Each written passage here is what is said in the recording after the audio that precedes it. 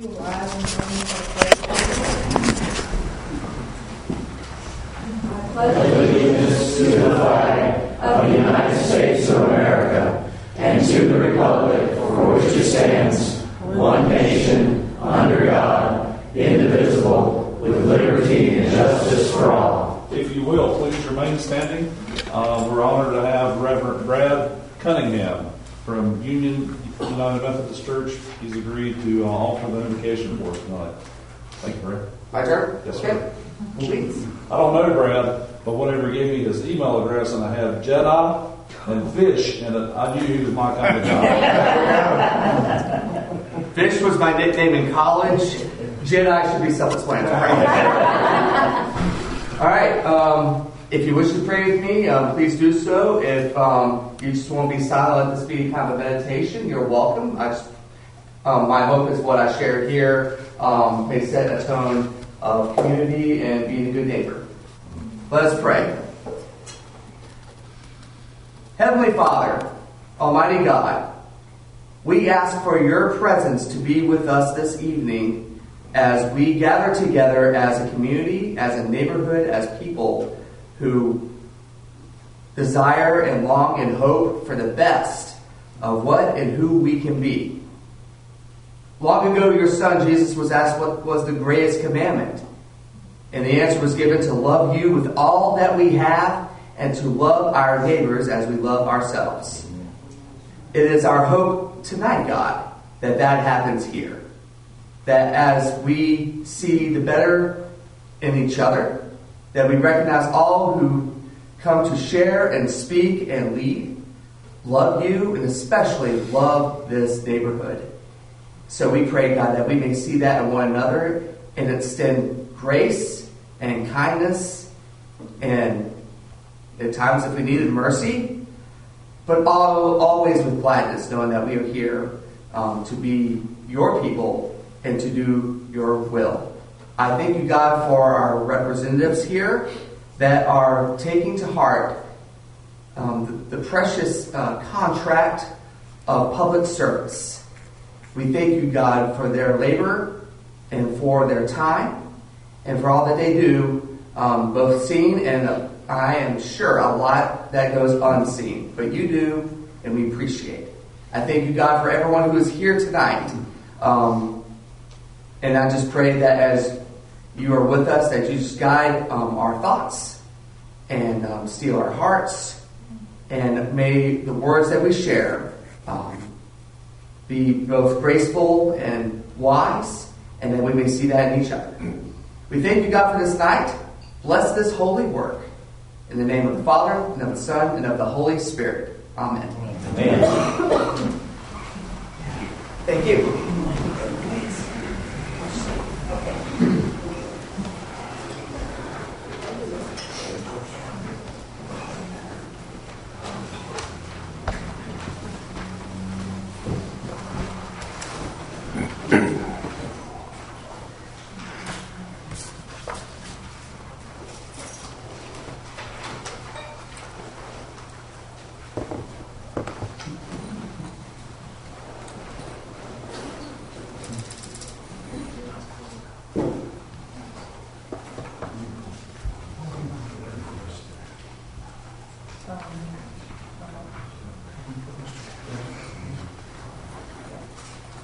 Okay, so tonight we're going to start with general public comments.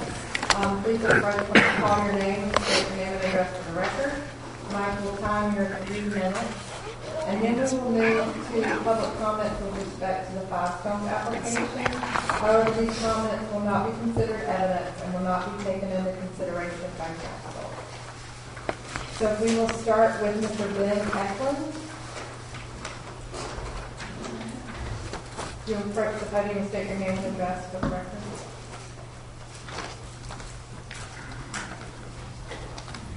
Before Mr. Eklund first needs to be stated by the hour, he's a government employee.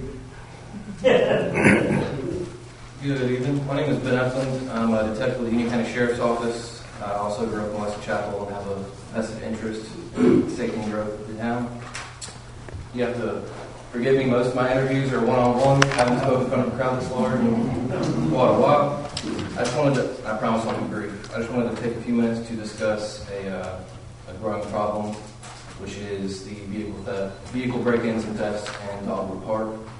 I have a list here. As of 2020, we are on our 16th, and those trends seem to be going up. Fortunately, there is a simple solution to that problem, and that is to have some sort of either license plate reader or cameras in the park. I understand the park covers about 23 to 25 acres.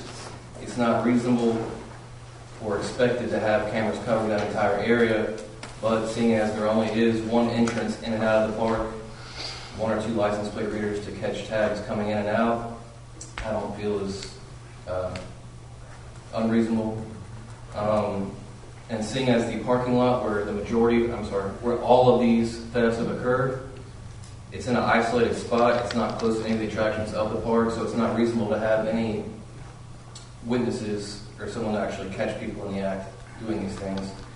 Again, a couple of cameras, 3 or 4 in the parking lot, maybe 1 or 2, just to catch the overall view, should be more than enough to get us some workable leads. Because the issue we're running into now is with no camera footage, no eyewitness accounts, we are very limited on what we can do as far as pursuing any type of leads. Even with the leads that we do have, with nothing to refer back to or to correlate what information we are able to gather, it's next to impossible to make any headway on these. So I just wanted to hit a couple points, reiterate a couple things. Quality and placement over quantity. Again, 1 license plate reader for the entrance and the exit should be more than enough. And 2 or 3, possibly 4, just covering the general angles of the parking lot. I'm not here to sell any type of brand. I'm here as a representative of the sheriff. I know the legwork has already been done as far as getting quotes and kind of shopping around for these types of things. Again, I'm not trying to sell anyone any type of specific equipment. Just, we need help. We need help pursuing these leads, and we need some footage, some actual footage we can use. License plates are obviously best, but any type of still, even if it's deer camera, help us a long way moving forward with all these.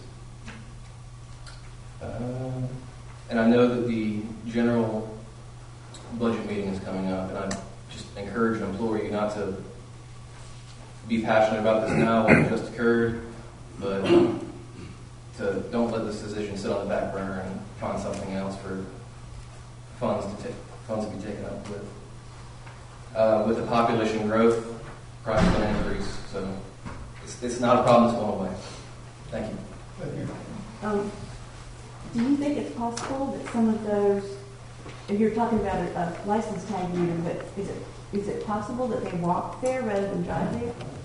Very few people actually walk to Dogwood Park unless they live within. Well, I'm saying they could, live nearby. I'll say this: it's possible. It's not probable. Not Thank you for your time. That brings us to Russ Graham. Could I go after the HOA as their time? That might be a little more effective. Okay, Gary Davis. Because I'll be responding to. If you'll approach the podium, state your name and address for the record. My name is Gary Davis. I'm the president of the HOA at the Courtyards at Wesley Chapel. My address is 2232 Lincolnshire Lane. Madam Mayor, members of the council, thank you for your time. Agenda item 4F addresses the approval for the release of the Courtyards at Wesley Chapel bond associated with the stormwater ponds. The Courtyards at Wesley Chapel HOA Board of Directors recommends against the release of the bonds at this time for the following reason. We have no way of knowing if the intent and purpose of the stormwater management ponds can be met with these devices. The only support for releasing the bonds is one engineering report from Labella, which reports satisfactory completion of the improvements previously bonded for these ponds. This report merely certifies that the devices were built per plan, but does not address the satisfactory operability. In fact, there are identified defects that will require significant repairs. My discussions with the North Carolina Department of Environmental Quality confirms that the permit closeout inspections for these devices have not been completed and have not even been scheduled. The covenants for the devices dated 27 January 2017 directs that the developer prepare a maintenance plan. This plan was approved by the Village of Wesley Chapel and should have been filed with Union County Register of Deeds over 4 years ago. Since then, there is no evidence that the developer has maintained the water management ponds as required. To wit, the plan specifies that water control structures shall be inspected by a qualified professional annually to ensure that they are operating properly and the results reported to the village. We can find no reports of any such inspections or any other listed maintenance items for the past 4 years. This may account for the deteriorated state of the system. We have asked the developer for records that support required inspections or any records or deficiencies of corrective action. Our requests have been ignored. The covenants specify the developer shall perpetually operate, maintain, and repair these devices at its sole expense in strict accordance with the management plan. Again, there is no record of any such action. The developer has told us that they intend to make all the necessary repairs, but we have no feedback regarding any work done or planned. Several months ago, we got a report from our pond maintenance company that identifies that there are deficiencies with an estimated correction cost of over $27,000. We gave that information to the developer at their request. Since then, the board has received no feedback on required repairs or planned inspections. For these reasons, it is recommended bonds be held until satisfactory completion of required inspections. Sorry, time's up. Thank you. All right, Russ Graham.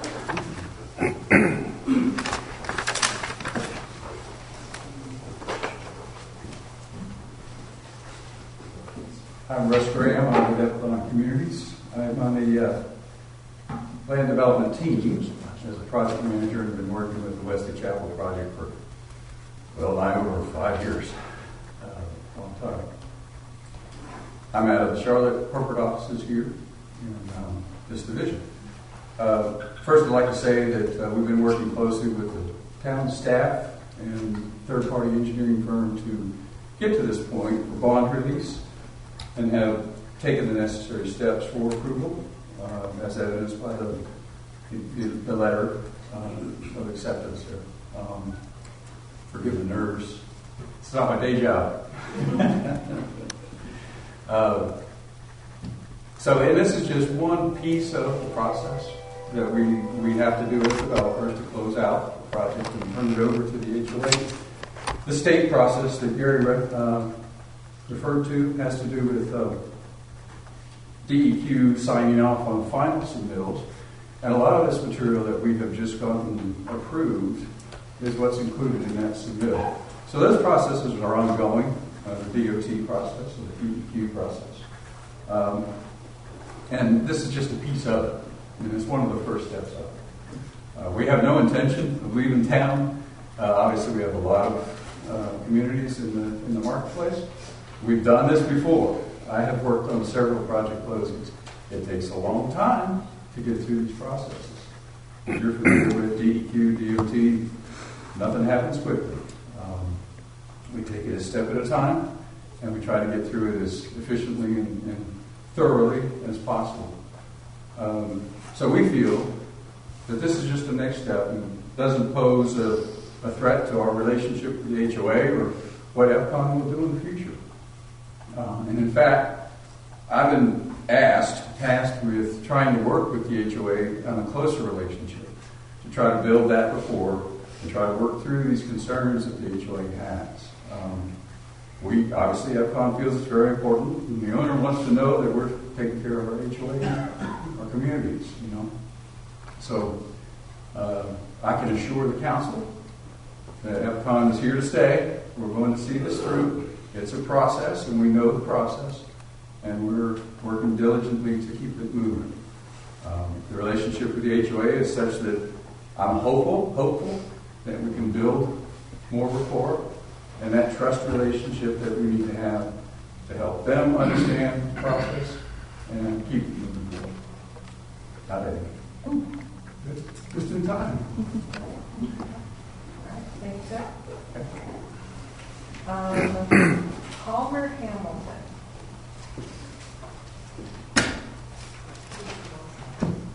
Oh, he's the boy. You're the Boy Scout, right? So you want to speak later. And Luke too.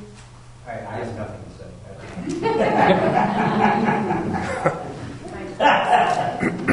Boy Scout has his own agenda. Yeah, you can drop your I Reverend Brad Cunningham. Oh, You just signed it? I just did my thing. I just signed the paper like I thought I was supposed to. I yield also. Dean Longa. I'm sorry, no, I signed after the reverend. So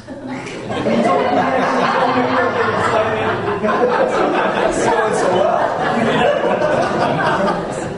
I think she was our leader. All right. I'm not so smart. David Mount.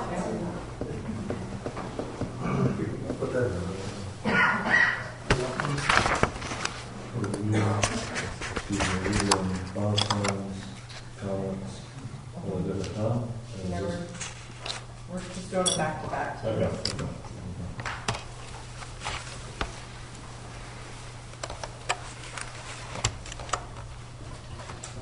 We will start the time until Thank you. the media is in place.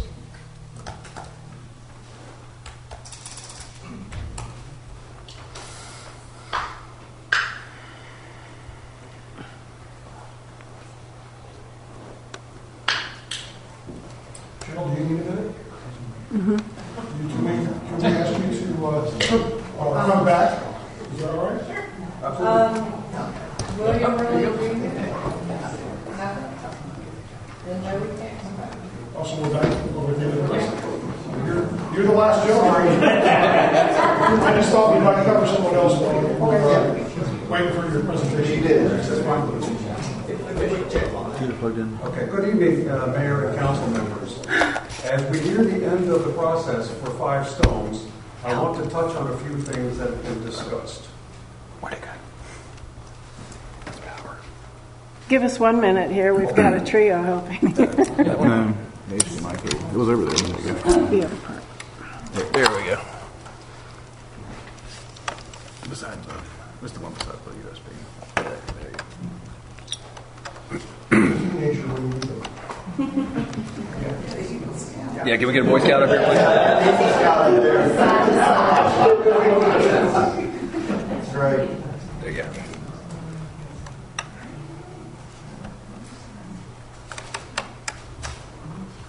There. Yeah.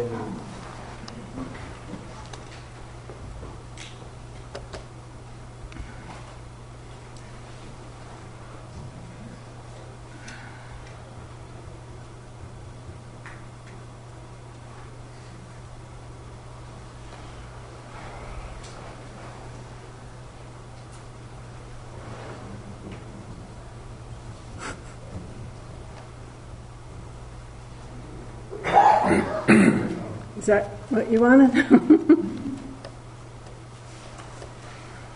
ahead and object to the, Madeline Truman, by the way, for the Council for Five Stones. I'm going to object to the presentation of evidence as part of a public hearing. This is not evidence on council. This is general public comment. This is public comment. I'm just lodging my objection for the record. Early on in the original permit process, the architectural concepts shown in Exhibit 1 were presented. What was built is an unattractive metal warehouse style building that is in harmony with nothing nearby. Next page, please.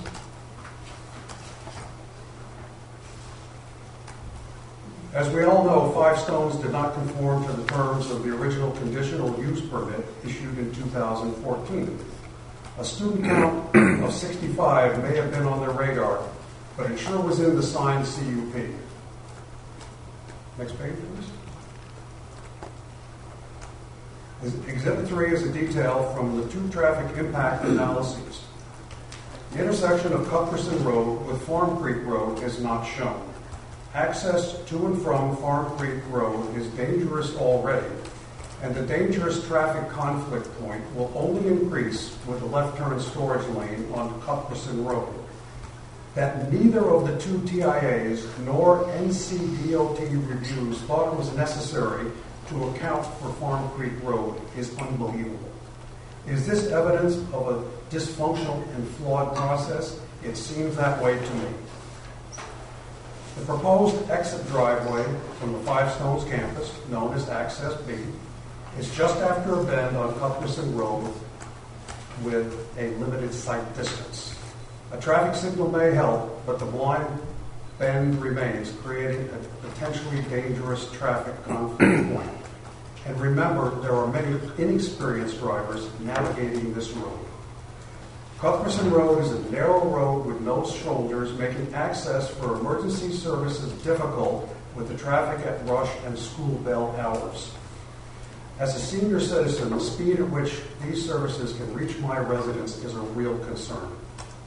Simply put, the church chose the wrong location on a two-lane local road for a large church, a 650-student school, gymnasium, and other associated site improvements on a road with an existing 3,000-plus student public school. The Village of Wesley Chapel Planning Board did not recommend approval of this new conditional use permit. I agree. PCDNA, please, council, do not approve. Thank you. All of our public comment. So that will lead us to the additions, deletions, and adoption of agenda. I think we need to remove item F for discussion. We can just make it 5A, if that's okay with council. And then I need to add item H for a CRPTO letter of support. And just for the public, the Charlotte Regional Transportation Planning Organization has asked us for a letter of support because they're applying for a regional Vision Zero plan to help eliminate traffic fatalities and severe injuries while increasing safe, healthy, and equitable mobility for all. CRPTO is looking for $5 million at no cost to the Village of Wesley Chapel. It's just a letter of support.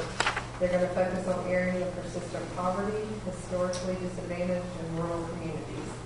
So I've added a letter of support to them to the consent agenda. If that's okay with council. Does I have anything else I'd like to add or subtract from tonight's agenda? Motion to approve the agenda as amended. Second. Any further discussion? The resolutions on adopting the records, Cheryl mentioned maybe time of the night. I was wondering if that's something that actually has to be consent agenda. The policies? Yeah, approving and adopting the records. That would be fine. And the conflict of interest policies. Is that okay with everybody? Okay, so you need to rescind your second. Rescind my motion. And we will add item I, which is approval of the resolution 2022-505 adopting record retention policy, resolution 2022-06 adopting a conflict of interest policy. Is there one more? I think it was just two. There was a conflict of interest, the non-discrimination, and the records retention. And non-discrimination. And these are policies that we have to have in place to move forward with American Rescue Plan funding by the end of the month. Is council okay adding item I? Do I have a new motion for approval? Motion to approve as amended. Any further discussion? All in favor? Unanimous? And now if I could have a motion for the consent agenda? Motion to approve the consent agenda as amended. Second. Any further discussion? All in favor? Unanimous? And that brings us to item 5A, which is the release of the courtyards at Wesley Chapel Bonds. I think we were seeking attorney or staff advice on this. Well, my basic question is, are these typically done before the inspection? Well, it depends on the condition that the bonds were issued for and what the requirements were of the ordinance. And if the ordinance and the approval for the developments have not been met, then you don't release them. If they have, you don't. So I guess if the gentleman from Metcon wouldn't mind stepping forward. The main question is, what would be the objection to waiting until the inspection is completed? Oh, and I couldn't hear too well. What inspection are we referring to then? Yeah. The inspection they referenced specifically, gentlemen, if you'd like to chime in here, you have it was a state inspection? And also the yearly report. Well, there's a required state closeout inspection of the permits associated with the. When I spoke to DEQ, they asked me if I was calling to schedule them, and I said no, and they said they have not been scheduled yet. Our project engineer is working on that.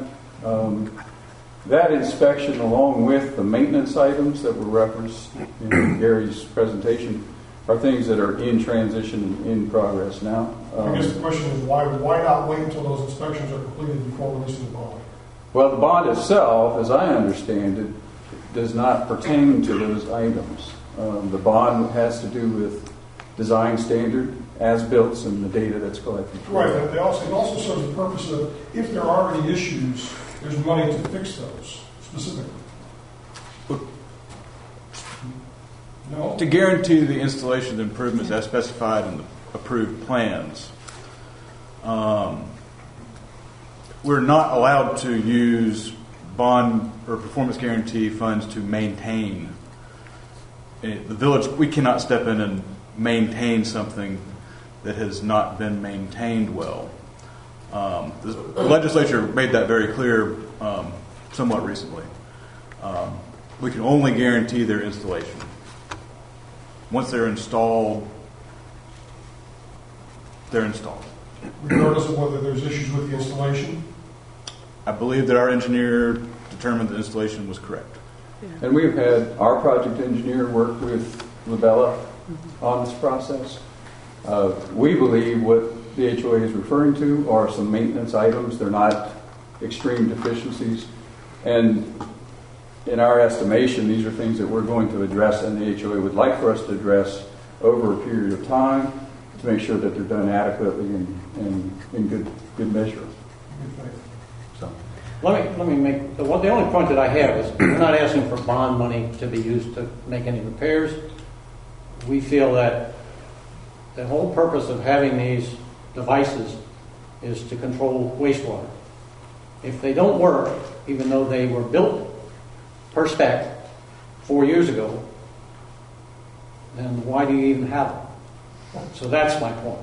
The point is, if you get them inspected, I know that EPCON has said that they will fix them. The only thing that I'm asking for is a little leverage to make sure that they do get fixed. Paul, let me ask this question. Is this an all or nothing release? Yes. They have requested release of the full amount of the guarantee. And there are 3 bonds, and they do pertain to more than just the stormwater devices. Sure. The inspection, too, that the HOA is referencing comes up in October. Right, yeah. The stormwater ponds were just released in February. Their engineer sent a letter saying that they were, sealed and completed. And so then Bonnie went out and they do their thing. And then Bonnie sent the letter that y'all received a copy of, which is what we always do in all the different subdivisions. And she said that everything is complete. They inspected, I believe, the roads. Mm-hmm. And this is... For everybody else. So there were not operating ponds for 4 years. This will be the first year we have an inspection done. The point is they should have been being inspected every year per the maintenance plan. That was signed off by the village. Well, the And ponds hadn't no. been released by the engineer yet. Yeah. That timeframe starts when they release it. Yeah, and that was That's February. not what the main, I'm not going to argue, but that's what. Well, the main thing is, we are not engineers. We have engineers on staff that are paid to sign off on these things, and if they don't sign off on them, we don't approve them. They do sign off on them, we're assuming that with their education, Bonnie's not going to put her stamp on something unless it's done, because it's her reputation at stake, and we worked with her for years. And Bonnie signed off on this? Yeah. She sent the letter. I think Gary might have done some of the work. I believe Brian Rossi was the engineer that EPCON had that Yes. signed off on it, and then, Bonnie. Yeah, I sent it all to you all, so you have it.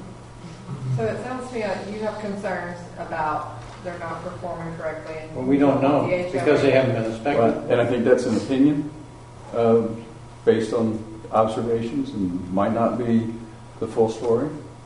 Again, this is why we have engineers that go to school for years to figure Exactly. out how all this stuff works, and those are the people we have to rely on. Right. I rely on them. I would, They tell me what I I would need to do. suggest that we have a professional organization that is certified to do the annual inspection that has found over $27,000 worth of damage of material that has to be done to make them right. That's not my opinion. That's what the professionals who have looked at it have said, and that was 6 months ago. And did you bring that information to us? Not to you, no. Well, I did in my presentation. And this would be just one of many pond maintenance service companies. And we could find half a dozen more to give a varying degree of perspective to this as well. So, but again, I would assure the council that, maintenance items and the things that the HOA is concerned with, we will address. I know that there's bond money that seems like it should be a holder, but in this case, that bond money is assigned to design and as-built, and we're complete with that process. So can we ask that you meet with the HOA and look at that letter of $29,000 items? Yes. Within By all means. a month, maybe? Yeah. I would say 90 days. Yeah, and as I say, I've come into this relationship recently, and I'm hoping that we can build on this and work together. I would They're going to need EPCON, Yeah, I know. and they want us. We are working together. The only concern as I have is that the company is ready to leave. This gentleman is working with us to make it work. The company is ready to leave? No, you're ready to leave, right? I mean, you're ready to move on. No. Well, anyway, the point our is, processes take months, if not years. the point that I'm making process. is that the company at a higher level than Mr. Russ did has higher priorities, I would say. That is borne out by the fact that they haven't answered any of our questions. Recently, Mr. Graham has been Russ has been involved with getting answers to us. And that's what I do. I broker that's working, the but process. as I would say, my only point is that if we have some leverage, we've got some leverage. That's all. I don't want to hold up $500,000 plus bond over an issue over $27,000 roughly. So I'd be willing to release the bond, provided the good faith effort is made to sometime in the next very near future address the concerns of the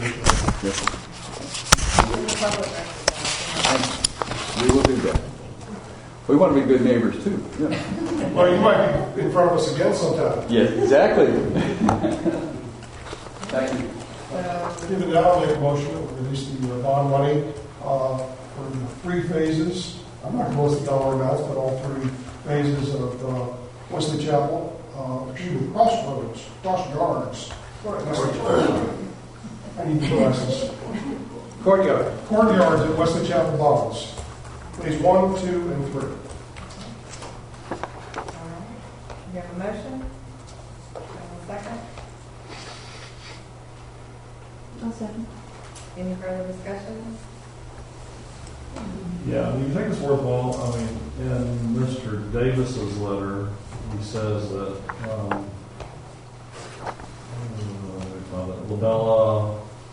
the Labella report merely certified that the device was built per the approved specifications, but not operable. Wouldn't you think that those two go hand in hand? And is that something that we need to get clarification from LaBella on?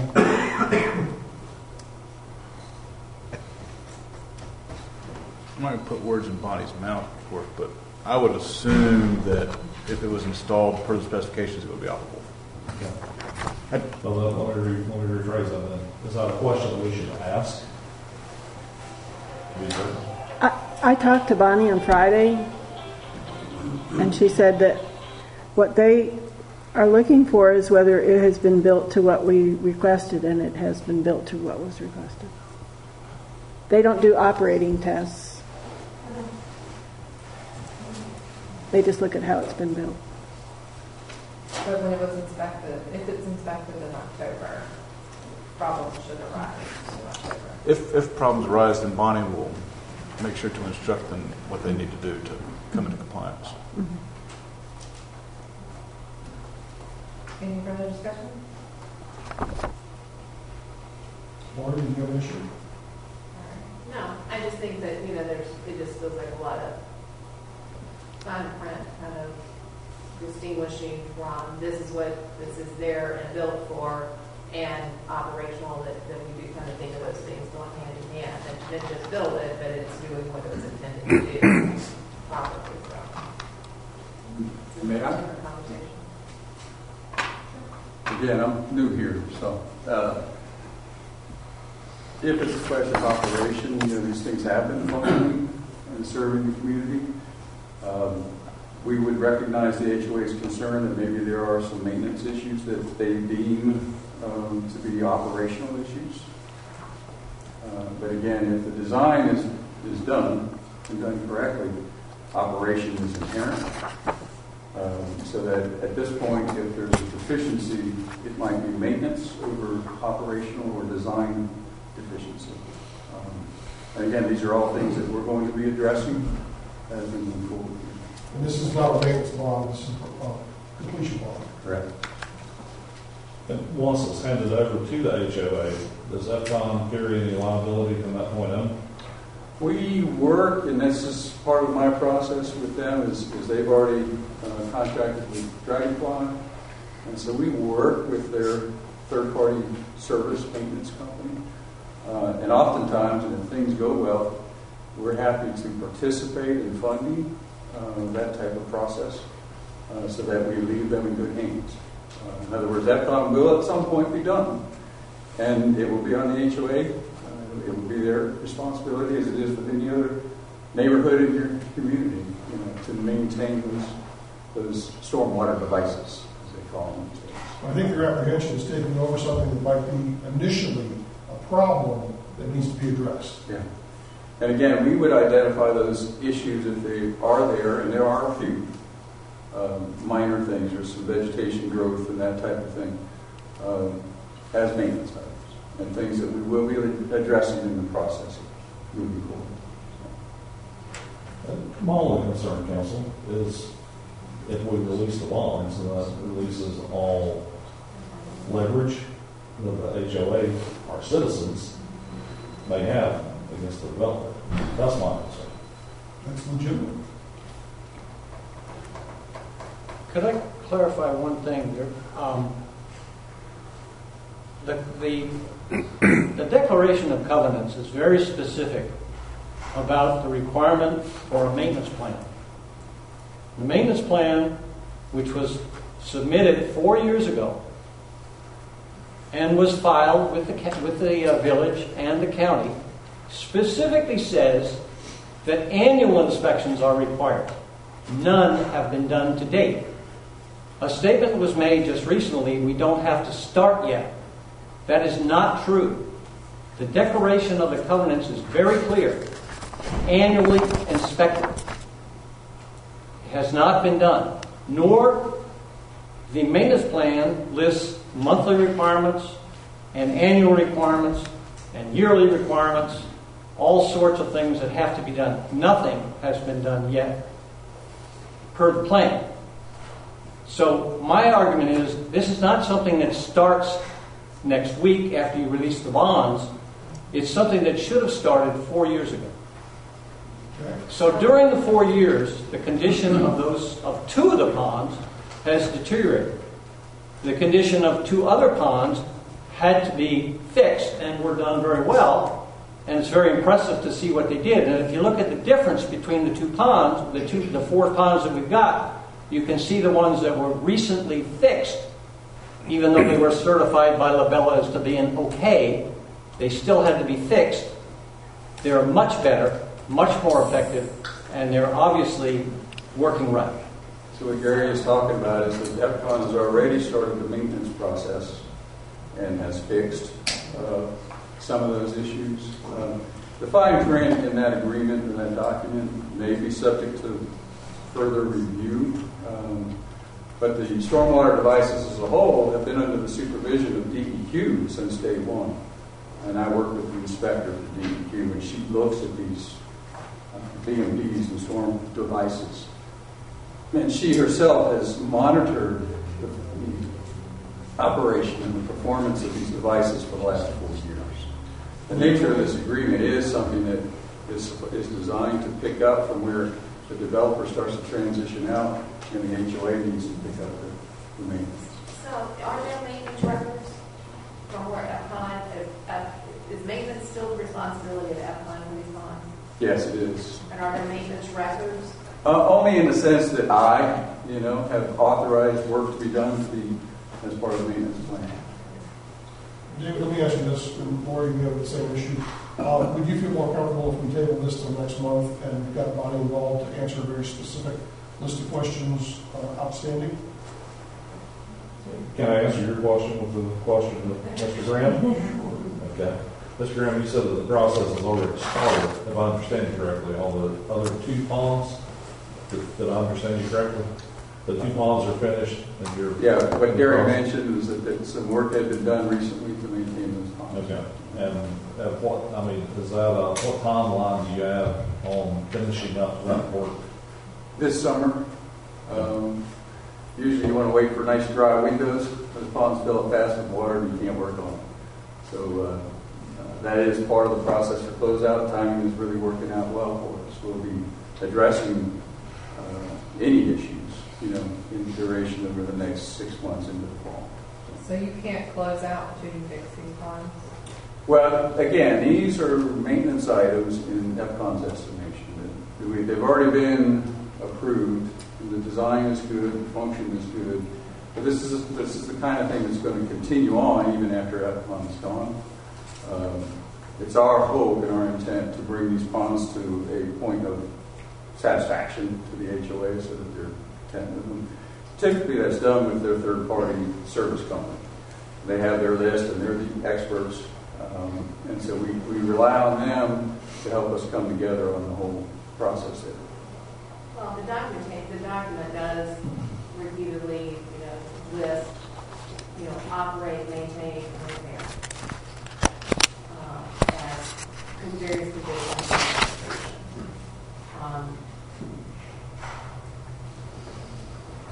And so I think it would be helpful to have more input, engineering input, understanding everything so that we are not leaving the HOA in a lurch with a liability on their hands from the get-go.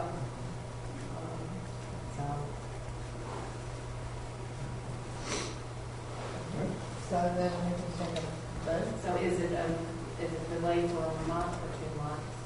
And we have to vote on the motion at hand, and you can make another motion. So your motion was to release the bonds. Do I have a second? So all in favor? All opposed? Unanimous? And then maybe. I make a motion that at the June council meeting, June, whatever date that is, council meeting, that we request Labella Engineering and EPCON and Courtyard's HOA representation to review and discuss any outstanding issues. By June? the June meeting. Can I offer something? Hold on, somebody's going to second it first. I'll second that. Okay, now you can. Again, reminding the council that there are 3 bonds, and the stormwater measures that we're discussing at length are only a part of those 3 bonds, and probably only a part of one of those 3 bonds. I'd have to dig into it a little bit myself to know which bond is which. So our efforts to work together with the HOA, are now involving 3 bonds, most of which, the $500,000 bonds, don't have anything to do with the stormwater device. That's why I asked the question whether it was an all or nothing type of deal. Yeah. I would much rather do this where there's something held back, but it doesn't look like that's an option. Well, I would ask your staff if that's possible. I don't know what the policy is, but I mean, APCON would prefer, of course, to take 2 and a portion of the bonds in release and then leave some residual, or release these bonds and we'll place another bond specifically for this. And what dollar amount? $27,000 and change. I'm not sure if you have any legal authority to say that. Yeah. Yeah, I think Vaughn's right. And there's no way to release a portion of the bond. I think my opinion is you're compelled to release the bonds once they've shown they've completed the improvements. And these are 3 different bonds. So I don't have, unfortunately, do you have the itemized list? I don't have an itemized list. When I talked to Bonnie, we talked about pull that. each bond and look at the whole estimate based. Yeah. No, she mentioned that it's a bond. How long would it take you to figure that out? Like if we gave you a few minutes? I could do that. I could certainly try. You raise a good point. Is there a legal concern here with the bond release? Or? I mean, if you're asking me, I agree with Vaughn. If they've satisfied the conditions of implementation under the bond, and then you're obligated to release them. But to David Lori's portion, they don't want to leave the HOA stuck with what could potentially be, after inspection, a costly bill. And there's no specific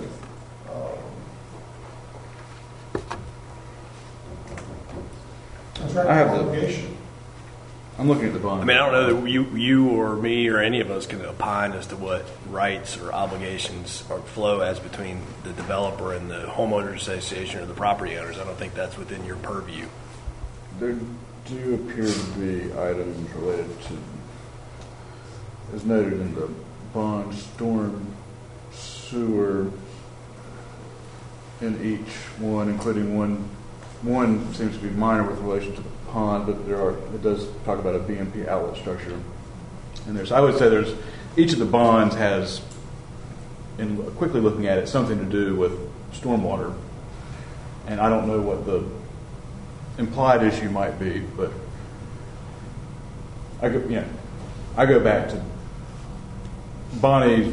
Labella has inspected it for the purposes which we've asked them to inspect it.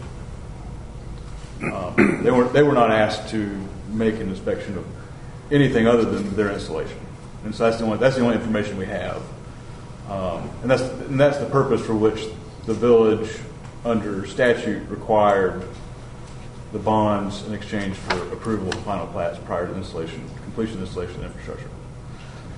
Well, again, I'll ask, was she aware of these deficiencies? I have no idea. Bonnie? Yeah, I talked to her on Friday. I forwarded their email to her. Would it? I don't think she could be. I forwarded your email to Bonnie. Yeah. Would it be helpful, again, coming back to the idea of releasing these 3 bonds, since they're good to go, and then APCON placing a smaller bond, whatever dollar amount makes sense here, to satisfy all parties? I think that would have to be something that George directly here, that the council, EPCON, and the HOA would have to agree to. Well, so you all can't require bonds for maintenance obligations. Vaughn mentioned that earlier. That was a change in state statutes So this goes back to the all or nothing. several years ago. So, again, if the requirements have been satisfied under the bonds, you're obligated to release them, and then you don't have authority that I'm aware of to require a maintenance bond because the legislature eliminated that ability for municipalities to require it. Can we ask for a commitment that EPCON provided maintenance for these two ponds before turning them over to the HOA? I mean, I guess you can, but if they don't, I don't think you can do anything about it. Sorry, this is totally off the cuff. EPCON's happy to commit to it. We're going to do it. It's not even a question for us. So if it is a matter of record and in some way that it satisfies the concern. And I will say, again, I'm not familiar with this, and I don't think y'all's business is getting into the private business between the developer and the owners association, the property owners, but it sounds like there is a covenant document that the developer is bound by that might afford claims or obligations that flow back and forth. So I don't know, but again, I think you should shy away from delving into something like that.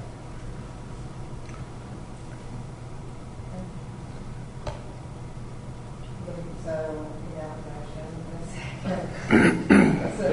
Could I offer just one observation? You have a permit to build something, and the permit is not released until it has been satisfactorily inspected by a competent authority to do so. If that inspection has not been done and the permit has not been released, how can you say that it's satisfactory? Inspections have been done by engineers, both Labella and the project engineer, and their stamps are on those inspections and those approvals. They've certified these things. And it's that information that goes to the state. The state doesn't come out and inspect.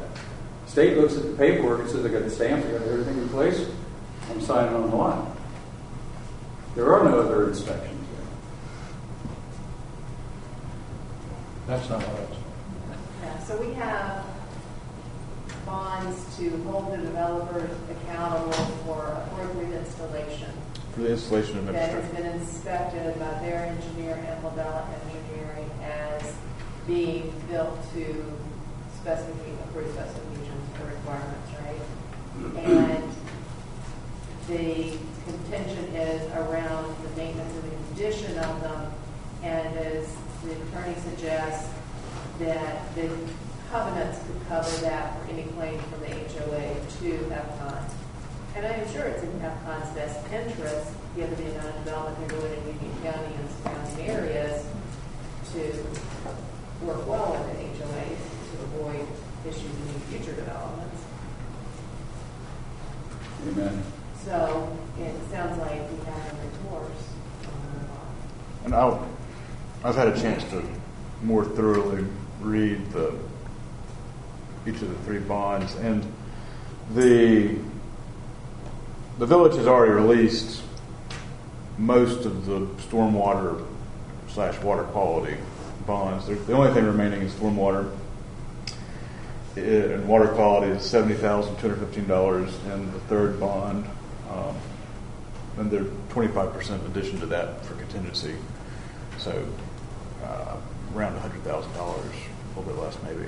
It's still remaining in stormwater, but the village has released over time other aspects of their stormwater work for infrastructure. So it's not the entirety of the BMPs being released or asked to be released today. We collectively have already done that. So we have a motion and a second, so all in favor? What was the motion again? The motion was that they meet, So we get Labella and everybody here in June to talk about it. Right. And And Ron, you're saying that's not really an option? Well, you can do what you'd like to do. I would say that if you're concerned about the installation of the stormwater-related infrastructure, there is still $70,215 in BMP and water quality improvements, plus 25% contingency on top of that.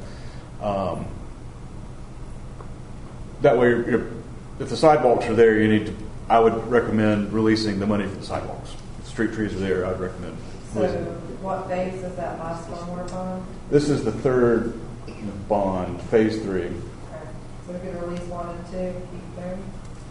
I would release, if I were releasing things, I would release everything except, if your concern is the installation of the stormwater infrastructure, I would release everything but the portions of the stormwater infrastructure that have not yet been released, which is $70,215 plus 25% contingency. Keep that all. Okay, so all in favor of the motion? All opposed? Yeah. All opposed? All right, take a motion. Vaughn, say exactly what you just said a second ago. There is stormwater. The stormwater portions of the bonds for phases 1 and 2 have been completely released. There remains $70,215 in stormwater-related improvements guaranteed in phase 3, plus 25% contingency as mandated by the ordinance. You can release everything except for that which you are not comfortable. If you're not comfortable with the installation of the stormwater infrastructure that remains to be released, then you can hold back the $70,215 plus 25% contingency as in the phase 3 bond and release the rest of it, because we have released probably the overwhelming majority of the funds that they were guaranteed previously. Cheryl, I'll make a motion exactly what you said.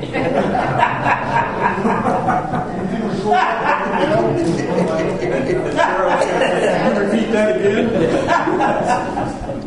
So it was basically to release bonds, performance bonds, phase 1 and 2, and keep $70,215 plus 25% contingency from phase 3 until we feel more comfortable with the stormwater installation of the ponds at And just for the record, the 25% of that number is $17,553.75. So we have a motion, second. Any further discussion? I'm sorry, who seconded it? Thank you, Lori. Okay. Any further discussion? All in favor? Unanimous? Okay, that brings us to the planning board report. And comments.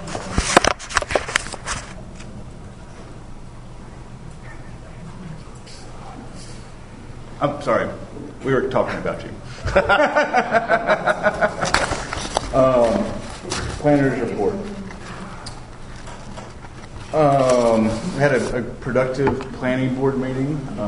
Last month we discussed the proposed amendment to the zoning ordinance regarding special use permits, and we'll be discussing that in more detail this month. We did not present anything to them, but we'll be working on that some more this month. It's been fairly quiet in terms of approving things recently. There's some work that will probably be going on at Target fairly soon to relocate their drive-up, pull-up shopping online ordering area.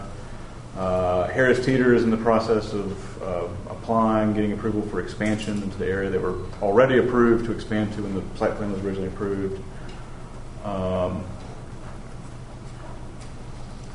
Kind of the big things. Had some interesting conversations with some potential developers beside where the new food line is going on the corner of Antioch Church and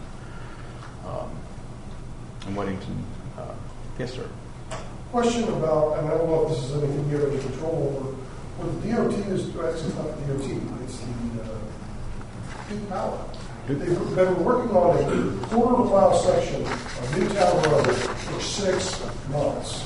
And there's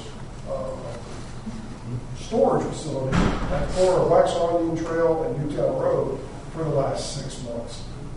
Everybody keeps asking me, when's that going to be done? Is that anything you can investigate and find out why they're spending 6 months to do a quarter of a mile of I did not know that was going on. So They started before Thanksgiving and they're still working on it today. I have no idea. Well, I can. if you have any connections, you can find out from the out villagers. I'll look into People ask me it. all the time when that's going to be done, and I said I have no idea why it's taking so long to do a quarter of a mile for 6 months. A Duke contractor, like ULCS or Pike or somebody like that, or is it Duke themselves? And I'll see if I can get some information. Well, you know anything about the opening potential of Dumont? They applied for ABC permits this last week. Is that right, Shirley? I think I heard May 11th. And for the room, the Village of Wesley Chapel did not decide it was going to be a food line. We don't control what store goes in there. So I know a lot of people want to trade those. We don't do that. So Looks quite right. all right. Anything else, Tom? We got McCoy Farms, their first comments back. Bonnie and I did not. I didn't have a whole lot. Bonnie had quite a bit as usual. I don't know the time frame. When they've dragged their feet pretty well the last year.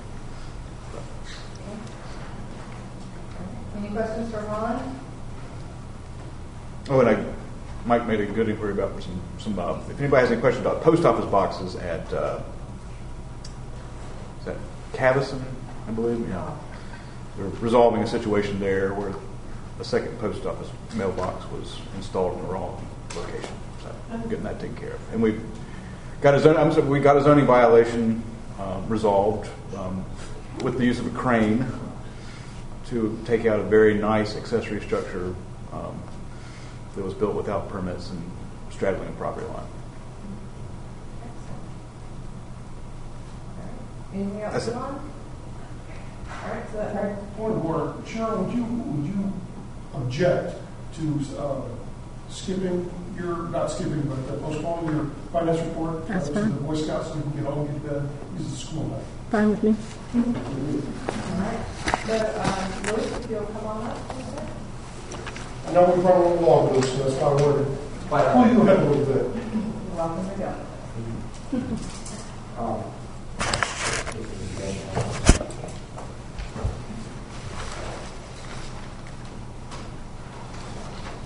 I think we're going to share, because I want to see them.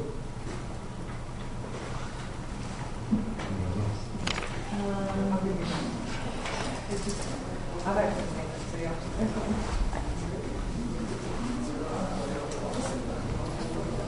So I'd like to start thanking you, Mayor.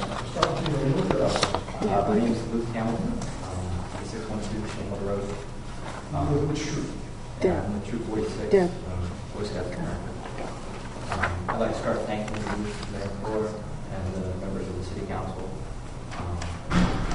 And so I am proposing to build an Eagle Scout project at Dogwood Park. It is a singular upper body fitness station, and I've zoned out a place in Dogwood Park, and I think it would work. I've met with the Parks and Recs Committee already, Mr. Brad Horvath, and a little bit of backstory as to why I proposed this project. I run track, and so I was doing pull-ups at the local elementary school at Wesley Chapel, and I was told to leave. Which is understandable, as you don't want random people coming into the playground. And so I was looking around for places to do pull-ups, and I know the Y has recently closed. It was here, and I couldn't really find anywhere. So I think Wesley Chapel, the Dogwood Park, would be a great location for it for anyone on a walking trail or anything. And I was there when Dogwood Park opened. I lived here for quite a while. I think it'd be excellent location. Do you have any questions? When were you planning on building this? As soon as I can. I think it would be in the next few months. Over the summer? is your timeline once you get started? It should only take like a week. It's a quick, simple project. Do you have all the help that you need? I'm working with Rob Danson from Precision Plumbing. He's helped give me supplies and things, and he's agreed to help me a lot.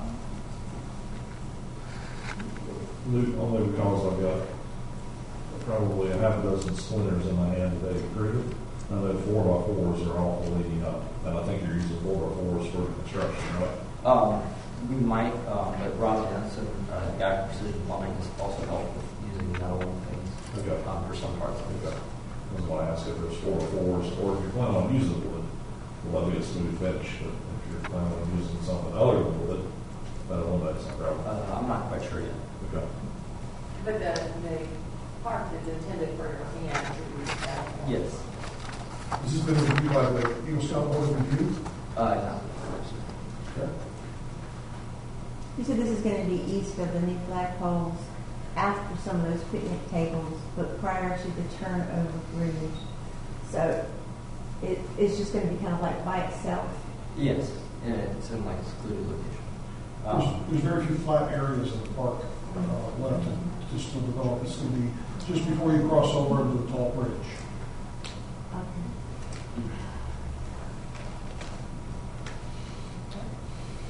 Any further questions for the Scout? What's going to be underneath the? We'll see mulch over that. Okay. So we plan to use mulch, and I think the park already ordered mulch. So they would fit along with the park scene. Park's Go ahead. The thing I might suggest is, considering working with the Department of Maintenance employee on treatment of the area and everything before we can start to build. Before we put down. And I'll also approve the Eagle Scout project as presented. Any further discussion? All in favor? Thank you for coming. We look forward to seeing you.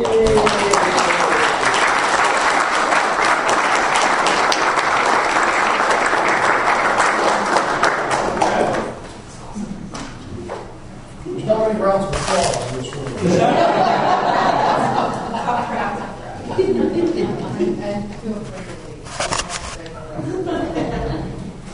I know it's school. Thank you, Cheryl, for deferring. No problem. No problem. All right, Cheryl, take it away. Okay, you have the March financial reports, and we're at 99% of the property tax collections. We're at 96% of zoning permit collections. We're about on target for the sales tax collections. We did pay for our CRTPO dues, which brought us to 99% of dues spent for the year. We paid the last quarter of the deputy fee during March. And I made a budget amendments in March. I was cleaning up a few accounts. I moved $205 into seminars. I believe that's in Park and Rec, I believe. For John to attend training? Pardon? For John to attend training? Yeah, I believe that's what it was. And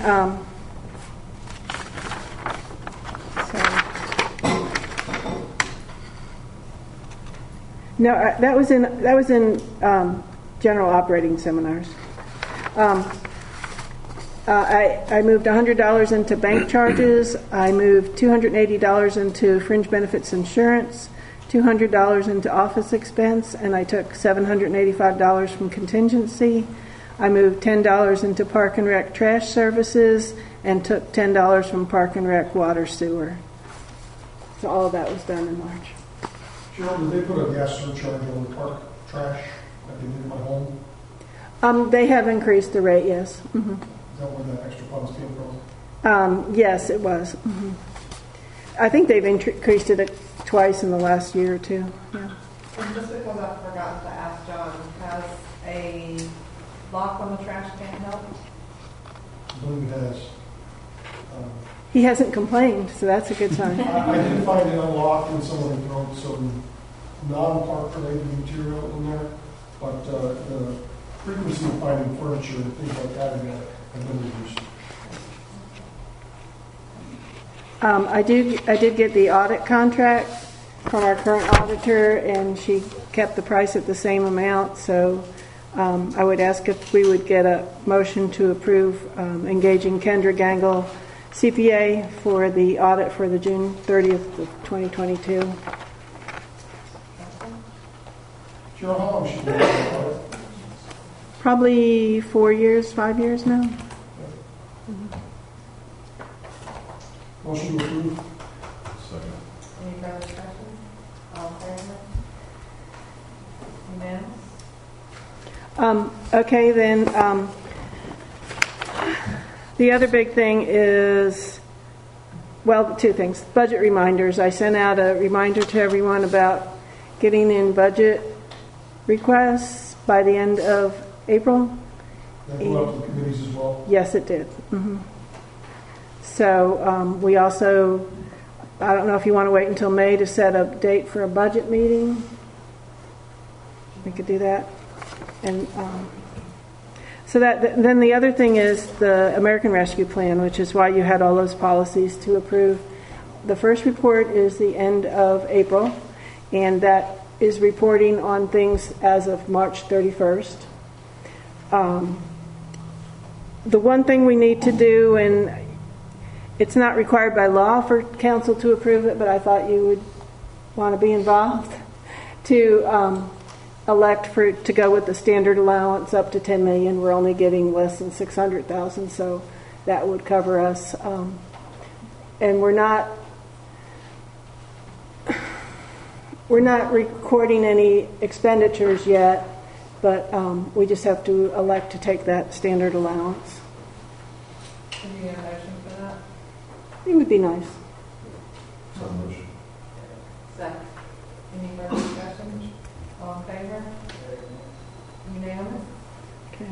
So today was the one-day class from 8 to 4:30, Zoom call on the American Rescue Plan, and I feel ready to do the report, and I think I have more of a picture going forward. I think in the end, if we use all our salaries starting last March 3rd of 2021 through probably 2024 or 2025, we can pretty much get most of the money that we've been awarded. We will need a little bit more, and I think, I need to check with my attorney about micro purchases. I think maybe we can get another, like 50,000 would be the remaining amount. And so I think we'll be in good shape then. Any questions for Sharon? Anything else, Sharon? That's all. No, we can check it off. Thank you for sending through right now with the Zoom call. Those are not signed. So that brings us to the Park and Rec report.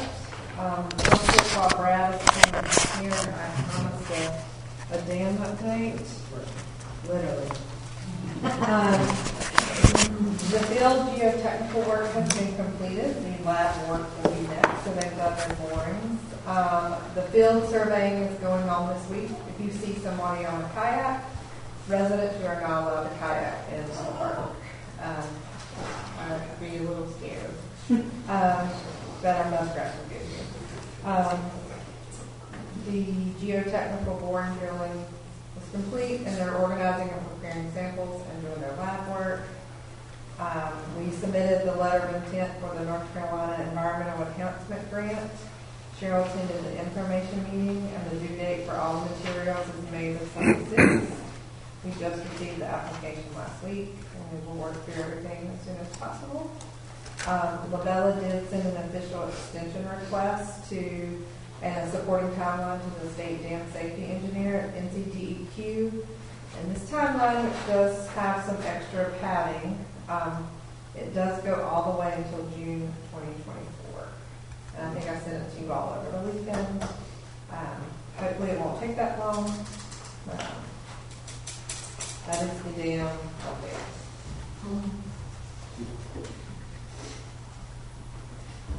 Mr. Barber, thank you for coming. No worries. The extravaganza was held this past Saturday.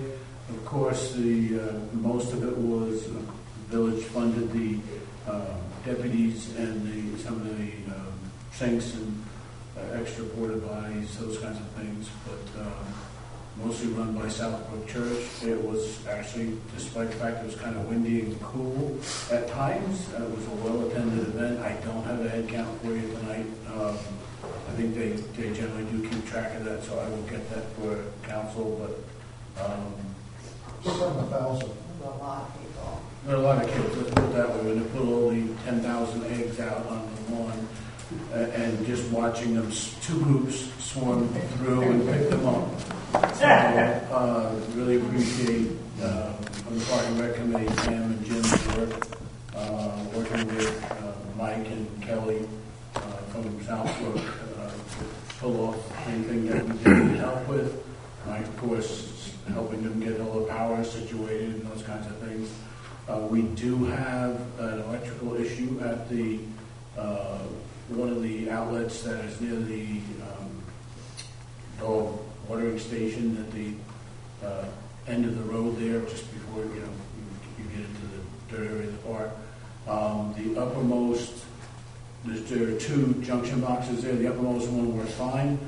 We were trying to use the second, and we believe they're all in separate breakers. The second set of ones kept tripping. So there was a second bounce house that was supposed to be operated, which couldn't be run. But there were new rules around that. The county came out with and having bounce houses, but there was good communication between everyone, Cheryl, Pam, and et cetera, and so they worked with the county and got all the way situated. So it's a great event. The playground, I have never seen it so jammed, but Yeah, Lori said she saw the door closed one time. Yeah, I mean, there was just Yeah. But that's what it's for. So, I mean, it was just great seeing it used, and everybody seemed to have a good time. I didn't hear much in the way of anyone complaining about anything. So, that worked well. As far as things that are being discussed, of course, we were also made aware of the problem with the car break-ins over the weekend. So that is going to be a budget item that we'll be heading back in again. There's always been a kind of a thought about, because the park does not have you need for the cameras to be able to talk to or a storage station to be able to keep all the information, and that needs to be secured somewhere, and it needs to be in the vicinity of those cameras. So, we thought about when and if we get to the bathroom picnic shelter type concept that we were talking about, that's where it would be, which I think would be ideal. The question is, do we wait? And I think the right answer is no. I think we have to figure something else out. But obviously, this is fresh information, so we will be definitely heading into the budget, speaking about budget items. So the council is going to be talking about the budget and the committee this coming meeting. And we started last meeting. We'll finalize our budget and have it in by the end of the month, Cheryl, on time. So council can move on that.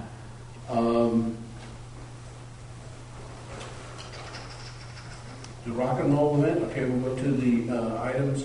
I asked for an approval to spend $4,000 on the car show event. We do not have a budget together yet. Part of the reason is another county change in the sheriff's department. We have to have them lined up 45 days in advance. They're going through a new automated system that Cheryl will need to go online, request the deputies 45 days in advance, no exceptions, coming in late. So, it was recent between the last committee meeting and this meeting. So, So we are, asking for that approval now. That was the original budget amount for each event, $4,000. We will not go to that level, I don't believe. We have the date has been confirmed on June 4th that there were no competing events locally at least, which was the other thing we were waiting for before we really got rock and rolling, speaking of rock and roll event. So, and that's what we'll be working towards. So the approval will be, of course, not to go above the $4,000, the request, I should say. We will still bring the budget, as I said, what we fully intend to spend. We should have that for you at your next meeting. On the deputy request, has to be 45 days in advance, but we don't pay any sooner. We still don't pay until the event. Right. And there was one small issue on Saturday's event, is we requested originally to have the deputies from, the event was expected to be from 10 till 1. They did not decide to bring any food trucks, so we continued closed the event from 10 to 12. So the question was, did the deputies need to stay, even though they were not needed for the last hour? So I talked with Brandon about it. He wasn't sure because once they log in or log out, their pay is based on that. So we requested them for 3 hours, then we changed the hours of the event. Because we had to do it so far in advance. We lost the food truck.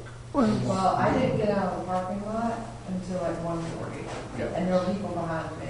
So the deputies were definitely needed for that extra hour. Well, what I was specifically talking to Brandon about was having him at the bottom of the driveway restricting access in and out. I was not talking about the people over at Southport Church, and Brandon assumed I meant everyone, and he pulled the other two gentlemen as well. That's where I think the problem was, getting out of the parking lot. I got the invoice today, and it was for, as requested, we hired them 4 hours, 3 deputies. Right. And that's what we were charged. They didn't work full amount. I heard from a lot of people that had problems getting out of the parking lot because the deputies didn't stay. So, we'll work on that next time. Yeah, we knew with the playground and stuff, people would stay. I mean, regardless, which is another reason we didn't. Park and Rec Committee said, we've already asked for the time, let's leave it as is. But anyway. Communications. So that's the first approval we're asking for is for the next event, the June 4th car show event, to spend no more than $24,000 so we can begin the reservation process and everything else we need to do. Council, do we have a motion? So motion. Second. Any further discussion? All in favor? Next. The second item is we have $3,500 in the budget to be able to purchase capital outlay, to purchase benches and tables. Costs, I think, have changed a little bit this year. So we need a budget amendment to move $220 from Park and Rec Services from the plumber category, because we're not doing this $1,000 in there, we're not doing the fountain this year yet. So it will be done before June, obviously. And to capital outlay to cover the additional cost for the purchase 2 8-foot picnic tables and 1 8-foot bench, which will be cemented in along as the other ones are, the benches. Same type, same things we've been getting. And then the second approval for, I can do them together, up to George, I guess, or Cheryl, for the approval to spend $3,720 before tax on those 3 items. Council, do we have a motion? And when you make the motion, I'd suggest you maybe move a little bit more than the exact amount of $220. Maybe make it $250, just in case there's any change in shipping. I would like to move up to $3,750. Well, I guess I need 2 motions, right, Sharon? Well, we already have $3,500, so we just need to move $250. Okay. 250. Okay. To move 250 from the Parks and Rec Services budget to From the plumber? yeah, from the plumber. Okay. To capital outlay. Do we have a second? Second. Any further discussion? All in favor? Unanimous? And now, do you did that spend? The 3,700? Yes. To spend for the, I guess, the entire amount. I'll make a motion. Use up to $37.50. Right. From the capital outlay budget, line item for benches and tables. We have a second? Second? Any further discussion? All in favor? Unanimous? And that's it, unless you have questions for us. I talked with John today specifically about the, what's already been approved by council for the bushes and trees and landscaping upgrade. I think Cheryl's already confirmed the contract was approved, get the wholesale pricing. John's planning on starting that now that he's back from vacation. Okay. Thank you, Brad, for our committee time working through and working by your hard work. It was a really nice event. Again, As I said, most of the planning was done with Southbrook and Pam and Jim filling in. I was going to wear my shirt, my workers got from my team from my employment that basically said, retired. I retired 2 weeks ago, so I will have more time to commit myself. Congratulations. Thank you. Congrats. Yeah. It says, not my problem anymore tomorrow. So, this still is my problem. So, but thank you. Thank you. All right, so that brings us to a public hearing for text amendment subdivision approval. So I will open the public hearing for the text amendment to subdivision ordinance 155-075D.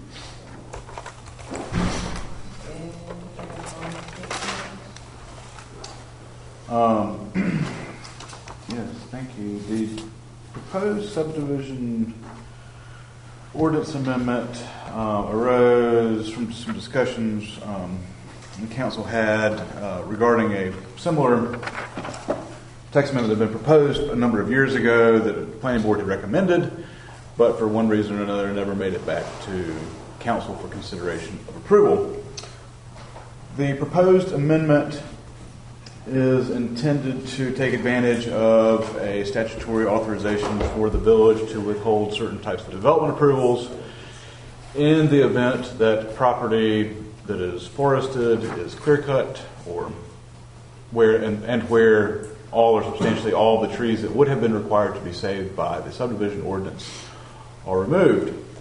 I did have a discussion with the Union County Urban Forester regarding this. He gave me a call to talk about it.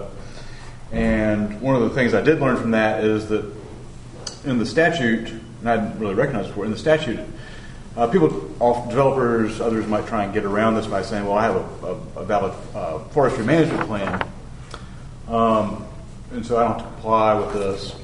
But one of the components of a legitimate forestry management plan is a plan to regenerate trees on the site.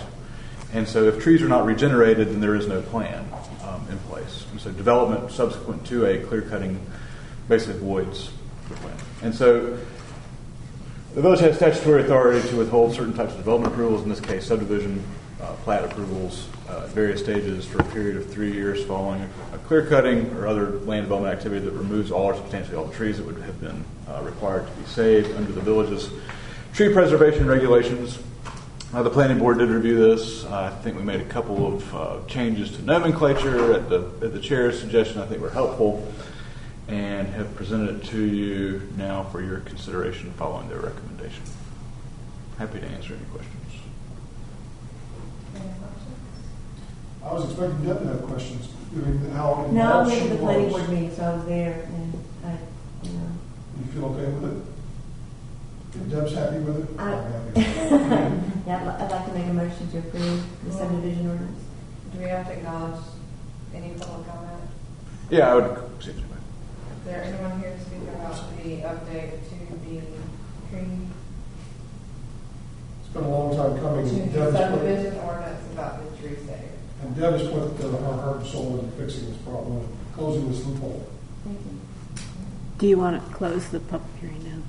If no one's going to speak, so we have no public comments, so I'd like to close the public hearing for subdivision ordinance 155-075. And then motion to approve the amendment to the subdivision ordinance 155-075D. Further discussion? All in favor? Unanimous? Thank you for all your hard work.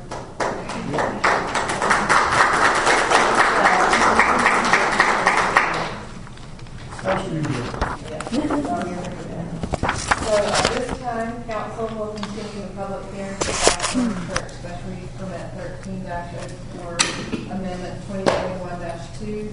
This public hearing is continued from our last council meeting on March 14th. As a reminder, I will review the nature of a quasi-judicial hearing. So this is a quasi-judicial hearing. That means it's like a court hearing. State law sets specific procedures and rules concerning how the board will make its decisions. These rules are different from other types of land use decisions like rezoning cases. The board's discretion is limited. The board must make its decision upon competent, relevant, and substantial evidence in the record. A quasi-judicial decision is not a popularity contest. It is a decision constrained by the standards in the ordinance and based on facts presented. Participation is limited. This meeting is open to the public. Everyone is welcome to watch. Parties withstanding have rights to participate fully. Parties may present evidence, call witnesses, and make legal arguments. Parties are limited to the applicant, the local government, and individuals who can show that the subject of special benefits. Other individuals may serve as witnesses when called by the board. General witness testimony is limited to facts and not opinions. And if For I certain promise you, topics, I'm sorry I tried to get here on Friday, but you were closed. I saw your email come through. And if you could pull up the site plan for what they proposed first, and don't pull that up until I ask for it if you don't mind. Thank you. Witnesses must also swear or affirm their testimony. Tonight, we have one party standing to participate. Mr. Michael. If you'll please approach the podium and state your name and address for the record. May I recuse myself since I served on planning board? I'm sorry, I forgot. That's okay. I served on planning board when this came up, so I can't be here. Thank you, Deb. Thank you for reminding me. Okay.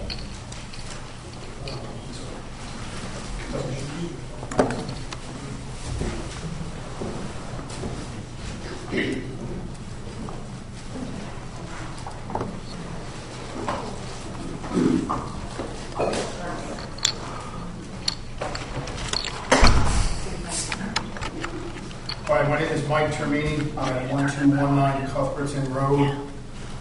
Let me remind you that I'm a little bit hard of hearing, so my voice is going to be a little bit elevated so that everybody can hear me and hopefully nobody falls asleep. I'll try to make it quick, but tonight I'm going to start from the beginning. I'm going to remind you of a few things. I'm going to provide some context, which I don't believe you've seen throughout this entire process. I'm going to show you some facts, and then finally I'm going to make you some promises.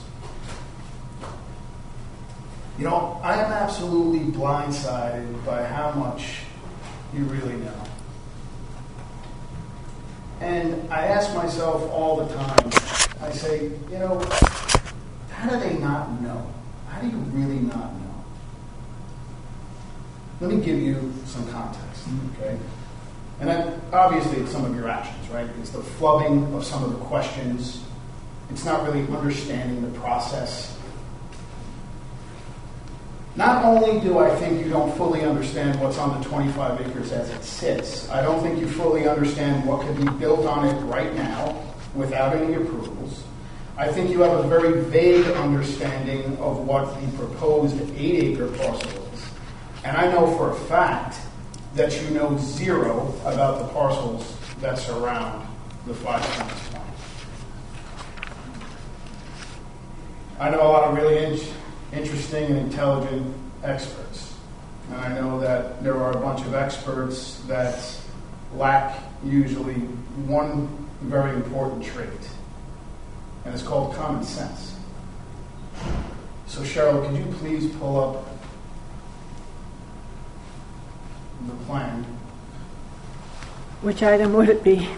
There's a lot of items here. I'm sorry. Okay, forget about that. You can leave that alone. Okay.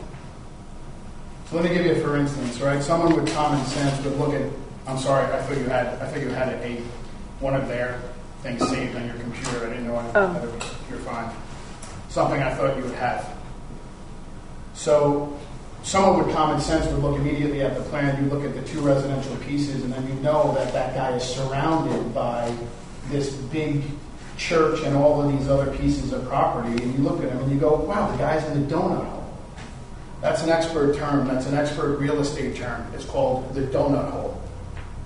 And what that means is that there's somebody in the middle of the donut hole, and he's surrounded, completely surrounded. And now this guy happens to be surrounded by this proposed school. Just imagine you being in your backyard and being surrounded by a school and being the only one out there. So common sense would tell you, when you look at it, you go, you know, I live in the village, you know, we've been here for a long time. I know Cuthbertson Road. I know it's a 2-lane road. That doesn't really look right. It's not something that, it just doesn't fit. Then you look all around, you see all the different variables and effects that it has on not only the person that's requesting it, but the people that live in the village, including the people who pass through. That's very, very important to understand. Is that Cuthbertson Road is a main vein that passes through. People use it all the time. If I asked anybody on the dais how many high schools were in a 1-mile radius, I guarantee you missed one. Would anybody like to take a shot? Tell me how many high schools are there? In a 1-mile radius of where this is being proposed. How many high schools are there?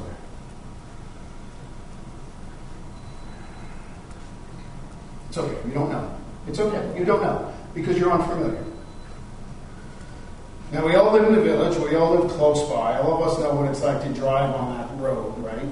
And common sense would tell you that, again, one look at any of the plans or any of the proposed turning lanes that move into there would do nothing more than just bottleneck what's already there. We provide some other facts for you. I'm going to provide some facts not based on some opinion of somebody who has a degree, right? Because there's varying levels of competence here. You've all witnessed the pictures of the senior director with the shrubs out of context and showed you a picture of a bush. And then you were lulled to sleep with retention ponds. And then you were lulled to sleep with landscape screening. And then I was totally blown away when 2 questions came out of this dais. It said, is anything going to be built inside the setbacks? So let me help you understand. Setbacks are in place so that nothing can be built inside of them. And then the second question was, at what rate are we going to replace the trees? You see, this isn't a typical request. We're not building a house. They're asking for a school.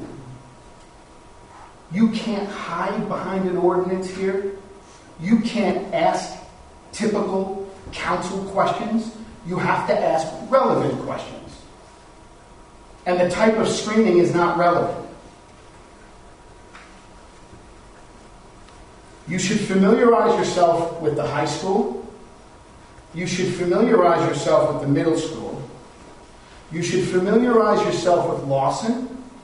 You should familiarize yourself with Farm Creek, Champion Forest.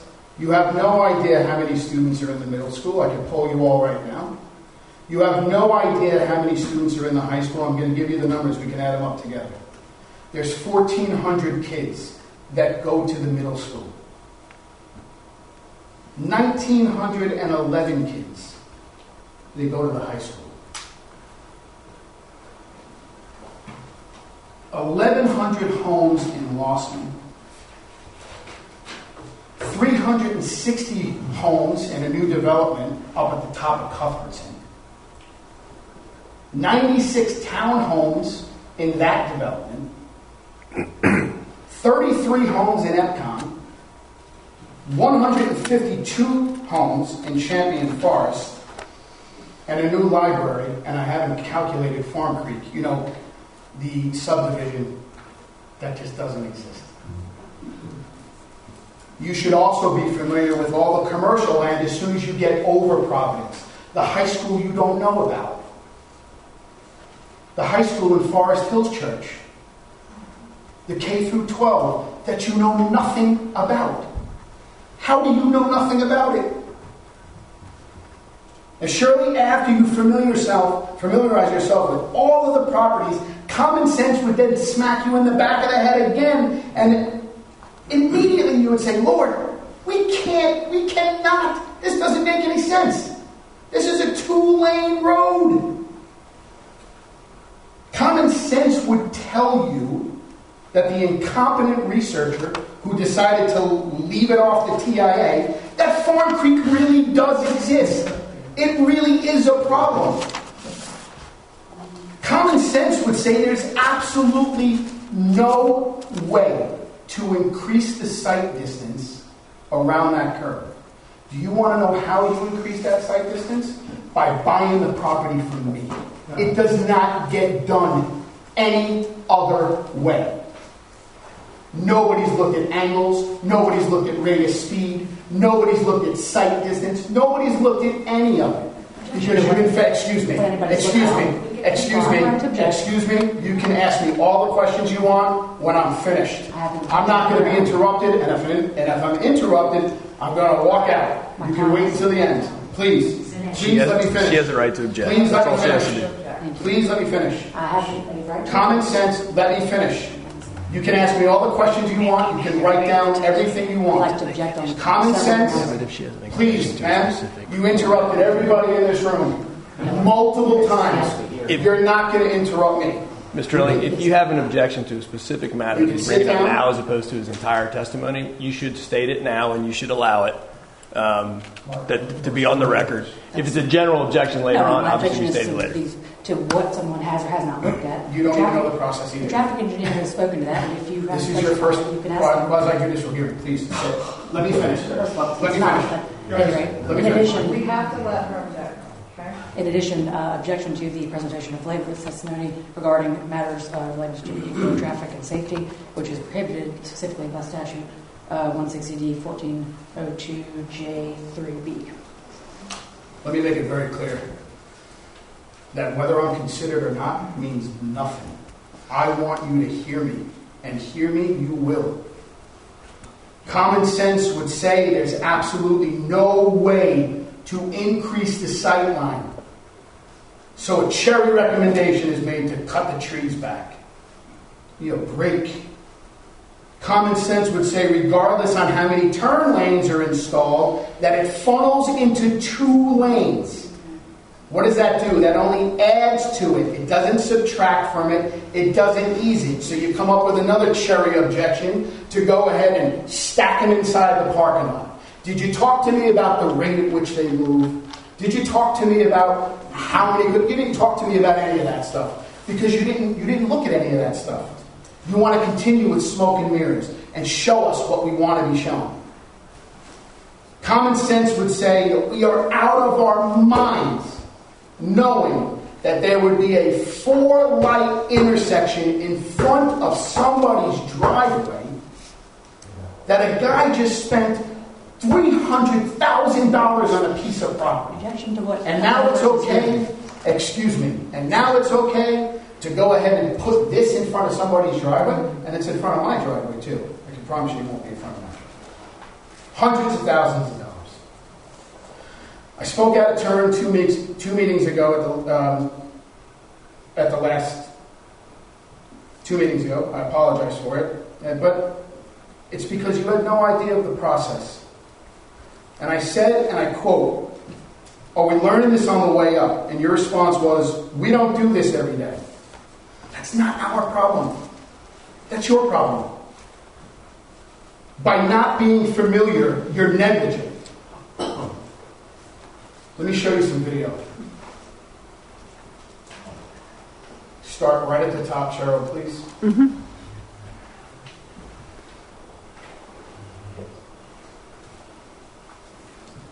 This is a still shot.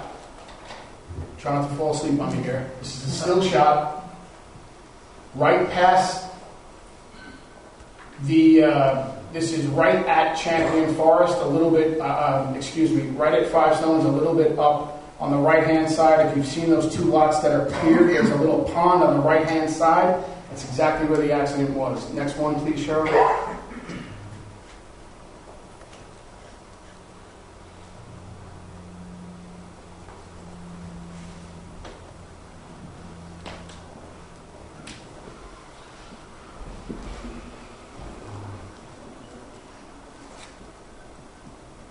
Objection. There's no evidence that this accident was caused by Five Stones, and this has nothing to do with the proposed.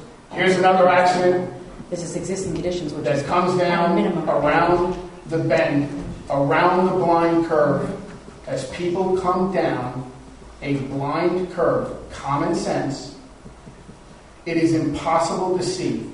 There is a proposal for a driveway right where that blindness is. You know what that means? Catastrophe. That's what that means. Next. It's unavoidable.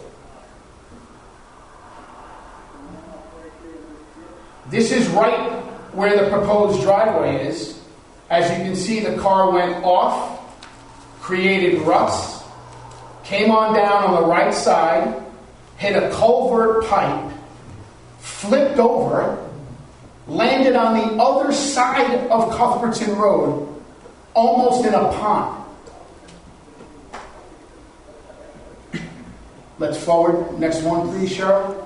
Same objection for the record. Do you want to just state a general objection to all please. this? And can you identify who is taking this video and It's when? me. And when? It's me. Each one of them, though? Every one of them. Well, not all of them. Do you have any evidence that this was caused by Five Stones or related to the proposed? I didn't say anything. I think you need to give him. Was If you're going to caused by cross-examine, Five Stones. I want to be very clear. Hold on. I just like to If you're state that going to, I know you can state your objection, but if you're going to cross-examine him, let's wait till he finishes doing his thing. But my point to you, sir, is that you can't just put it up there. You do need to identify who took the video or the picture and what date. Yes, sir. This is me. Next video, please. Not this one or another one? Next one. Okay. The final extension, the date 2020, January 25th. Yeah, so I've got a list of all the accidents. I'll send them over to Cheryl. You've got it. You've got it? Okay. So when we go back here, you'll see the car came down around the blind curve. You see the little sign on the left? It's exactly where the driveway is being proposed, right next to the trooper's car. That's the car upside down on the other side of the road. Imagine driving up Cuthbertson Road and seeing this car upside down in the air. What's the next video, please, Cheryl? Next video, Cheryl, please. Here they are pulling it out. Treacherous.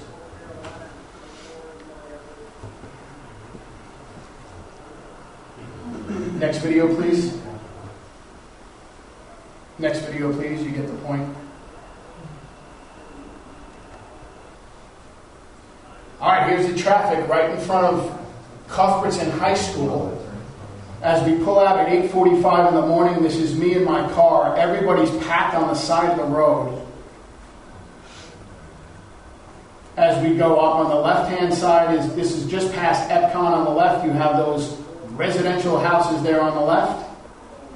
You'll come up here on the right-hand side and you'll have the new Lawson entrance. As you can see, they're packed. All the way down past Lawson. We haven't added anything yet. We haven't added any new developments. This is what it's like. Every single day. That's the entrance to Lawson. And here we go. Fully backed up. Wait till the new community goes in. Wait till the new community goes in and lost on Cuthbertson Road. It's even worse. 400 homes. And right past this, on the left-hand side, is the new clearing. for all of those homes.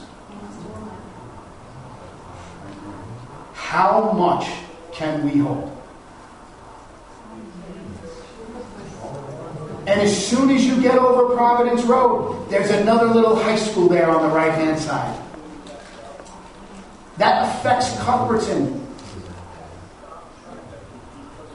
When we say traffic, we're not kidding. Not small amounts of traffic. Gridlock traffic. All day, every day.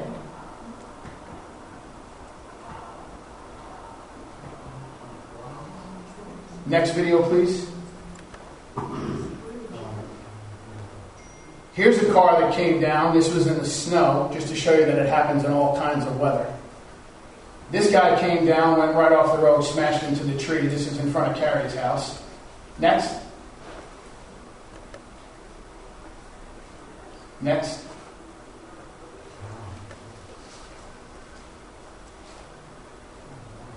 That was another one at night that went off the road and almost drowned in the pond. Next. How many is that? 5, 6? Let's keep it going, please. Oh, this is right in front of my driveway. This is fantastic. This is just somebody going right off the road and smashing into somebody almost head on the blind curve. Let's go on to the next one. That's what that car looked like. Next one. You're not talking about small fender benders. You're talking about people coming around a blind curve at massive amounts of speed. Somebody is going to get hurt. Trust me. Next. That's Ernani's property that he just paid for, that he's holding on building because he doesn't know what's going to happen here. Poor guy. Next. That's the fireball in the sky that you see every morning to make things worse. Next. Here's what we have to listen to at night. The burnouts inside the parking lot of Five Stones. No evidence of any burn Next. at all. Some more of that. Next. Oh, here's the guy at night on the icy road, wound up sideways on the other side of the road. Next. Next. Next. Next. Next.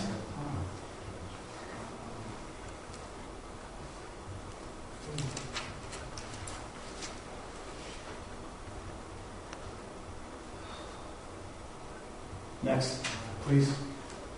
I mean to say please after all of these, Cheryl. My apologies. Next.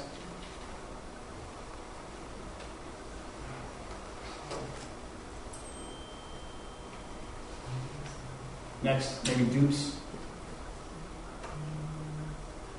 That's fine.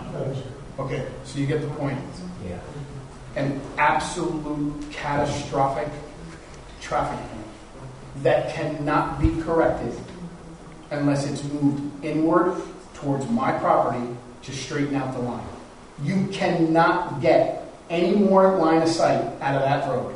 It crests right at my driveway. It's an impossibility.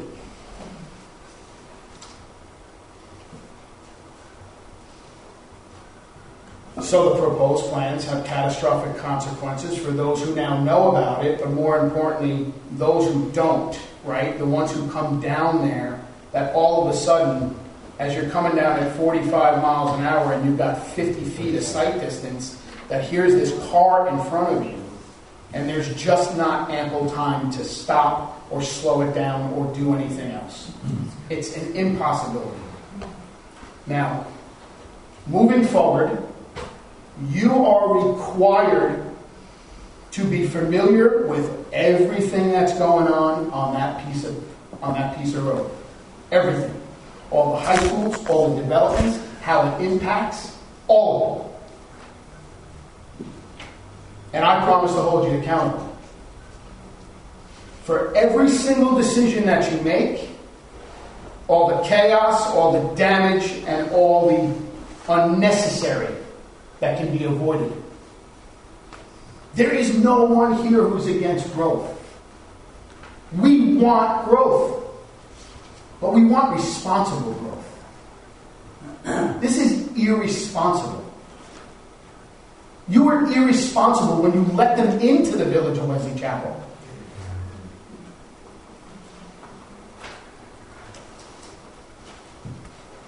And I believe you were negligent by letting it go this far. Now that you know all of the facts, regardless on what anybody says, I want to give you a definition. And it's called willful negligence. Willful negligence is described as the conduct that deliberately disregards the health, safety, and welfare of another person. Now that you know the facts, it behooves you to not be willfully negligent. I won't be taking any questions. Have a good evening.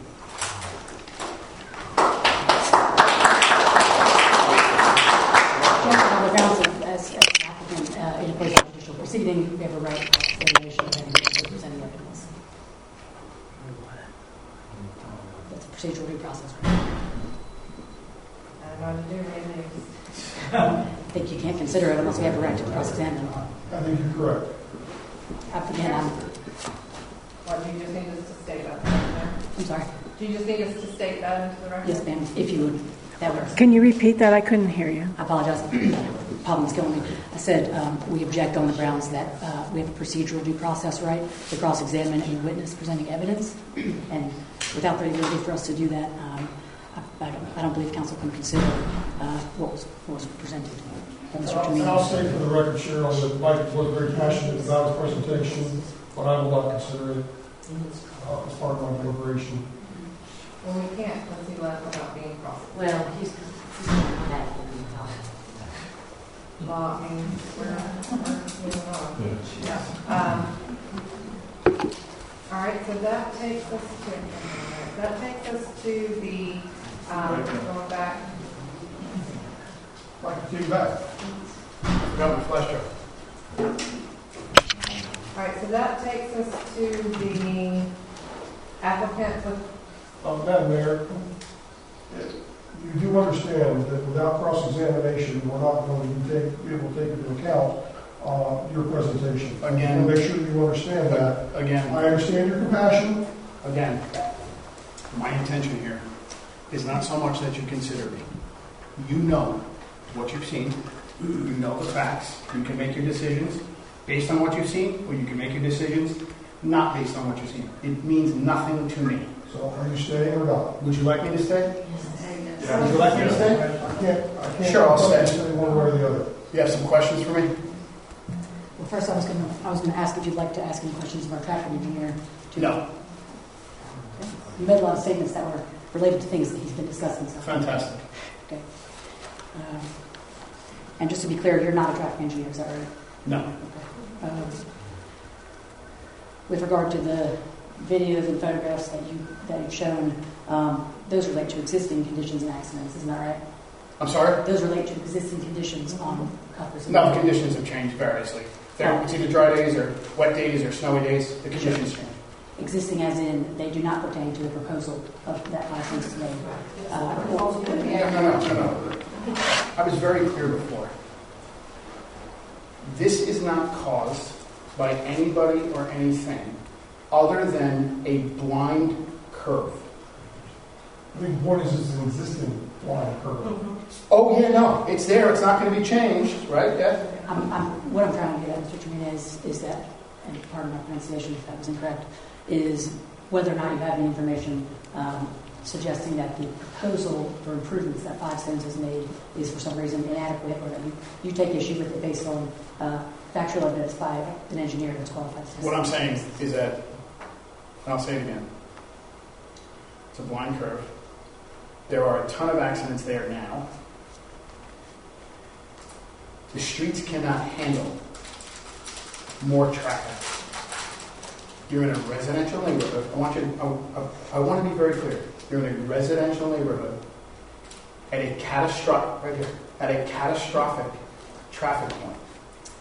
Adding a point of egress on that piece of property adds to the catastrophe. It is impossible to avoid because of the existing condition of the road. Right. So that's to my point. That you're speaking to existing conditions and you don't have any information. Ma'am, you like to ask questions 15 different ways. I'm going to answer you like this. If you can't understand me like this, I don't know what to tell you. Are there any other questions for me? I don't think you answered my question. Do you have any information relating to the proposal that 5 cents is I don't making and the traffic improvements that have been proposed? I just answered your question. As to whether or not. I just answered your question. As to whether or not. That's my answer to your question. I'd like to just request a little bit of assistance with regard to not being interrupted so I can get this out and it can be done. This is getting a little. I've answered your nothing question. else from Ms. Bennett. I just answered your question. No, sorry, you didn't. Just answer it and then we can be done. No, you might not like the way I answered it, but I answered it.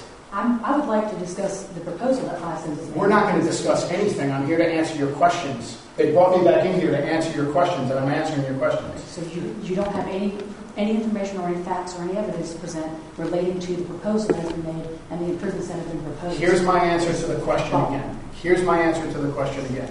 It is a very dangerous traffic point. Okay? It's a very dangerous traffic point. Adding any point of egress where you propose to put it would add to the catastrophe. That's my answer. And what actual evidence or data do you have to support that? That's my evidence. That's again, and that you're pointing to. You're right. This doesn't exist like Farm Creek either. It's what? This doesn't exist like Farm Creek either, right? Can you just object? Come on, tell me. Yes, I would object to the consideration or the submission of all of these photographs and videos that relate to existing conditions at a minimum are repetitive and relate to lay witness testimony regarding vehicular traffic and dangers of public safety, which is expressly forbidden by statute. I'm an expert. George, do we need to put these in our? That's up to you. I mean, he's offering them as part of his testimony, so that's up to you as the council if you're going to accept them as evidence. Yes. As well as there's no evidence that I've heard, or maybe I'm wrong, that any of this is caused by 5 Stones or relates to the proposal that 5 Stones made specifically, as opposed to anything else. You're not understanding. I didn't say it was caused by 5 Stones. Right. That's what we're here to consider. Yeah, so are we going to accept this into evidence or not? You guys mentioned.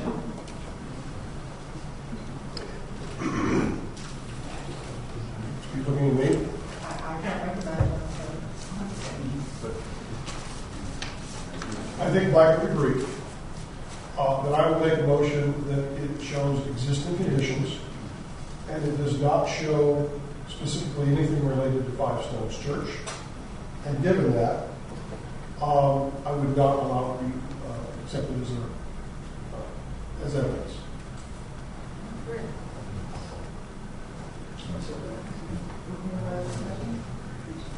Well, I think that we accepted as evidence other videos of showing the structure complex that was very similar to the traffic that was included in these videos, so it just seems inconsistent. Can I say something? Sure. So, Ms. Trilling is correct about who can qualify as an expert, and he is not qualified as an expert. However, Qualified as an expert.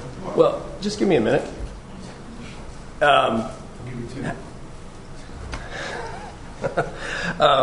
However, you're going to like what I say if you'd be quiet for a second.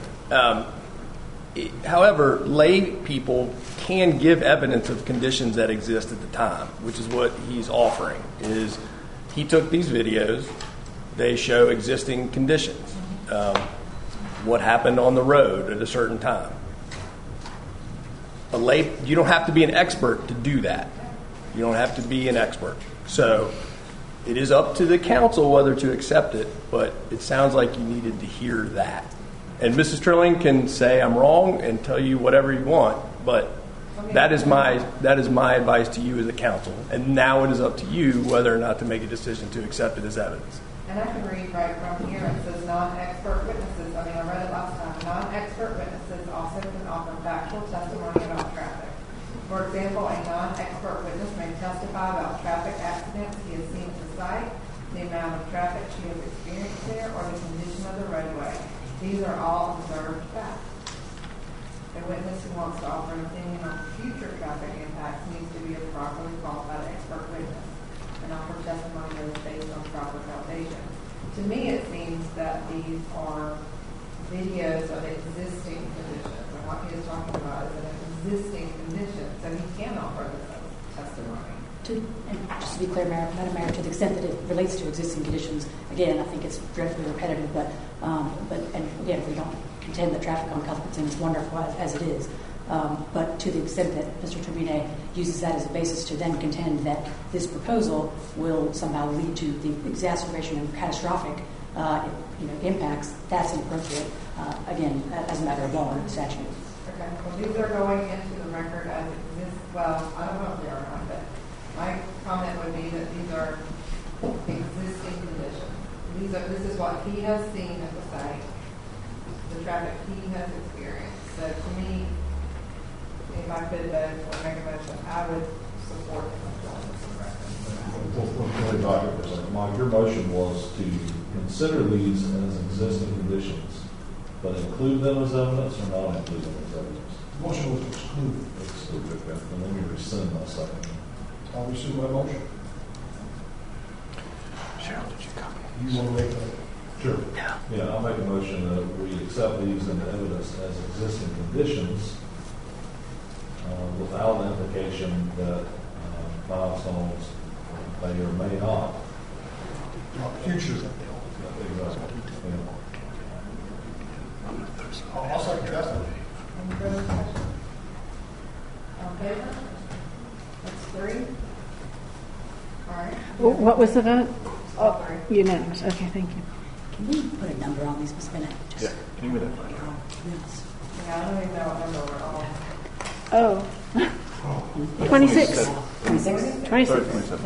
Is the flash drive just what you were proposing? There's not like, you don't have like family photos or anything on it? No. Yeah. I'm not. I just want to make sure it was. I've got He's going more to copy than- and give it back to you. I haven't showed you all of them. I've got more.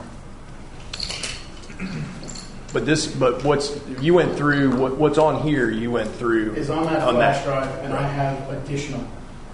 Okay. That's not going to be shown. Is everything that's on the flash drive, did you go through all of it? It looks like you went there. Yes, sir. We went through it. Do you have any further questions? No. All right. Thank you. Thank you. All right, so that brings us to the opportunity for the applicant to present any rebuttal evidence, and then I will provide an opportunity for counsel to ask questions. Just as a matter of procedure, Madam Mayor, is there going to be a public hearing, or did we get through that with regard to folks that don't have standing? That's everyone who... You mean the comment period? Yeah. I think that was Okay. what happened at the beginning. Okay, just wanted to make sure it was true. Would it be all right if you'll ask questions first and then we sort of wrap it up? Any existing questions that you have? I just want to make sure we're not repetitive to what we address the things that y'all want to address. First appointments. 26. But we might have more questions. This is 27. I'm sorry. We might have more I questions. didn't have 26. That's fair. I guess I just mean, is there anything specific that y'all want to address now? We can sort of get at that, and then that can kind of direct our rebuttal. I say you should rebuttal and we'll ask you our questions. Fair enough?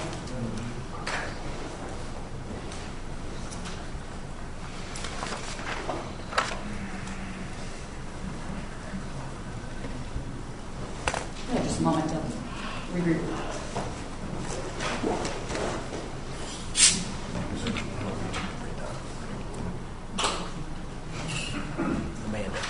Amanda, if you want to take like Okay, we'll do a 5-minute recess. Starting at 9:10, come back at 9:15.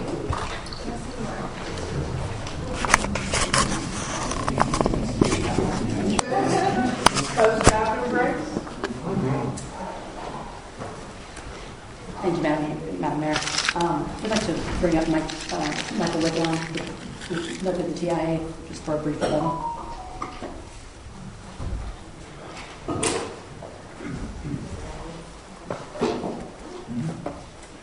spoke on, it's been a few months since we presented our case in this matter, and you spoke to the TIA at length.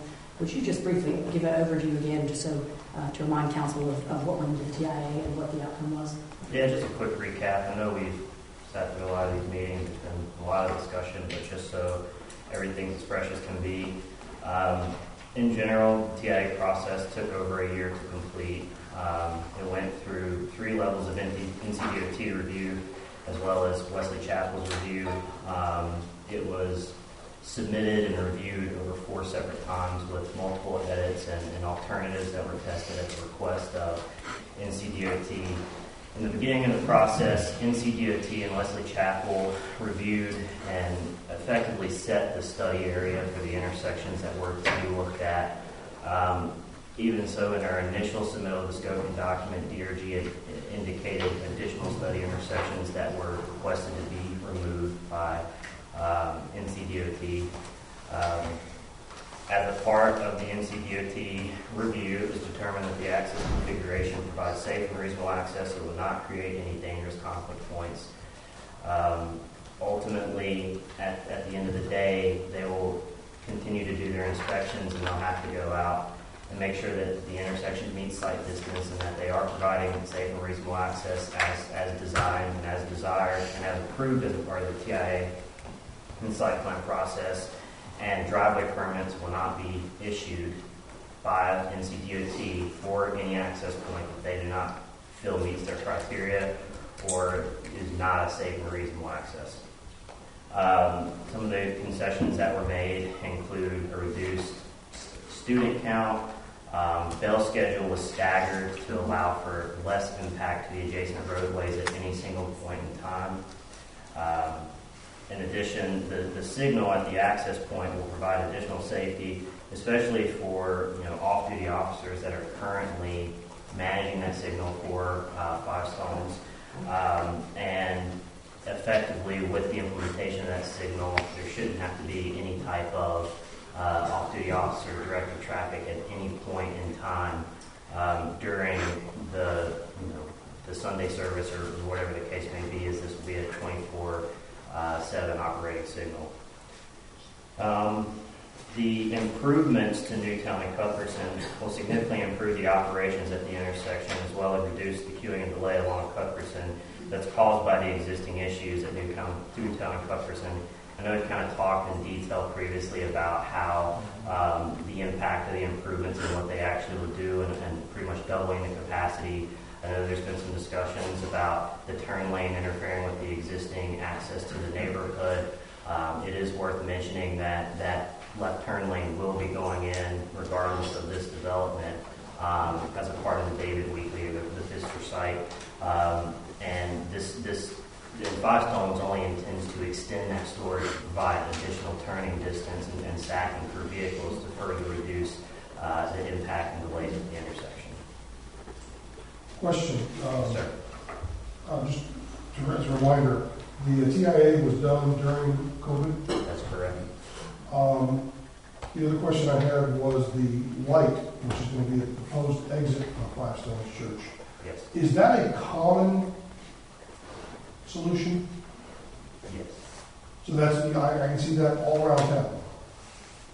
For schools? No, a light kind of in the middle of the road, which will allow, is it going to be hung from a wire, or it's going to be a pole in the middle of the road? I don't know how it's going to look. It will likely be your standard pole installation. It'll have typically 4 poles on either side of the road, strung by wires with hanging light systems.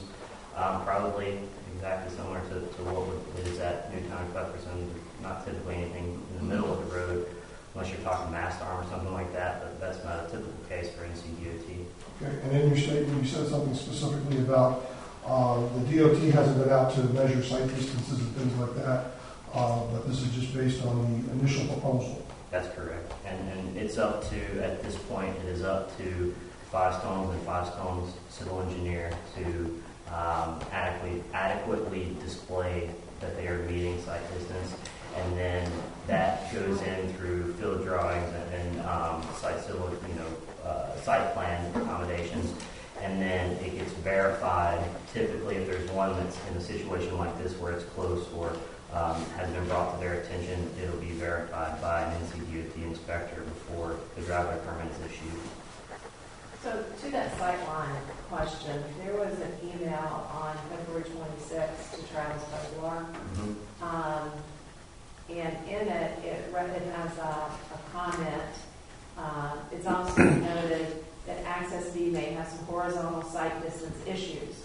This should be thoroughly investigated now before any further analysis is completed that relies on this second entrance. Has any additional work been done on that since February 26, 2021 to your knowledge? So to my knowledge, I'm not the civil engineer. I would not be in charge of handling that. I can't speak to that. That would likely be McAdams who was in charge of that. I can state that effectively it was an at-risk part that the developer took, or that not developer, but Five Stones took, because essentially what we determined through discussions was if it was close, if it had to shift some, and it shifts and it can meet sight distance. From a TIA perspective, whether it's here or 25 foot to the right or whatever the case may be, as long as that sight distance is met. If not, it's likely that before the state would sign off on anything related to the school, we would have to go back through the TIA process and do revisions to that in order to deem that complete. It kind of kicks you out of compliance, and then they won't allow that school work. And then even with the existing driveway permit, there would have to be a change of use permit issued. So they still, if they can't meet that sight distance and have acceptable access based on the one ingress and one egress point as described by the TIA, there would have to be an update required and another review associated with NCDOT before that would be allowed. Because in looking at the, and I don't know what they're doing like here from McAdams and answer if there's been any follow-up on that. Eddie Moore is not able to be here tonight for the guidance, but I would submit certainly that NCDOT has obviously approved the TIA, so any issues that were raised must have been adequately addressed. Or they just got lost, and that's what I'm trying to push back out. Well, and then in reference to the movement of the driveway, it is limited because of the proximity to the adjacent properties. It is limited, but I believe, and I think like Kevin has something to say about it, but I believe that after preliminary evaluations of it, shortly thereafter, it was determined that it was very close to meeting site distance. And again, shifting, I'm not sure the exact distance, but shifting one way or the other was, if that was automatic from a TIA perspective, that held no bearing in terms of holding us up. That's why they ultimately allowed us to move forward with completing the TIA at that point. So is the understanding you correctly that this one entrance is not significant to the TIA, should it not give its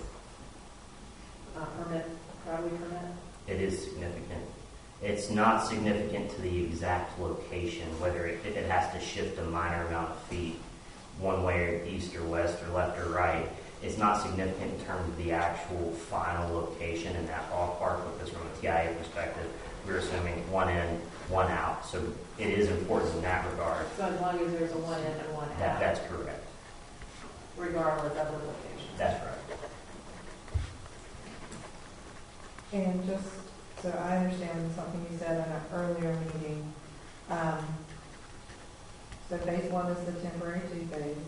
Yes. And then the additional 2 feet of storage for northbound left turning on State Road 1321. And phase 2, before you go past 200 students, there would have to be a 2-state signal at State Road 1321 access point B. Yes. So before they could go from 200 students, there would have to be a light there. So the members who's paying for it, there would have to be a light there before going above 200. That is correct. I had that discussion specifically with the MSTA representative who put together the memo, because I wanted to clarify for all of our purposes. And she said that effectively they can start working on the process before the 200 students gets there in order to make sure the logistics work out of the site, because what they don't want to do is hold up anything in terms of the time frame for the school if they are meeting or getting close to that student cap. But she did verify that before your 201st student goes in, you would need to have that signal in place, as well as the right turn lane on Newtown Road at Cuthbertson Road. And effectively, it's either going to be Five Stones that implements both of those improvements, or it will be the state, but one way or another, it has to be in place. So say that again, a right turn lane On Newtown Road at Cuthbertson Road with 300 foot of storage, as well as, I believe, let me double check this, as I think this is figure 10 and exhibit 4. So it's 300 foot of storage, right turn lane, and then it also allows for right turn overlap phasing, which is, if you ever get to a signal at right turn, it's got the 5 signal heads with the green arrow. When the other movements are turning, it gives you a clear, protected movement. and that's on page 5? It's exhibit 10. It's pretty close to the very back of the report, maybe the third to last page. Exhibit 10 to Exhibit 4. Figure 10 out of Exhibit 4. And that kind of shows and paints the picture of it. I think we've seen a piece floating around in other presentations, but that's...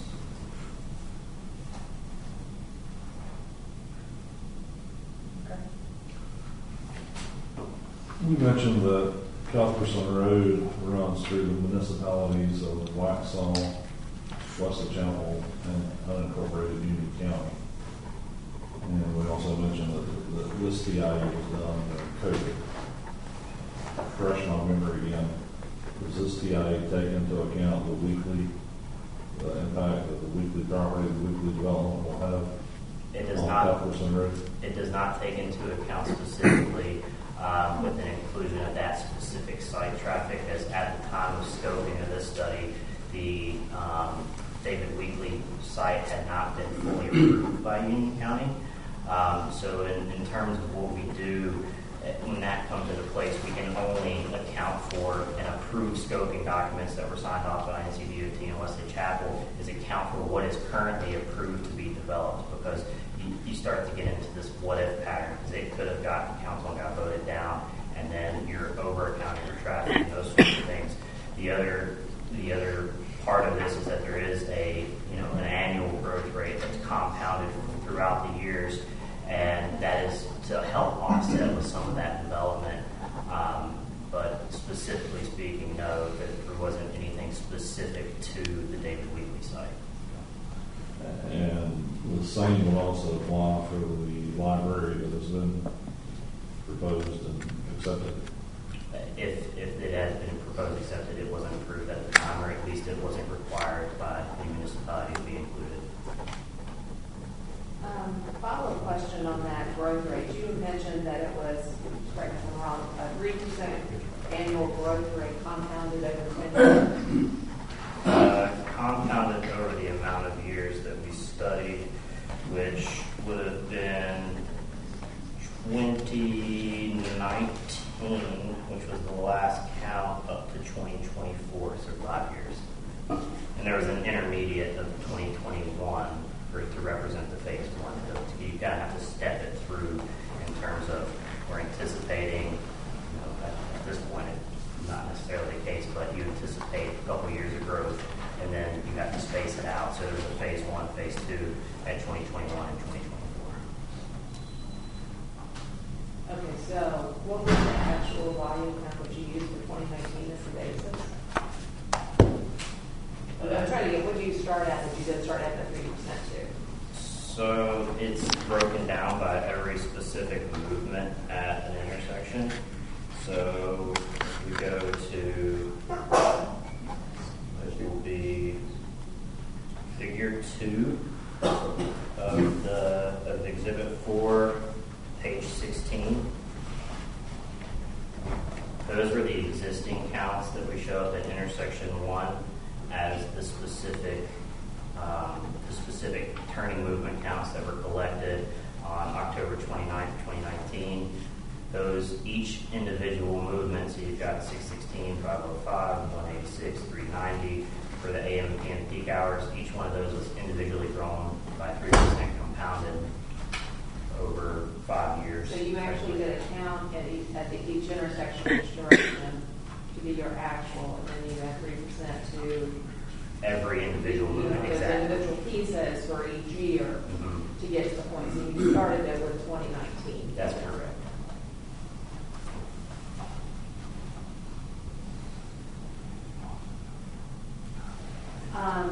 There was a comment stated and documented in the TIA that stepping stones was outside of this because it occurred outside of the peak AM and PM peak hours, Yes. right? And that it would not be part of those early bell schedules. What are the hours of operation for stepping stones? I would have to ask the representative, I'm sure. 9 to 1? So the bell for stepping stones is 9 a.m.? Which, from my understanding, may have to shift one way or another to fit within to maintain the minimum of 30-minute separation between the two bell schedules. Right, and so to that point, one of the recommended timelines, I think, had a bell schedule at 8:30. Right, so the earliest stepping stones could then would be 9 o'clock. That's correct. Understood that, right?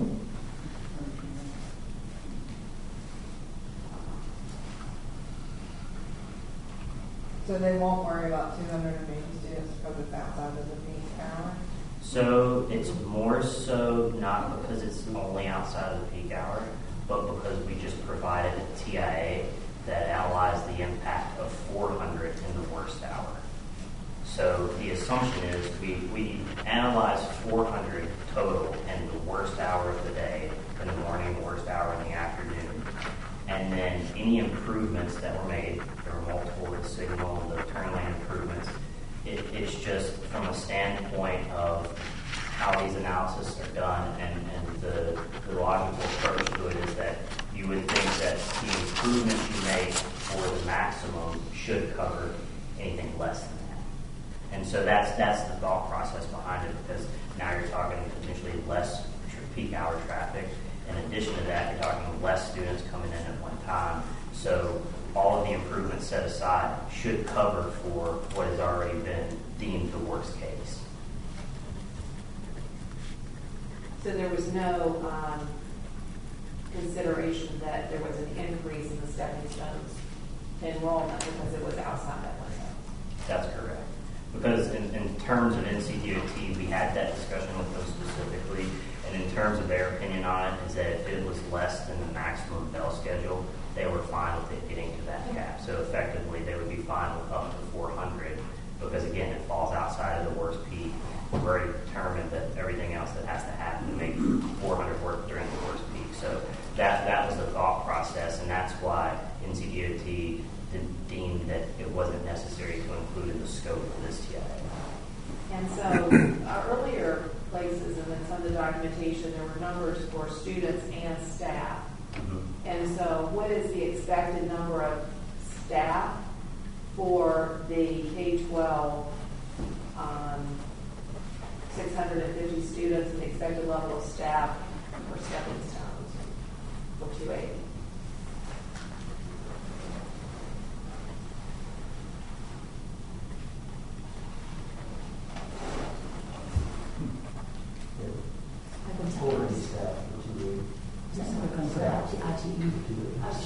It's not necessarily. I mean, it could come from IT, but it depends on if they. I was waiting to see if they had any action.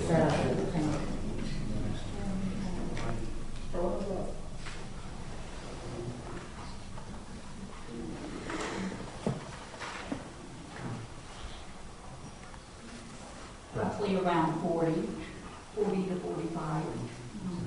Are you speaking for the K-12 or in total or just stepping stones? No, that was just stepping stones. So 40-ish for stepping stones, 280 students.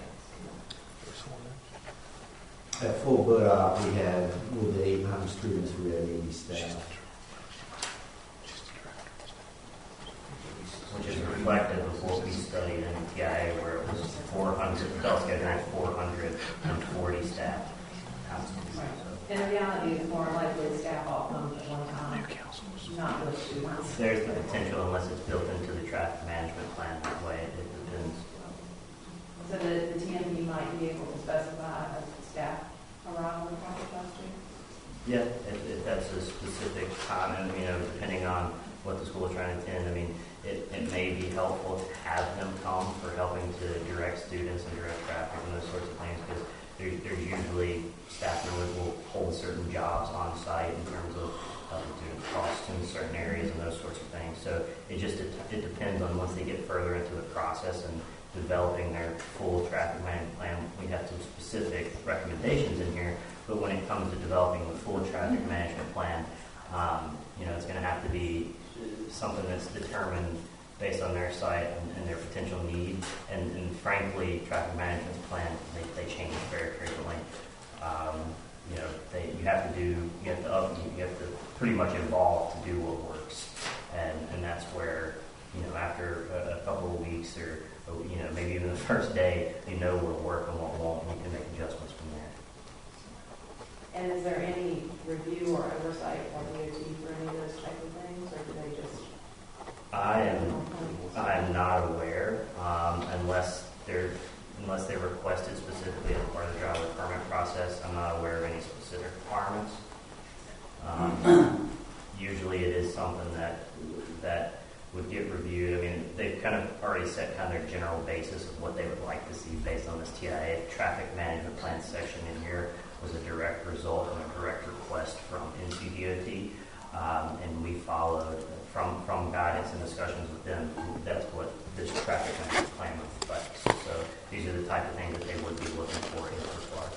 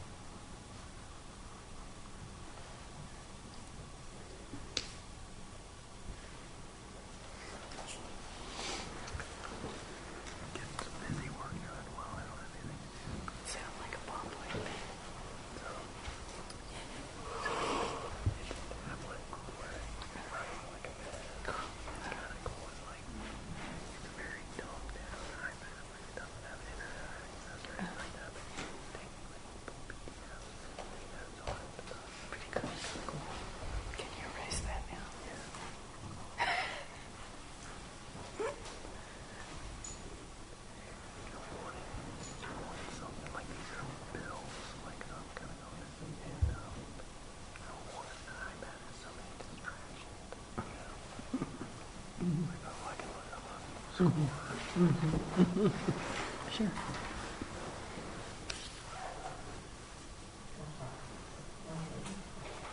Any further questions for Mr. Whitcomb? I have a few briefly. Mr. Whitcomb, you were asked, and Councilmember Como, if I don't say this correctly, please correct me, but I believe that the question was, will the project traffic improvements as proposed positively or negatively affect traffic in the area? Is that a fair statement, Councilmember Como? Would you provide your answer to that question, sir? My answer to that question will be based on the analysis that's in Exhibit 4, as well as the reviews from NCDOT, that as long as this site is developed per the information that's in this TIA, as well as the improvements as set forth and required by NCDOT are put in place, the analysis within Exhibit 4 shows that the improvements specifically to Newtown and Cuthbertson Road will have a drastic impact and significant improvement to the overall conditions. And I've seen many videos and pictures throughout the past 6 or 5 months, I forget, throughout the past 5 months. And a lot of those stem due, cause to the endpoints of Cuthbertson that effectively you get to it stops you up. And by increasing the capacity and doubling the amount of traffic that can move through that in any given phase, it's going to help to significantly reduce the felt delay, the queuing across Cuthbertson. So from that regard, I would think that it's my opinion that it would make things better even with the additional traffic from Five Stones. And from a standpoint of the best way to really think about this is that it's typically, private dollars and private infrastructure that's able to come in and make, beneficial improvements prior to what the state or government would be able to do. And so it's either, you take a little bit of additional traffic with some improvements, or you keep it as is with no chance of improvements, and typically those improvements outweigh the negative impact from minimal increases in traffic. But didn't you also say that we'll take the score for that intersection from an F to a D? That is correct. And D is there acceptable. And D is a level of service that is acceptable by the state in most cases. But your traffic study doesn't talk about, like, the traffic getting done on the left of the road. So the traffic study is not required to specifically talk about sections of roadway, it's intersections. But from just being able to deduce from the results here, you can see that it is likely to make things better just specifically based on the queuing analysis that was done. Because you can see it gets significantly reduced, and I think I can turn you to a specific page here. I mean, the delay is one thing, but the queue is where we can talk about specific intersections and how that reflects onto Cuthbertson itself. Let me find the exact page so I can reference it for you.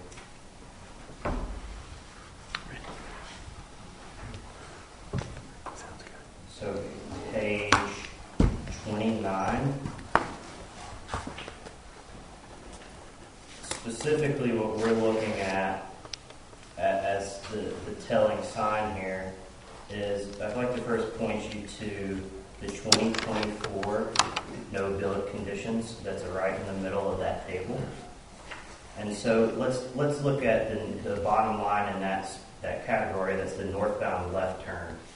And effectively it's a left-right. It's because it's primarily a left, that's what it's coded as. That queue is pretty much exceeding the network at 2,400 feet, so over half a mile. Okay, so that's all the way down Cuthbertson, a half a mile, give or take.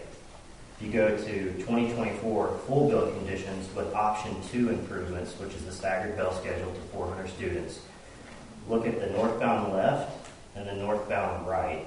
They're separated, and look at the maximum queue in either of those lanes, 560 feet. So we're talking about greater than half a mile reduced to 560 feet. That, to me, shows inherently that there is a benefit to Cuthbertson as a whole.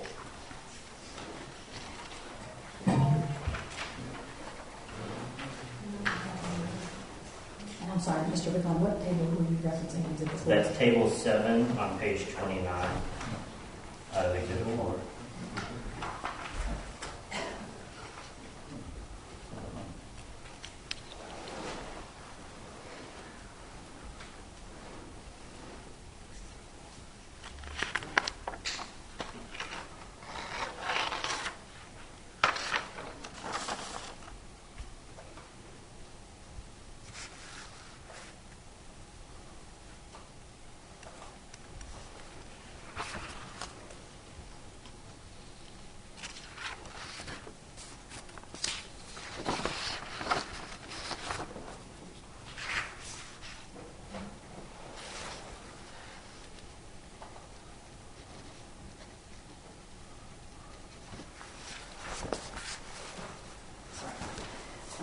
Mr. Vaughn, so just to be clear, to break it down a fraction, if this project is built based on the analysis that you conducted, traffic will not be as bad on Cuthbertson Road and at Cuthbertson Newtown intersection. Is that correct? As a result of the Newtown and Cuthbertson intersection, that is correct. I mean, just based on that queuing alone, it's about a 75 to 80% reduction in the amount of queue from that intersection back through Cuthbertson Road. Okay.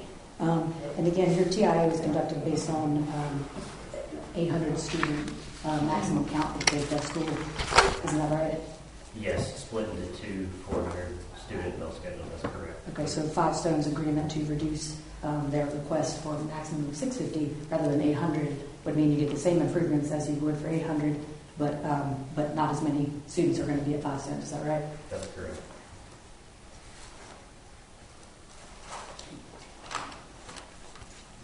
And just to be very clear about the site distance issue, if the site distance requirements that NCDOT has are not met, NCDOT will not issue a driveway permit. Is that right? That is correct. And a driveway permit is required to connect that second access to the roadway system. Is that right? That's correct. Okay. So in other words, if the site distance requirements aren't met, the project doesn't proceed.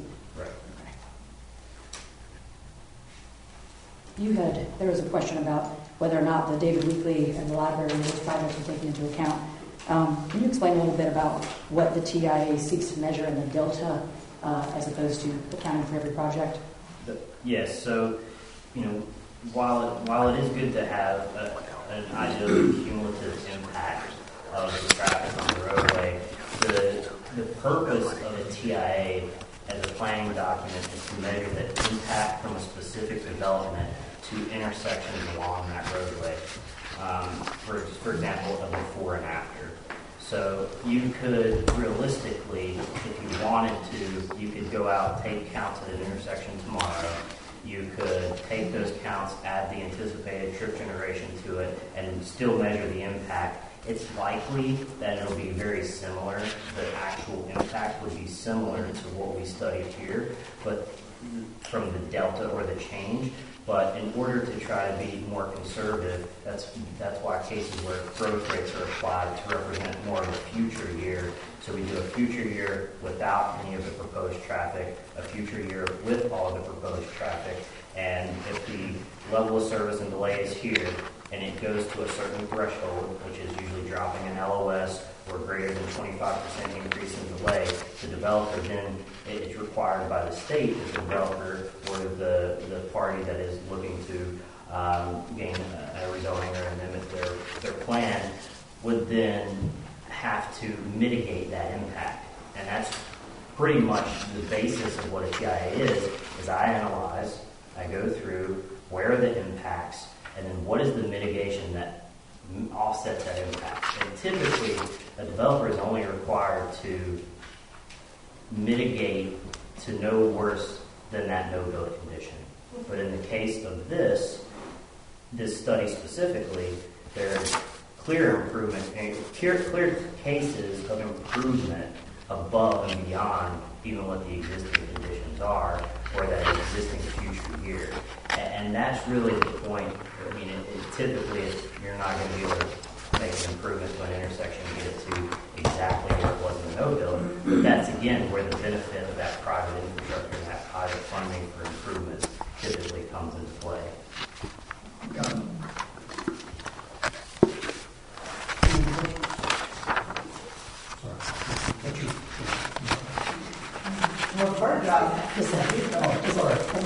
My last one, just to confirm, Mr. Wickland, I believe you spoke to this before, but is it your professional opinion, based on the TIA that you've conducted in your analysis, that the 5 Stones proposal with the improvements that have been proposed would not create dangerous traffic conflict?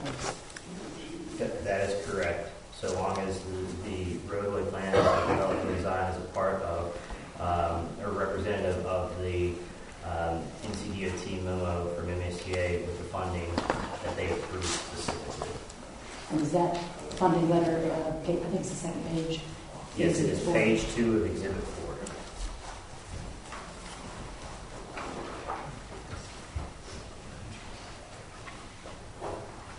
That's all I have for Mr. Wickland right now. It's your real estate appraiser here. He's not able to make it, but the question, he's not able to make it this evening, but the question that you asked Councilmember Como, as I believe I mentioned last time, was addressed and reflected in the minutes of whether or not there would be a positive or negative impact on property values. I'd be happy to point you to that. Mr. Wickland, take a seat. Thank you.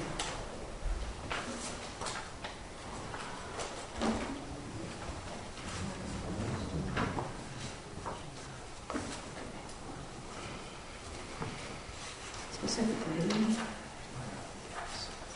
we approved January 10th minutes. Specifically, I asked him, do you agree with that what is proposed by 5 Stones, this is on page 11, would not injure the value of adjoining properties, and he agreed.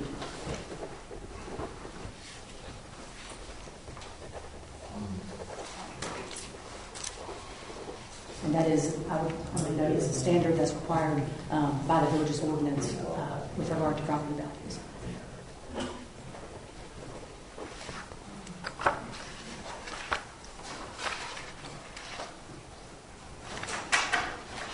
Do you have any additional questions, Councilman? Be happy to address anything relating to the appraisal.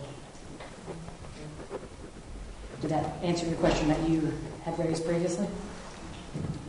If the real estate agent would have been here, I probably would have discussed specifically the fact that his report didn't have any specific direct adjacent properties in his report. But since he's not here, I can't ask him that. Well, point out to the council member, again, the opposing... I read his report.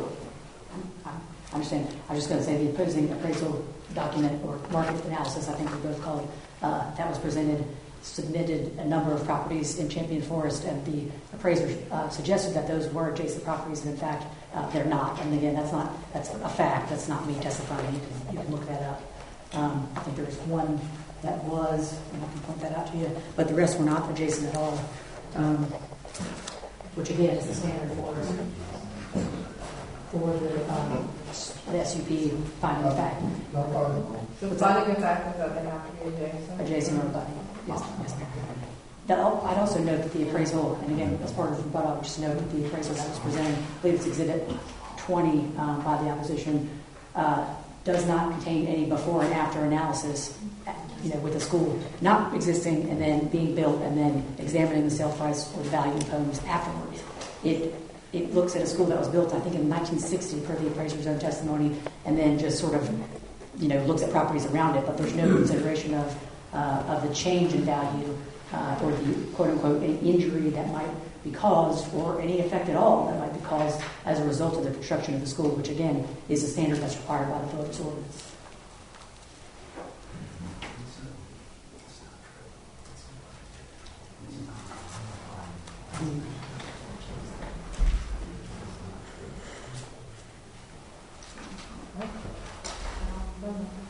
Is that all you ready for our questions?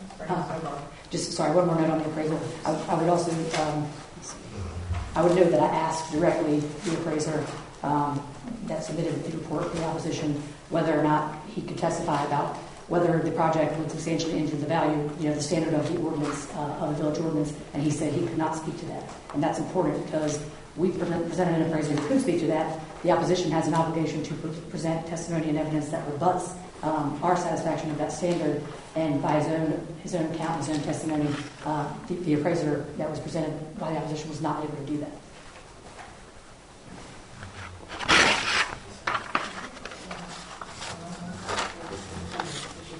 Is that all your One more thing I'd like to add is there was a question about whether or not McAdams had done any sort of analysis after anything was raised about the site distance by NCDOT. I think Mr. Somerville can speak to that. Yeah. You were raising, Councilwoman Bailey, questions about an email from NCDOT and Sightline. McAdams went in and did a field investigation, determined that they felt that it would be adequate, but it wouldn't be fully verified until it actually went into design because it could change the location of the actual project. But there was follow-up from McAdams engineer. Thank you. Yep.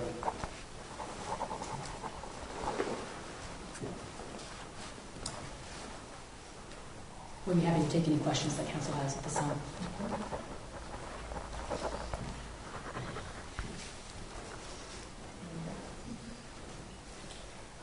I have a question I could not answer to. What is the proposed height of the barn, the school, the gym, and the church?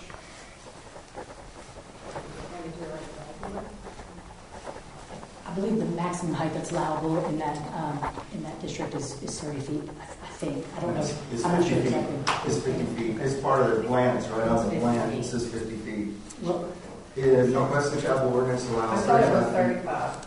Well, it's supposed to be 35. There's an asterisk in their plans that they submitted that clearly says that Western Chapel allows up to 50 feet residential approval and a non-residential thing. Okay, I don't, again, Yeah, I don't know if that speaks to the proposal. It was actually in the report that the height of the building. Sure, I'm aware. Yeah. So the town would be 50 feet.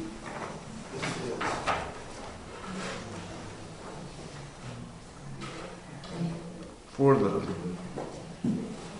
the record, the district standard in the R40 district, the maximum height is 35 feet, except as permitted in 156, 152.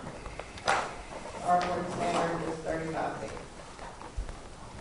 And there are certain exemptions in section 156.132.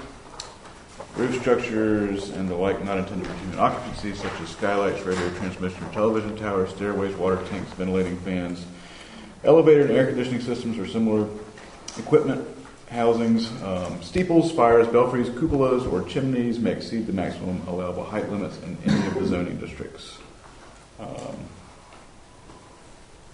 Public safety stations, police, fire, rescue may be 45 feet in height. So what did the Foxconn plan show for those buildings?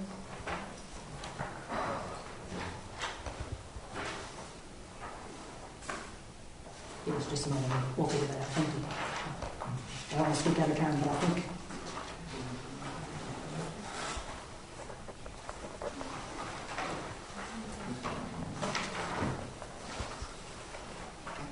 So this is CUP-7 sheet, and it's proposed approximately 30 feet gymnasium and 30 foot school building. So is that one story or two? I believe for the gymnasium, I mean, I don't want to speak out of turn, I think that would just be one to be able to play sports in there. In the school? I think that's two, but again, I don't think any of that's what's at issue right now. In other words, we wouldn't be able to exceed the requirements or the standards of that district, but I don't think there's like hardcore, construction plan proposals that are before y'all. And what about the worship center and stuff?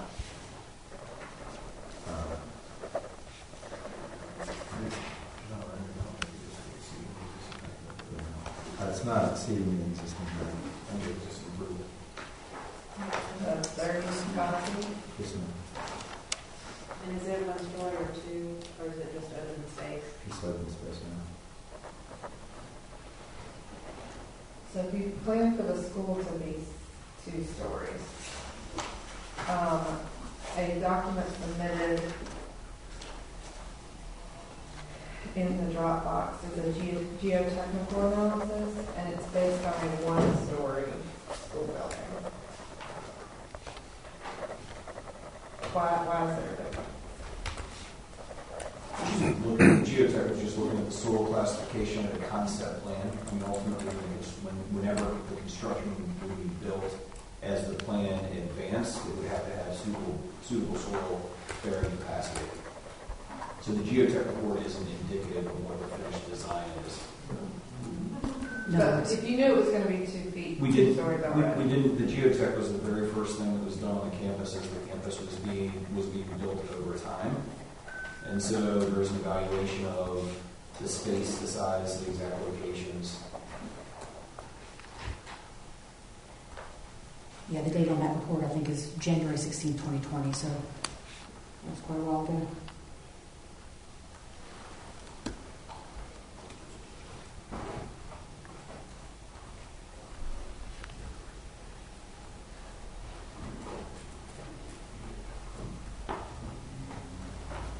Additionally, I know that the addition of a second story as opposed to a broad footprint for that building reduces impervious area and also helps with saving trees.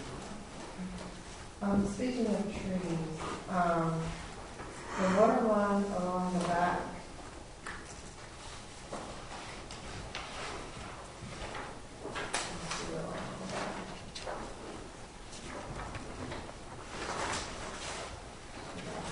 I know those trees would have to be removed if that sewer line was put in, correct? Where is your existing water and sewer lines? There's a map somewhere. I was going to say, I think, are you looking at CUP-8, Madam Mayor? Maybe. And there's a proposed sewer easement comes from Cuthbertson Road back to Palm Station. And that's, Is that what you're referencing? yeah, I saw a drawing where it's along the map here. No. Where, I know it was somewhere. Is it in the presentation?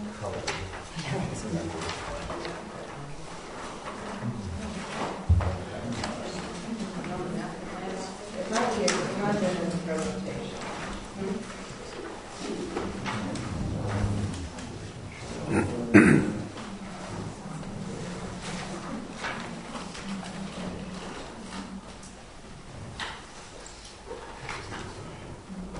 Are you referring to this one down here?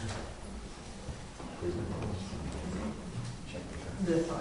Yeah, So that's not existing, right? That would have to be put in. that's actually an existing easement from Union County. But it's just an easement. There's not anything in the ground right now. Actually, our current, This is slide number 13.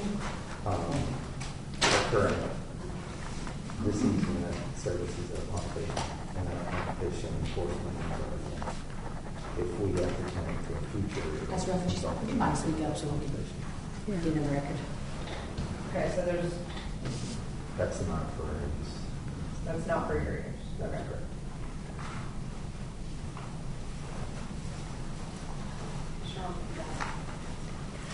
So the sewer line on the upper, on slide 13 in the upper left-hand corner is not for Five-Star use. It's just a sewer, Union County dedicated sewer right-of-way or easement right-of-way. Yeah, this actually shows it better. It actually comes from Champion Forest. It comes from Champion Forest down, It crosses our property. It connects to the future Pokemon Creek. and goes from Champion Forest across the back of their property and will connect to the future Buffalo Creek. Thank you.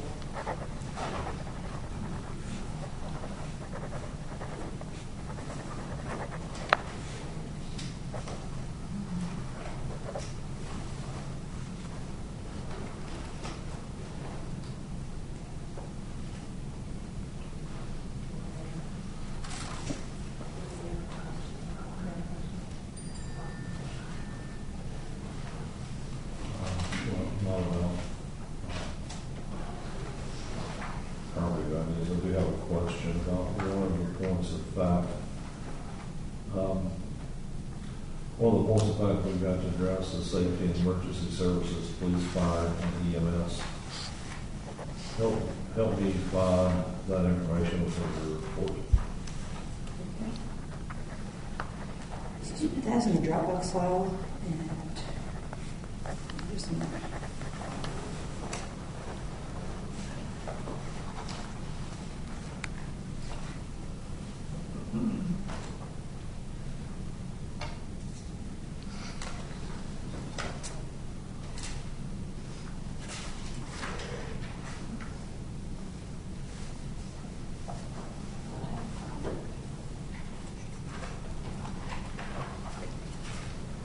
There's a document called UCPW approved letter. It begins in the Dropbox file.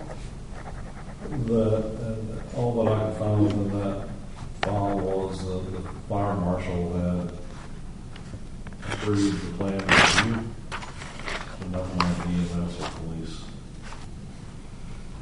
And that's just the fire marshal, that's not necessarily the fire station.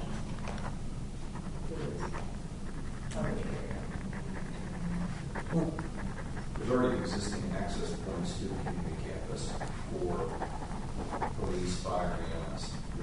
There will be additional access points, but there's already existing access points for an existing campus that provides existing access. That take into account the additional staff and students. But there's existing access to be able to come on campus. The traffic impact analysis takes into account additional students, but the access to the property is unchanged. There's a second egress, but there's already existing access. And I think you're speaking to finding of that number 7, which just looks into the adequacy of safety and emergency services in the area, not, in other words, are there fire departments in the area that can come to the aid if that were required, as opposed to this being an entirely new project where those, we wouldn't know if those services existed.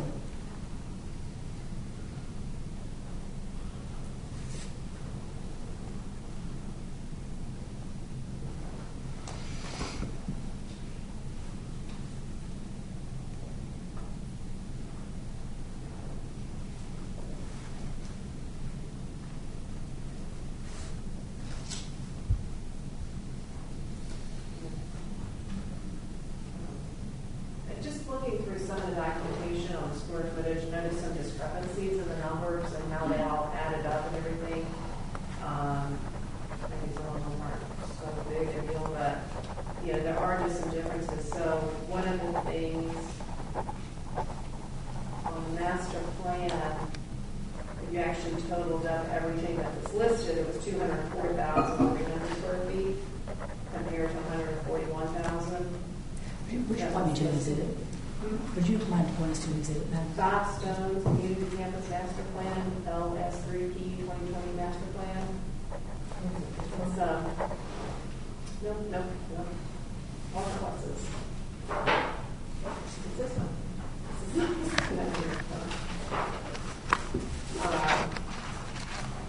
It's also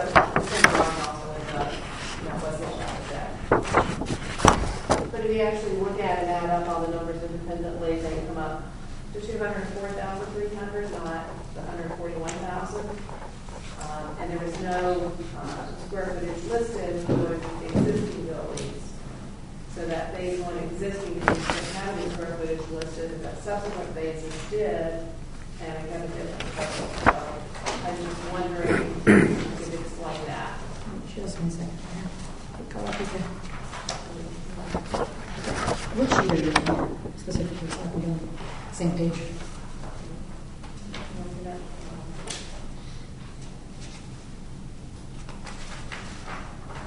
It is also page Master Plan 3 document and the Wesley Chapel Council, Wesley Chapel City Council document.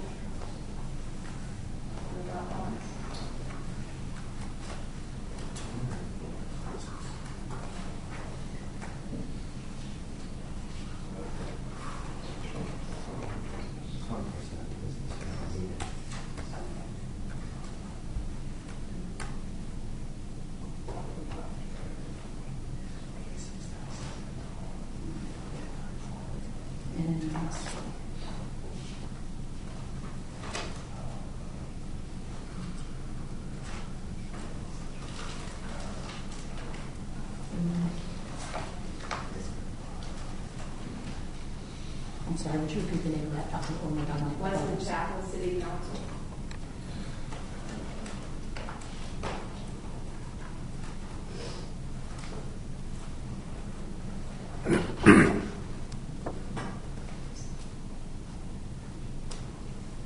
Oh, is that the different numbers? And I'm just wondering if there's some double counting, and if I just add the numbers up straight. That's all. It's like, because you're doing it in phases, it's like, are any of those numbers double counting?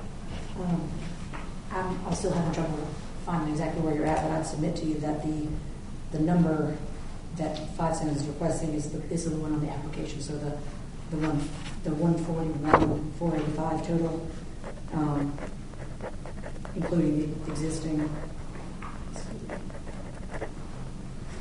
which is I'm looking at CDP-2, submitted with the application under section 2. But even if you go to Exhibit 16, which is the LS3P If you add up his numbers on the front, you don't get 141,485. You get 141,915, which then changes all your calculations of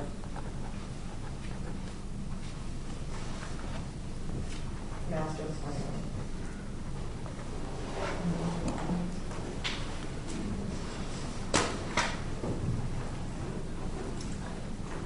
What was the second number? 141,485, and then you said? When I added up those numbers, I got 141,915, 141,915. Okay, so 500 additional square feet. Okay. So when I go to the next page, if I am looking at the calculation,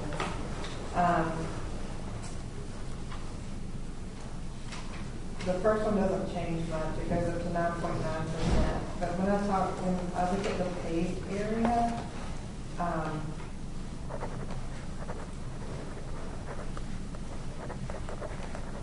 the paved area is, if you go to the map and you add up the paved areas, just the parking lot, you get, if you add up just the parking lots, it is 40,275 plus 47,700 plus 119,200 square feet. You get 175 square feet, which is 4.76 acres and not 3.5 acres, not 3.15 paved acres. It's 14.2 paved acres, or 4.76 paved acres. To me, these calculations are misleading. Well, to the first question, I think of the building area, the 500 additional square feet, that would only affect that first category on that page, the 9, what they said was 9.9, the master plan building area. I think. Right. But then I have, just noticing that discrepancy in the numbers made me look at the other numbers. Would you point me to where you're saying that the map that you got those numbers from? I apologize. Well, here I just added this up to there. I use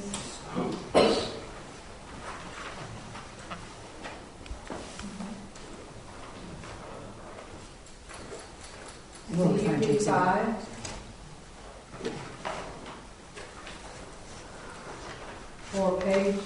for the paved area alone. If you add 40,275 plus 47,700, and then phase 3 and phase 4, 119,200 square feet. That's a lot more pavement. It's 207,175 square feet of pavement. So, I apologize. Can you refer to a heading? Are you looking at the conditional use permit rendering from 8/16/2021? I'm looking at CUP5.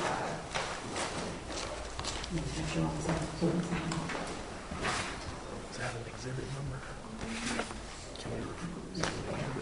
No. Exhibit 16, she said. Would you refer to a heading and then tell me what you're talking about? Yeah, so if you add up the parking under RS and T on the right, Okay.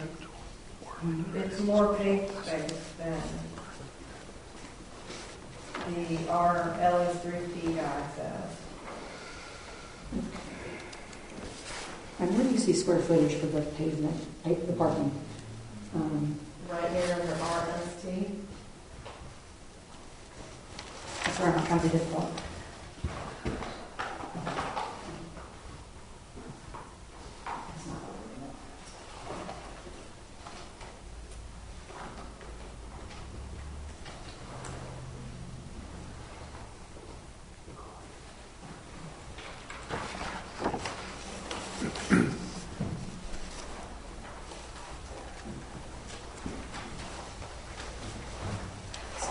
So it's just that first one caused me to look at the rest of them.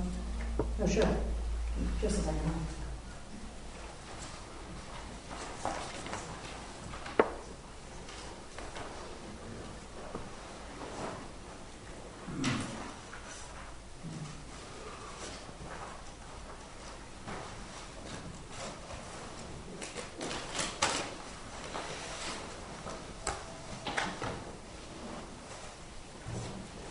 just a moment on that.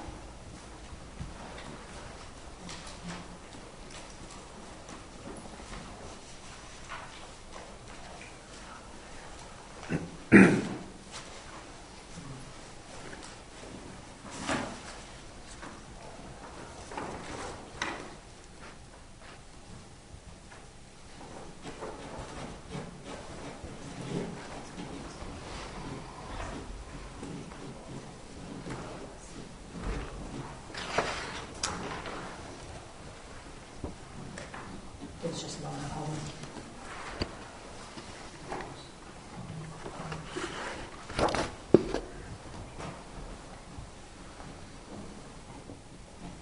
What's the date of the final revision on that? I think this is the December 7th. I can't remember the exact origin of it, but there was an update to the plan that was brought to the council meeting, I believe, maybe emailed to me beforehand. The sheets are different than what was in the initial application. And so if you're going on the name of the file is 2021-12075 Stone School CUP submittal.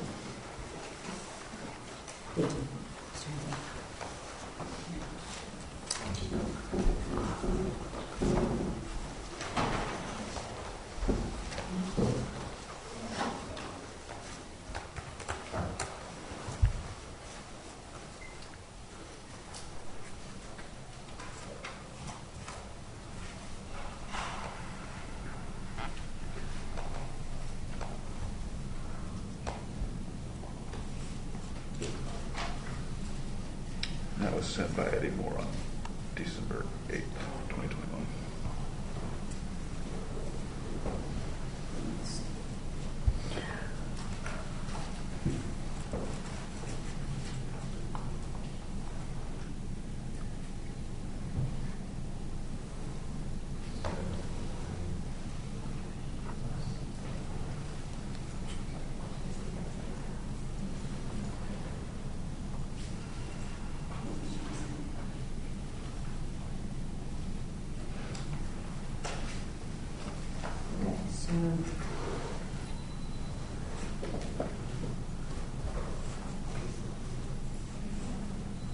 Apologize, math is not my strong suit.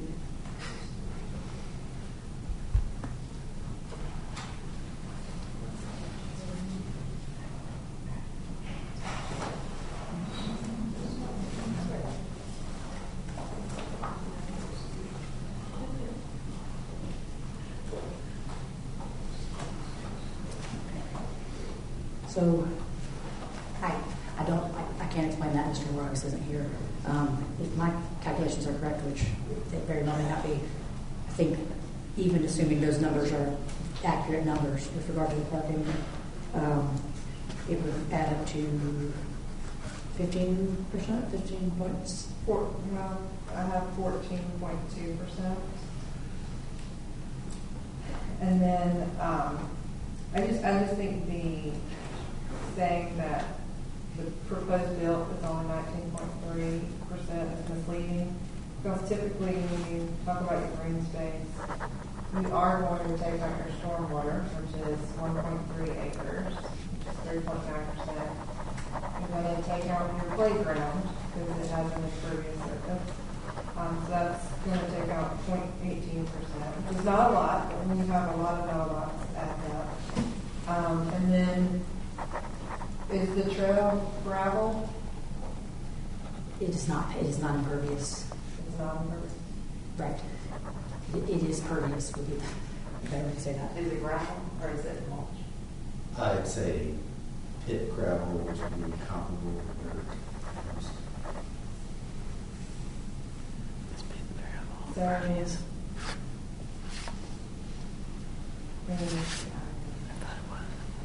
You could add, I thought it was impervious. When you take out the playground, think you should take out the footbridges, but still, it's really more like 30% of it's the 30% built out on the 33 acre site, which is a little bit more. 19.3. Lucy, what was the calculation that you gave me as a percentage? Well, your built would be 9.9%, your paved would be 14.2%, your stormwater would be 3.9%, your playground would be 0.18%, and then if you did your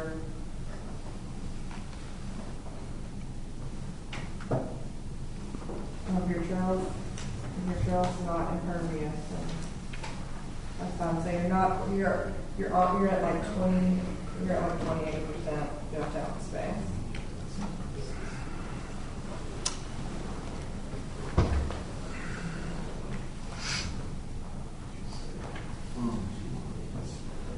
I just found this information to be misleading.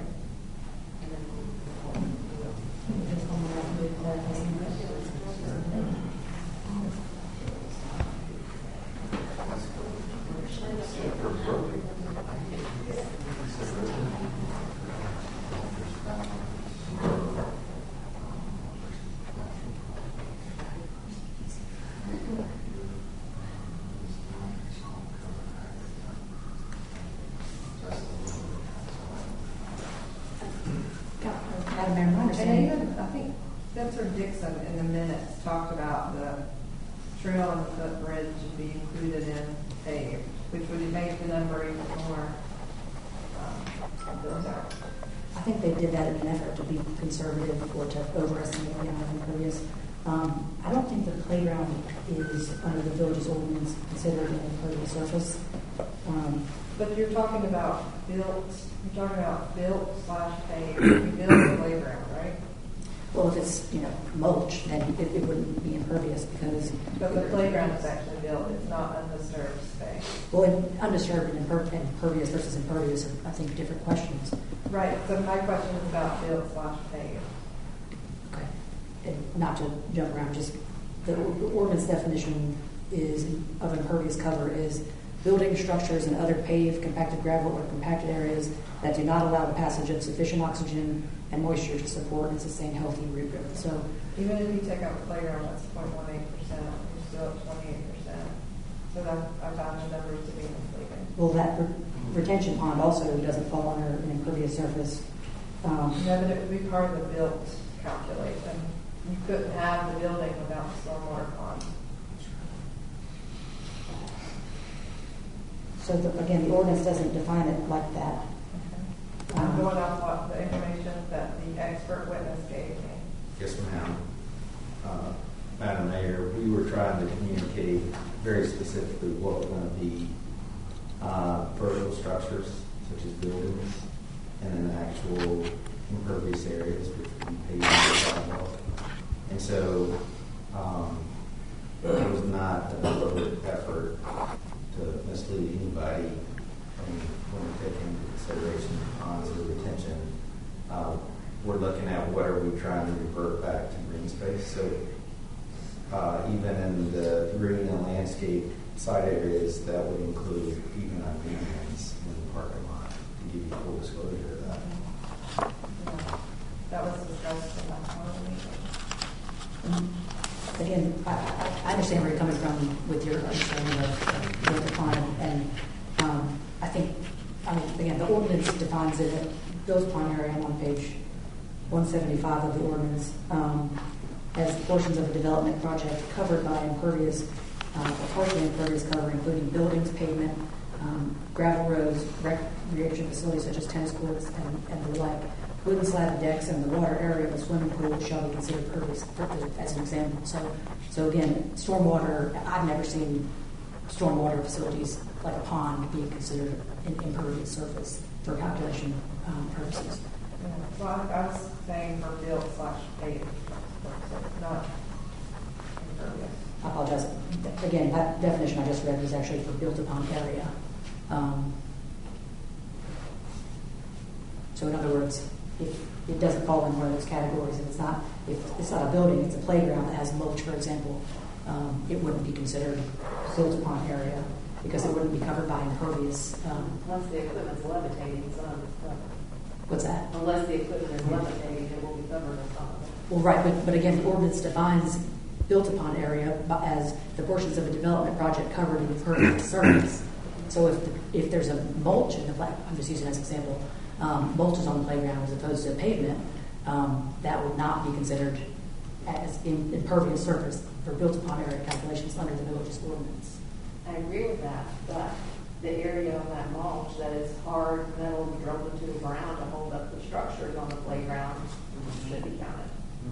Because it's impervious. Yeah, Right, and it's minuscule, but it's not an all or nothing, and there's been Fair enough. multiple ways of trying to show here's building area, here's paved area, here's green area, here's undeveloped area, and just trying to reconcile the different documents we received. Sure, and again, not trying to be misleading, I think, green space, for example, could be space that, as Pastor Ralph mentioned, a medium that has trees in it is green space. It is there are trees planted there to provide greenery in that area. That doesn't mean it's never been touched. That's undeveloped area, right? So, and then again, with impervious, that medium tree planting area would be considered pervious, and it would not be considered, quote unquote, built upon area, although it would be something that would not be undeveloped, if that makes sense, under a strict definition. I still can't hear.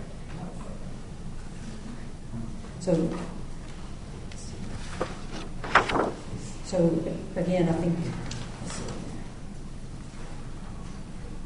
I see where you're coming from. I think that there's a 500 square foot discrepancy with regard to building area that I see. And to your question, council member, where you raised the 200,000 number, I don't know. I agree with my number, so it's my calculation here. Oh, that's okay. But I'm still trying to get at, if you're looking through the phases of the bill, or each one of those numbers independent, or they come together. Like you have a 600 seat auditorium worship space today, you're going to 1,200. And so we're trying to just understand the number, with this expansion and that's all. So in other words, in those calculations, are the existing structures or impervious areas taken into account?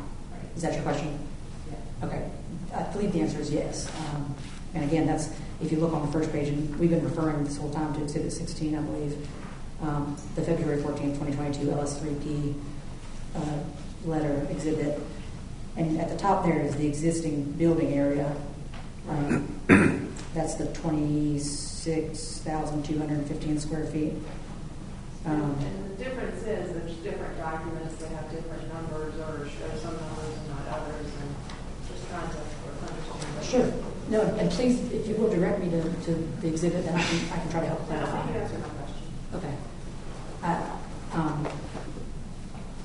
I think Exhibit 16, again, is designed to kind of try to clarify those things, but if you find discrepancies, you have to try to work through those with you.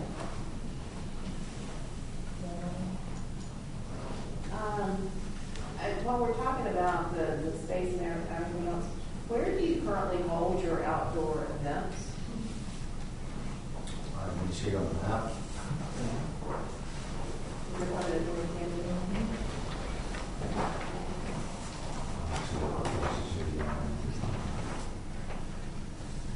But that's not it. No, I meant from the regulations. I didn't know. Where do you hold them today? Currently, this area out here is active space. Area of James. Where you do them today? Now,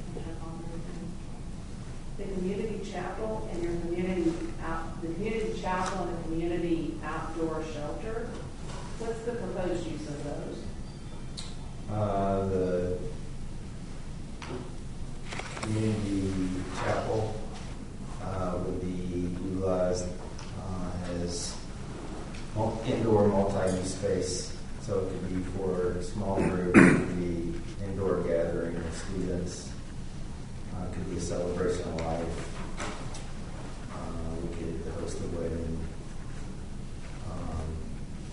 it could be trainings. We separated it from the main building with a desire for the community to be able to use it primarily. As far as that, right now we see conflict with stepping stones and the community using our main building currently for security reasons. So during the day, opportunity for the community to use it. The outdoor pavilion would be for small groups to get together for cookout, somebody from the community to have a kids' birthday party.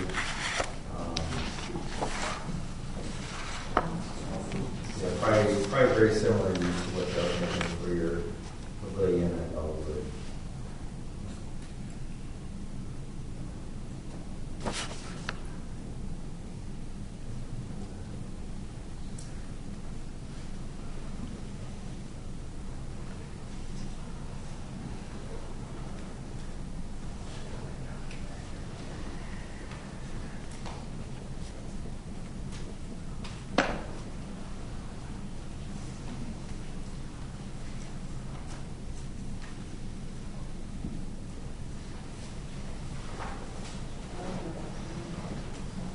So, in ordinance 156-089, there's some additional review criteria for an SUP. One being that the proposed use will be compatible with the general characteristics of the area with respect to the location of structure. To me, the gymnasium being 145 feet from an existing house is not compatible with the general characteristics of the area due to the location of the structures. Would the school be willing to relocate the gymnasium?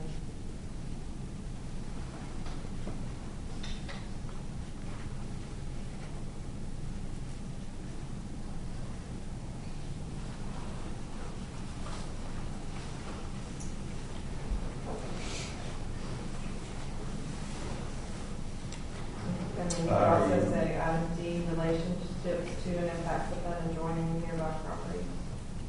So are you proposing that we consider bringing it away from the property line and putting parking on the outside of it? I'm just asking if you'd be willing to move it away from the house. Yes, ma'am. And as there would be additional students and additional traffic and additional people on campus, what I'm seeing in the depictions is more aluminum building. Especially like the auditorium or the gymnasium. Even the expert said it would probably have to be better insulated to prevent some sound. Are there plans for that? Are there plans for us to mitigate sound? Inside the building, especially if they're more aluminum. I guess. And what plan that is? We would rely on the sound engineer to help us mitigate that. The sound engineer and the architect reference that there's a new construction design for sound mitigation. And that community chapel, we're looking at conventional construction with that versus it being a metal building. Will the church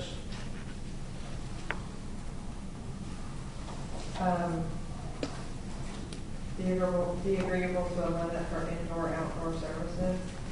I think the expert said 70 dBA slow and 55 dBA at night. But I don't think 10:30 is an acceptable time. I think it would have to be earlier than that. And I think you said your Christmas service was over at 8:30.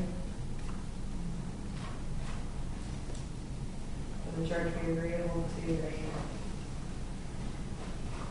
noise limit for indoor and outdoor services at the property line? What would that noise limit besides 70? Well, per your expert, it was 70 dBA slow of the day, 55 dBA at night. Are you asking specifically about the measurement of the sound coming from inside the structure as measured at the property line? Any sound measured at the property line. Fair enough. I Any guess sound amplified or not, any sound amplified or not at the property line. I guess We referenced 70 dBA at the property line from amplified sound. That was, right now, there's no limiting conditions on, there's no ordinance in the village of Wesley Chapel that limits it. We made a voluntary concession that said 70 decibels at the property line from amplified sound.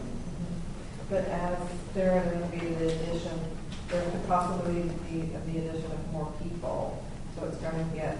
But the sound is the sound. 70 decibels is 70 And decibels, what we whether heard there's one is- person or whether there's 1,000 people. And what we heard and presented last month was that you could clearly hear everything, so it felt like it was much higher than 70, and we don't have objective measurements from what was done at the source, if it was inside to outside or from particular point to the outside. And nighttime, when you look at the map of the surrounding houses, people have small children, so to have 70 decibel noise and your backyard effectively is very disruptive, which is why we were asking about the 55 decibel, which is common in other communities, for your expert. I don't remember 55 decibels at night. Maybe I didn't hear him speak to that. We offered that as a limiting factor so that there was some measurable ceiling. The goal was not to introduce 70 decibels to create a challenge with the village. We could remove any sound limitation if that was more desirable. We offered that so there was a limiting factor because the village didn't have a requirement. Right. But as part of the special use permit, there is the allowable, reasonable, and rational conditions. That's right. Well, there's no, again, I understand your characterization of the testimony. There's no objective measurement of that noise either. So I don't know if that whatever somebody heard at their property line, there's no indication that we were exceeding or we were around 70. Right. There were no measurements made, and even when the outdoor service was simulated, we have no idea if that was truly reflected. Just your word against the expert. It was not done by the experts to go in, set up a controlled experiment to say we know exactly what we're generating at for the indoor service, we know exactly what we're generating at for this outdoor service, and to measure at multiple points. Because when you look across the property line, there's various levels of closeness to the various properties, right? And so there were just a lot of things in there that, I think could have been done differently, from whether that's leakage of noise from the existing building or from an outdoor event, or speakers were placed and everything else. And the expert testified to, in some municipalities, a nighttime level of 55 dBA. That was where that was coming from. Of like, is that a better target? No, I don't know what 55 sounds like either. But from comparisons to 70, I certainly wouldn't want 70 in my backyard. So I believe the number suggested that's where it came from. I don't recall, and I don't know if he was speaking about later at night or anything of that nature. I think he was referring in general to Charlotte's ordinance as a basis or background. There was a number of reference to your point that there was nothing else to find here. We were asking, and we probably asked, what are other towns doing, looking for some sort of reasonableness measure. And I take your point about with regard to whether or not the simulated service was accurate in terms of the decibel level that was emitted, but the limitation of 70 decibels that's been proposed at the property line is designed to give a threshold to stay under. So even if, for example, that was not accurate for whatever reason, not that I'm suggesting it was. Right, and there's two issues here. One is the measurements and evaluation that was done, and two is going forward, what are reasonable limits to put in place for sound level and time of day and night to have them, as well as frequency and time of events and everything. where people don't fill in or ended up sitting, next to PNC Pavilion. Sure, I understand that. I will submit that the that conditions that are proposed by council have to be tailored based on the evidence that's presented. And there was no evidence that was presented that, there's an issue that relates to exceeding 70 decibels, or that 55 is more reasonable, or that sound wasn't background sound caused by Cuthbertson Middle and High School and Friday night football games, anything of that nature that would... We heard the Christmas Eve service. Very clearly. What heard where? I don't think there's a reference that you can't hear activity. We can hear activity at the high school, we can hear activity from community pools. I mean, there's not an expectation that there's no. But activities at the high school are typically a game once a week or something. And it does get into frequency, it gets into the time of the day and the night, and the total sound level. And I think we put the fact that it's a residential area, primarily single-family homes, in close proximity, and you're increasing if you're expanding the campus, there's going to be more going on. So it's reasonable to set a definite objective limit at the exterior property line for the day and the night. It seems reasonable. So if you want to expand your campus, you set a definite objective limit. That's what we did. I believe that's what we did. We offered there was no limitation. We volunteered a limitation of 70 decibels. Can Wesley Chapel set that limit for the town of Wesley Chapel so that it's applied evenly and fairly to everybody? Is that something? Of course. I think we would abide to anything you guys put in place as, for everybody as a community standard. Yeah, that's a great idea. It doesn't tell them for this particular purpose is what we're looking at.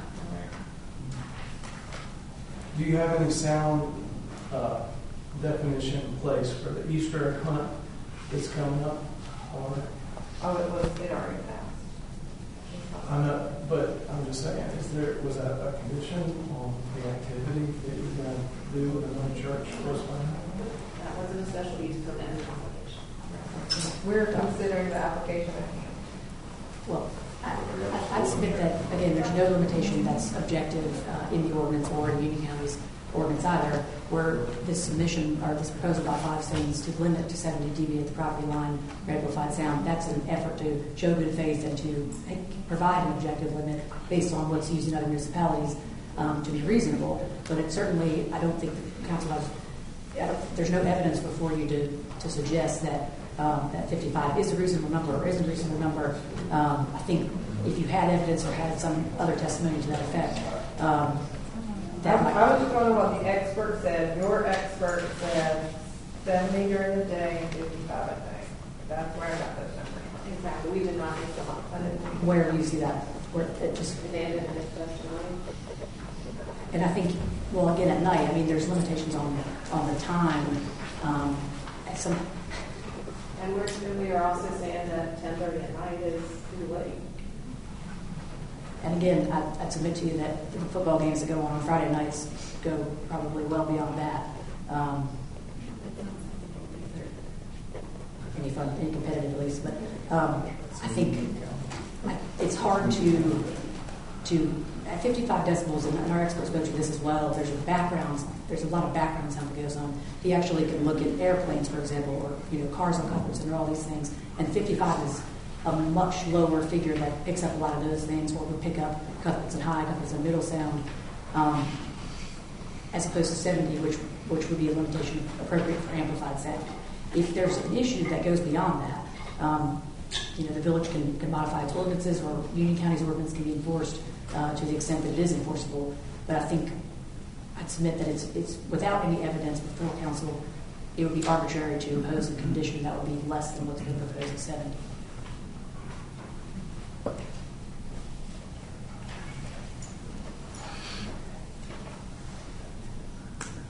That's unfortunately he's not here to explain the 57.4 decibels that was achieved at the simulated outdoor service on that relates to the 70. That was with amplified sound during the day, based on the simulated service.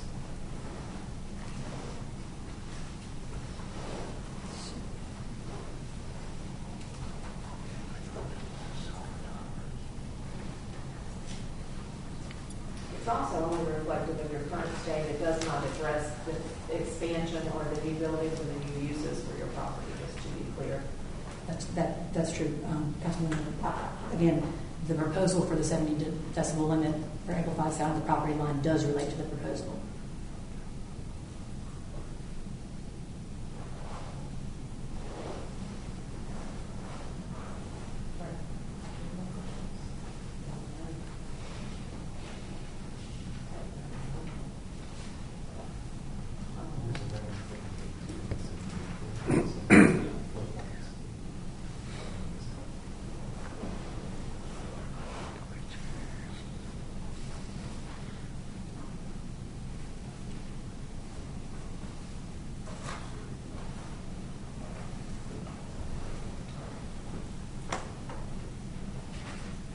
Madam Mayor, if we were to say we want to outdoor amplified sound, we could run 930.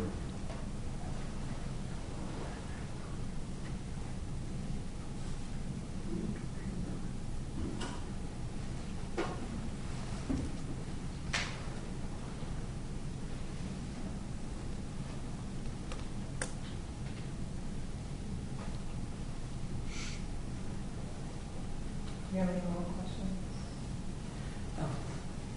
The expert's not here, so I don't see anything. Well, if you know what the questions are, we might be able to help clarify some things. Questions for the sound expert in terms of, what experience he has in similar situations with a facility in a residential area, what mitigations or controls they may have been able to do to help reduce the noise for adjacent properties, and questions about what the appropriate equipment calibration training certification would be for any equipment for self-monitoring that should be used.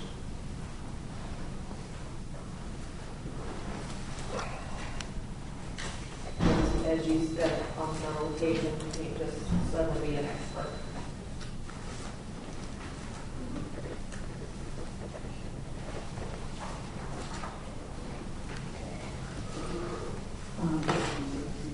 I do have, the expert did conduct an analysis of calibration of the equipment and determined that it was calibrated properly. Of this equipment, I'm talking about plastic. No, he conducted analysis of 5 stars of audio, like measurement equipment. And I, Ms. Bennett, do you know what exhibit 4? Sure. Pardon? We're on exhibit 28. I'm sorry. Oh, you want to do another exhibit? I was going to submit these. Would be 28, yes. Yeah. I'll show you also exhibit 28, which is.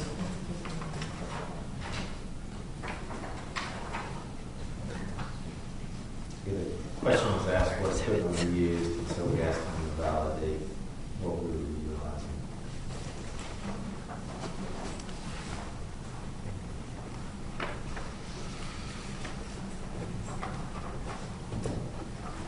So this is what you currently have, and how much is used, and is this the recommended equipment? So there was never a request of us to self-monitor. It was something we did. And so when we shared and then provided our logs of what we had in the 5 minutes, the question was asked, what was the type of equipment that we were utilizing, and was it appropriate? And so we asked Wade to look at it and verify it for us. And so that was the equipment. Because he did recommend self-monitoring in his report. And so I'm just saying, is this the type of equipment or example equipment he would have recommended to be used? I know you can just win advance and purchase it, that's fine, but I was just asking, what you have, is this what you would have needed for? This is a device that their engineer recommended. If you want to see what it sounds like, I'll be glad to put it in front of you. You can read it as you talk. The question relates to 5 zones, I'm not sure. But we can have a conversation about that later. But in general, because he did recommend self-monitoring, then it leads to the question of what's the appropriate equipment, what's the appropriate locations, measurement, calibration, training, certification, et cetera, that you should do if you're going to do that. And that was the question I had. well, what's been proposed is at the nearest property line for sound measurement. So that's as far as location, that would be the location. But nearest property line and to the sound source. Yes, ma'am. And when the source is coming from 7 different buildings, perhaps. I just made that number up. I actually have county cameras coming. You could have sound coming from the school, the gym, the worship space, the chapel, outdoors. You could have multiple things at once, perhaps. There's just a multi-purpose facility. And so it could be in more than one places. I think there needs to be a documented procedure and protocol in place with designated locations and frequency of how to measure, because as the expert talk, temperature, humidity, other things of how to impact time of day, sure has an impact on the measurement, so that they are done and monitored and recorded, and we would be asking for audit reports to be shared with the village owners, to be honest with you. And again, Councilmember, I just, as a reminder, this is not a requirement of the village, and it's not a requirement of the Unity's ordinance. So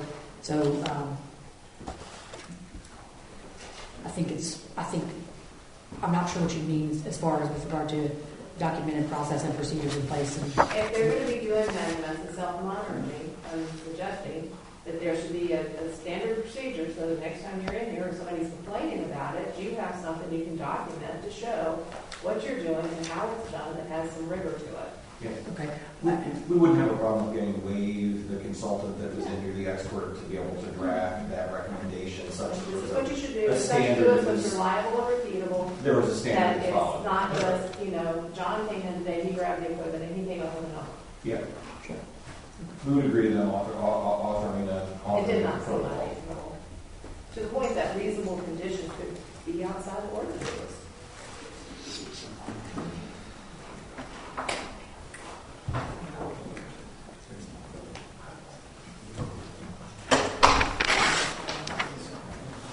So the student count you reduced to 650, so my assumption is that 325 for each bell schedule. This is the 800s originally scheduled for the 2 bell schedules. NCDOT approved up to 400 per bell schedule. That's something that maybe could be discussed. I'm not sure. But I think the NCDOT, the improvements are based on 400 per bell schedule. True, So. but the number was originally 800 and reduced to 650, it's not just that. It's they could eventually just do about half. I think it's yet to be determined. There's not yet determination of exact grade numbers. The expert in the analysis is factored in 400 students. We conceded it made it less than that. But I think the future will determine, based on school and class sizes, that it won't exceed 400 in any bell schedule. It'll likely be what makes sense from a grade standpoint. You would want to have the elementary students come, maybe elementary and middle and then high school. So I think having that flexibility would be good for one way or the other to kind of pad that out, because you would never exceed 400, but it could be closer to an even split, or it could be a 400-250 split. Just So I'm assuming if you'd done the 800, you'd have a half hard 400 split. What's that? If you'd stuck with the 800 number, you'd have a hard 400 split. That's correct. Yeah.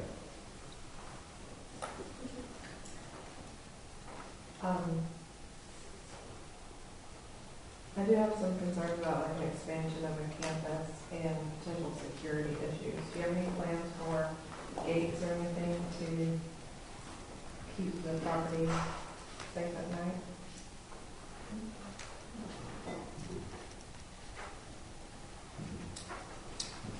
No, ma'am, there's no plan for us to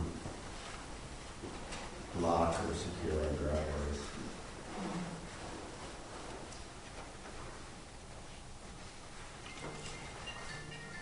We do have security video footage, which is used when the people that have trespassed to get law enforcement involved. That as there's been corrective actions to take with individuals that have been abusive on our campus. So we've got security measures in place that will be expanded of similar capacity as the campus expands.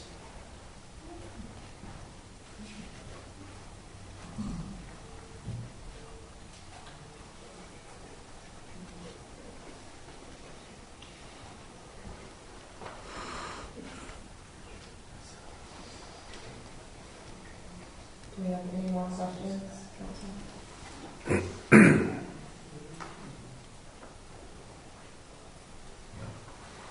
you have any more stuff for us before we close the public hearing? The ordinance says that any additional conditions imposed by council, the applicant will have time to consider those. I just want to make sure I understand what those are, so we can properly consider those before council decides to impose them or not. For example, relocating the gym, I don't know if that's possible or feasible. It's something we can look into. But if that's something council would like us to examine, we can. But we can't do it tonight. I think it would be helpful if we could have an open conversation to talk about conditions that would be appropriate and reasonable, whether or not they're in the ordinance, in the sense of being a good neighbor and having a facility that can give the maximum use of the facility the way desired without infringing upon the rights of others. That there are some conditions in there, as well as ability to ensure adherence to any of the different standards, and to think about just some of the operational ability of things and functionally. What conditions do you have in mind? Be happy to consider anything that council raises for sure.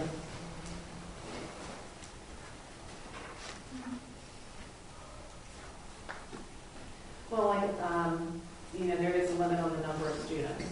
So if the limit is going to be 400 per bell schedule, then I think that's a condition we need to write down. The bill not to exceed 400 on bell schedule, right? That's what the TIA says, but I think it needs to be a condition, for example, in the document for the K-12 school. It needs to be selected which bell schedules you're going to use. There were two that were presented as acceptable, 7:15 to 2:15, and 7:45 to 2:45, or 7:30 to 2:30, and 8:30 to 3:30. You need to select one. That was what was listed in the TIA. That seems like a reasonable thing to include as a condition. And then to address the stepping stones of at what time they'll arrive, to ensure you have the 30-minute window. I think it needs to be documented in the conditions that 5 stones will adjust should UPCS, Union County Public Schools, change their bell schedule in any way, that you would have to adjust. That seems reasonable to put in as conditions to ensure that happens. That's so like us establishing in town right now is during COVID, the schools have changed their bell schedules. So. And frankly, the public schools have the same bell schedule. I think COVID was in the same when it started, probably. Very unlikely, I'm just saying, in the event that it happens, you have the expectation you would shift 30 minutes. That is correct. Yes. For me, they're right. That's all I'm saying. It just needs to be documented in conditions. Okay. Right? As well as what time the stepping stones will attend. What about staff? There was mentioned in the TIA about staff arriving or departing outside of those windows. To make sure those are things I think need to be listed in the conditions. Just because they were in a study or evaluation doesn't necessarily mean to be part of what we're looking at in totality. So some of those students, I think, that you can measure, I don't know how you can try to quantify staff. If an employee has to show up earlier, stay late because there's a student, I don't know. Well, I mean, but the other pieces can easily be. Public schools have an expectation of what time staff arrive to work. They do. Right? But then there's also They're not allowed times- to come in with the students, for example, right? So That's right. And part of it is also not leaving. And the very practical aspect is that they can't get out. I mean, if they're staff at Weddington High School, they can't get out because they're staff work. But they'll stay before or after on. But I'm just saying, those are things to be thinking about to minimize it. And I do think that also, when we're looking at these events in these peak hours, that it's really about trying to minimize any additional impact. Right? It's like making it workable, making it easy for everybody, because what you don't want to have, I don't think, is a situation where you set those schedules, you're expecting 400 students, and then you have parents that are all over the place, that they don't want to adhere to it. I think you got to have something that we can have some team. Well, I agree, but I feel like we need to, I feel like we have heard 4 months of information. We've heard countless hours of different possibilities. I think we need to vote on this tonight. Without conditions, we need to vote on this tonight. I think we need to have conditions defined and agreed upon before there's a vote. I disagree.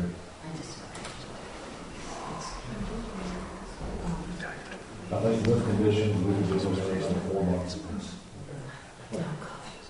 So, and Councilmember Boyce, I just point you to section 156.083, and again, I'm in no way trying to prolong this anymore, but I will note that it says here that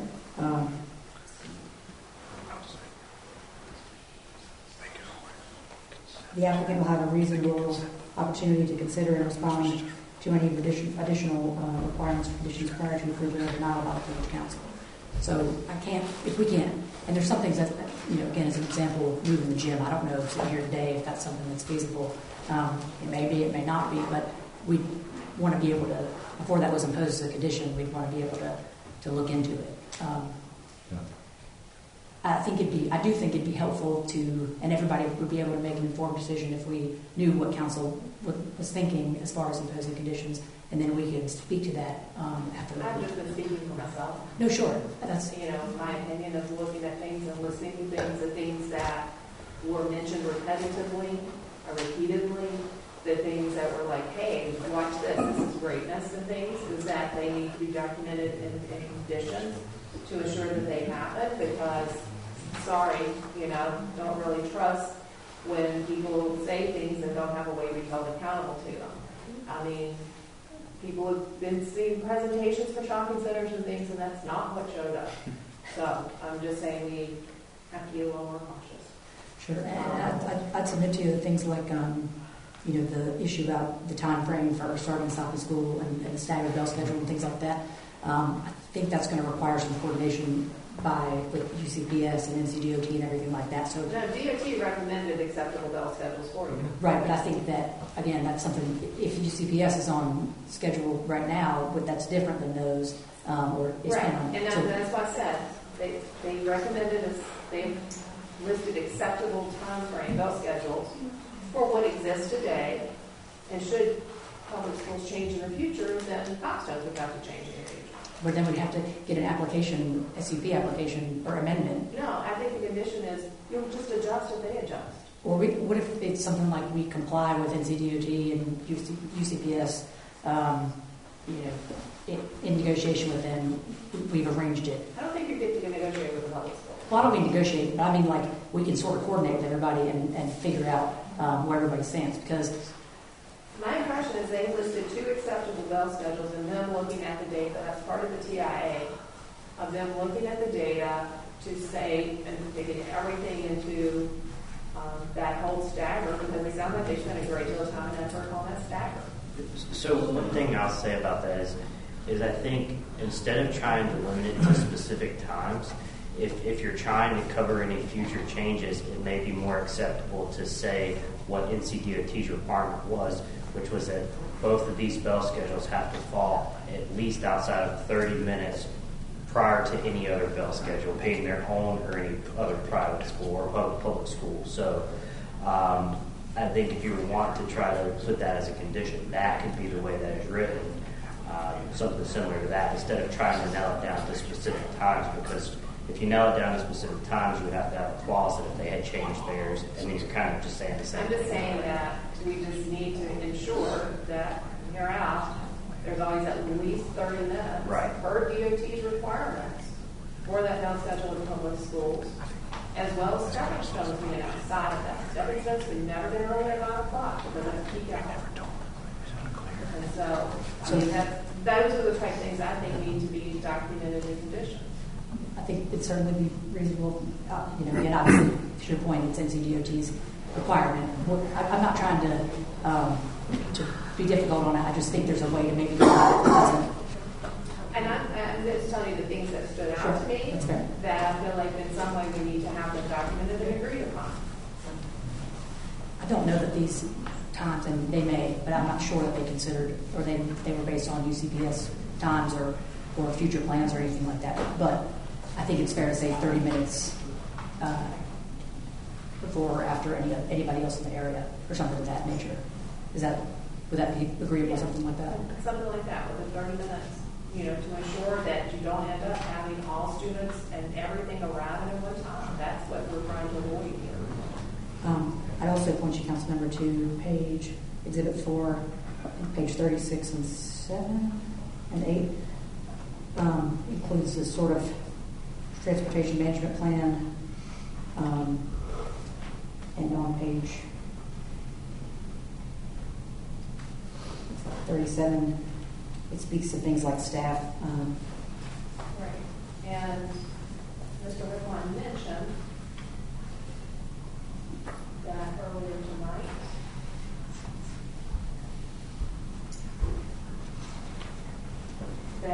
That's something that will be done in the future. If I understood it right. I was just pointing that out to you. But I think those are the type of things that need to be in there from what I understood. Okay.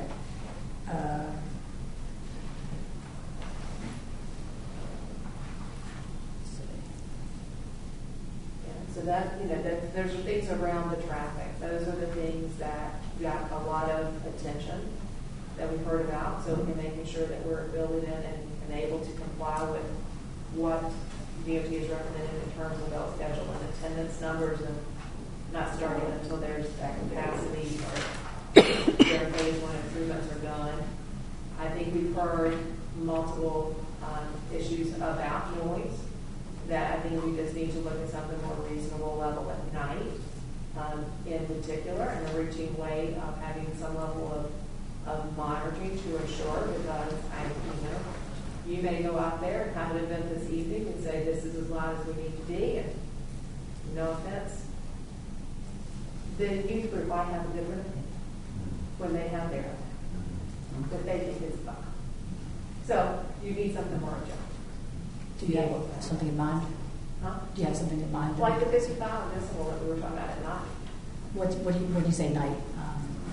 Well, I think night is like 8 p.m. and later, but I don't know what night is. I don't know what the definition. I don't, say you have a loud noise at 10 or 11 o'clock at night, frankly, I wouldn't be happy with that. Well, FOTSIC has already agreed to limit it to 10:30. Pastor Ralph also suggested or asked what y'all would think about limiting it to 9:30 in an effort to address your concerns. And I do think it would be good to have conditions on, and you mentioned it, about the architecture and design of the buildings to minimize noise leakage or escape. Is it like escape? Noise leakage, whatever it is, right? That, whether it's the gym, whether it's the school, whether it's the worship center, very little of that noise is coming out. So then it's not a problem with what you're doing in your facilities, right? It's not escaping to the outside to impinge on anybody else. And then with the outdoor events, there may even be something of thinking about architecturally regularly set up places for speakers or something. So they don't get, I don't know. That's for those people to figure out. Those are the type of things. Similar to light, right? Of like, how do you minimize the light so that it doesn't look like it's runway? When you add more parking and space for it, right? You have double-headed ones. You said they recommended to look at them singly, right? All we've seen is a sound study for what you have now and a light study for what you have now. We don't know what it'll be in the future. So it's like, hey, those should be reevaluated to be, kind of helpful in the sense that actively trying to measure it, minimize light pollution and everything else. Those are things that were brought up that we've heard that I think would be good to have some conditions around. We heard and saw pictures of a berm or screening or something that degraded over time. We've had the same problem with Dogwood Park. Things die, they get worn down. Then there's a commitment to maximize the berming, maximize fencing, maximize plantings and maintain. Those to me are reasonable things to screen the facility of the property. That was Exhibit 1, the Covenant Works proposal that was submitted. We'd be willing to try to implement that, certainly, as part of an effort to minimize Right. And I think there might even be something that perhaps is better to work with the urban forester to review and approve the list of plantings, native species, best things, and everything else. I don't know what the gentleman did or didn't do. I'm just saying those are places we could look. Councilor, back to your point, what's the name of the book? Right, the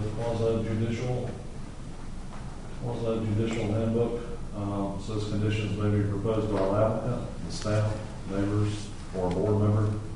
When the decision on whether to include them is made by the board. Council, I really don't think that we're going to know all the conditions until we deliberate. I think it's important to hear from all of us before we start thinking about whether we need to ask Five Stones to move their gym. That's why I said I was just speaking for myself, the things that I would think about. Councilmember Boyce, I just said that ordinance requires that we have an opportunity to consider proposed conditions prior to the council's vote on approval or disapproval. It's not, again, certainly don't want to extend this, but I do think we can't speak to certain things, being able or not able to do certain things if we don't have an opportunity to look into it. Example would be the sound. We can have ways proposed procedures that we can put into place and agree to, but we have to have an opportunity to do that. So, if to the extent that it's helpful for council to discuss it now, and we can, try to look into it and then come back to y'all. I think, again, the ordinance requires we have that opportunity, but also I think it'd be helpful for everyone involved.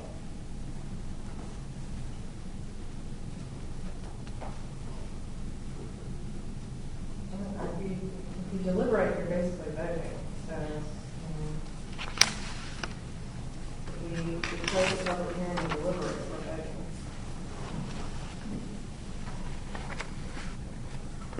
I think a more general discussion would help. I don't think it has to be formal deliberation so much as it just needs to be something we can take with us and look into. Do you have anything in mind, Councilmember Boyce, as far as conditions that you'd like to propose? No, I've not heard from the other members. Because we are only allowed to talk in here. I'm sorry. Because we're only allowed to talk in here. Here in the public hearing is our only time to have these kinds of discussions. So that's kind of where we are. Well, certainly.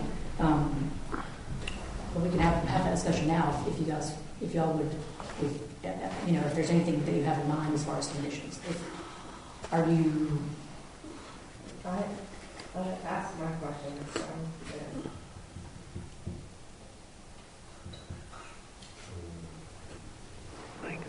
I mean, are you guys thinking that there's no conditions?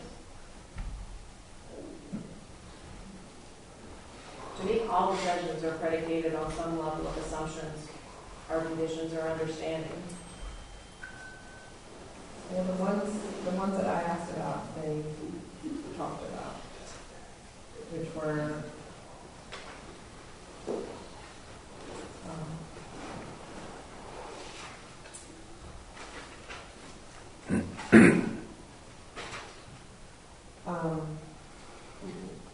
well, obviously, no more than 200. It says it in the letter, but I want it stated that, like in phase 2, traffic improvements must be in place before the traffic improvements detailed in the NTSD, whatever it is, letter, including the signal, must be in place before moving above 200 students.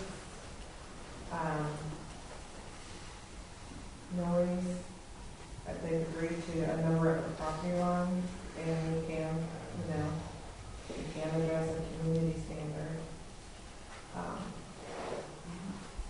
It's the gym. To me, this reads like this: the proposed use will be compatible with the general characteristics of the area with respect to the location of structures.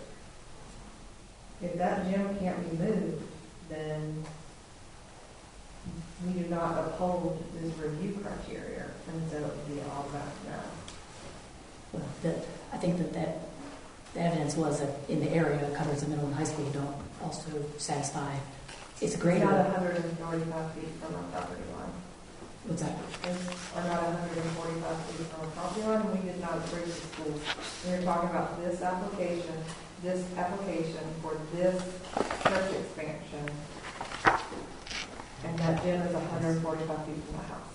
So I'm talking about that based on this additional review that you're in. So if that gym can't be built, to me, we do not have a compatible use. When you say the area, do you mean all of Wesley Chapel, or what do you? I'm talking about this application. It says this expansion in my additional review criteria. It says the proposed use of this application will be compatible with the general characteristics of the area with respect to the location of structures. So I don't think that a gym 145 feet from a house is compatible with the general characteristics of the area. But the general, I'm just trying to get at what do you consider to be the general characteristics of the area? In other words, compatible with, I mean, it's compliant with the requirements for the district. It far exceeds, in fact, the minimum standards. It also exceeds, as the testimony was from Mr. Hill, that it exceeds the distance from every other school in Wesley Chapel. I'm not talking about any other school in Wesley Chapel. I'm talking about this proposed use. And if the gym is 145 feet from the property line, I'm just one voice.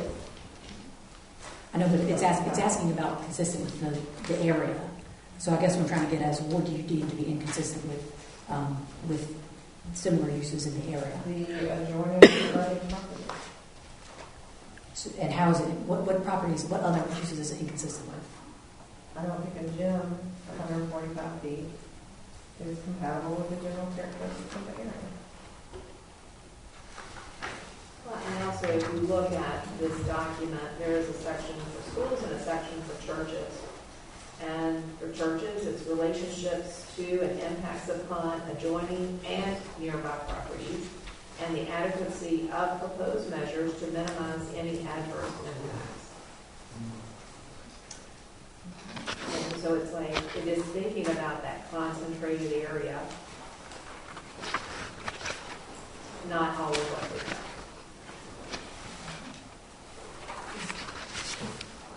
Just know that the church uses as a use of that property is already approved by the village. But I was just using that as an example, but it's in the same ordinance of adjoining nearby. It's like not trying to be the entirety of the village. Mrs. Mayor, if 145 feet is not compatible, is there a distance that is compatible from your perspective? So if we're beyond what the ordinance is, but that's not meeting your expectations, could you help us understand what that would look like?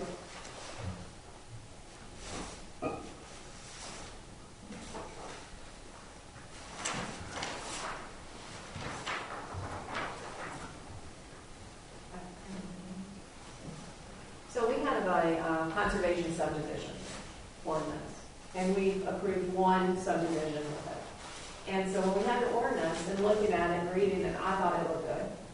I was like, okay, this makes sense. And the objective is to retain trees, green space, and so that you have the best of everything. But they followed that. But then when they went to put it in, they put their facility, what they were going to build, closest to existing neighbors and left more green space for what was going to be within their internal area, which was not really kind of what I was perceiving it would have been. I would have expected it to be more isolated around and separating it in so that you appear to disappear, right? So that's where I come from when I think about it, is like, how do you avoid from being on this particular property that you're not staring at a gym, right? That is there a way to where it's more of that green open space buffering? And I don't know, I'm not an architect. And I think when the land planner, and I'm not the land planner, but I think when he had laid the campus out, there was some intentionality of the buildings actually become a better buffer than, say, parking areas, which would have headlights and sound of doors, where a building has sound, attrition features that go into it. And same thing with the berming and landscaping. There was intentionality to try to create that as a means of a shield. Well, some of those features could be pulled closer to the inside of the campus. What you do then is you push other features that are against the property. For example, headlights that are parking, coming or going, would to me feel more intrusive than if there's a building that's there that's got the right sound of attrition to it that's blocking or separation from the neighbor. But I guess it's up to. He actually has both. He has the parking lot and when you look at that particular property. And I am sure when architects and land designers look at it, they're trying to maximize space, and they have considerations like that. Those are not things we've heard. But I also don't know whether there's other things that can be done to help it blend in and better. I don't know.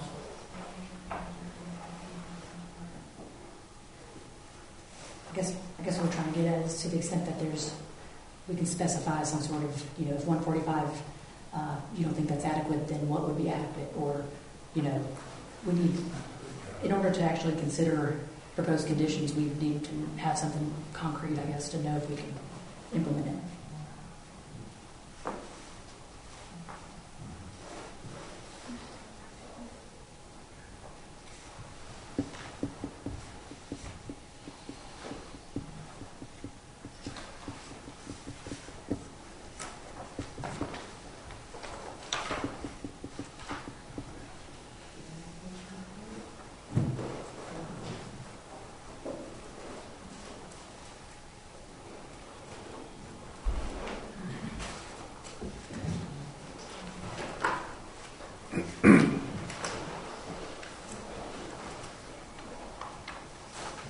Is there a berm between the gym and the house? So we were looking at what the finished grade ends up looking like, and so it's going to be a situation of our desire would be to try to maintain as much of the existing vegetation as possible because of the maturity of the trees there. And so any areas that have to be cleared for grading that presents the opportunity to burn, we definitely desire to do that. Where we would remove some of the existing oaks that are in the area to create the berms. I think that if you could maximize the burning wherever possible, That's to our the point of intention. anytime you have to clear, that it's a berm and then fence or trees on top, and then you're really building That's up the space, especially where you're going to have a new driveway. As an opportunity near that property. Or if you have to build, as you start building the parking lot, I don't know where the sewer and water lines might go.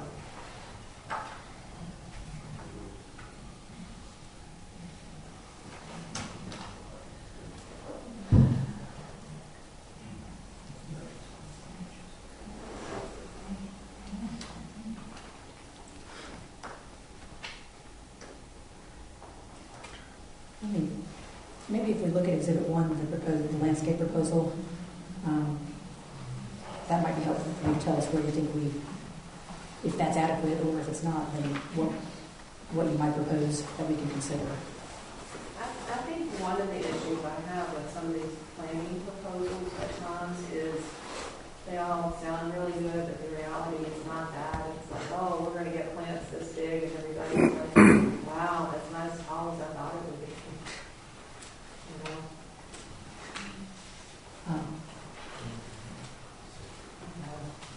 Again, if you have any specific proposals that we can consider, we'd be happy to do that in addition. I'm not a plant person. I just know evergreens are good. They're always there for them. You want diversity because if something gets in, it kills one of the fall off. That's very true.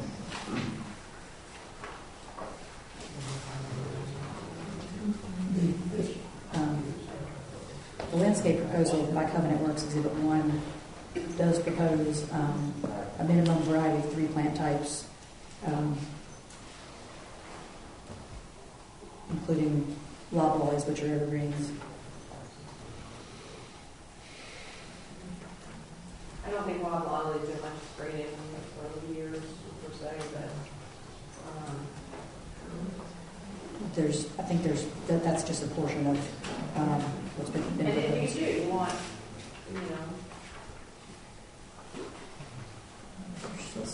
and we want them to survive. If we don't want you to have to replace them.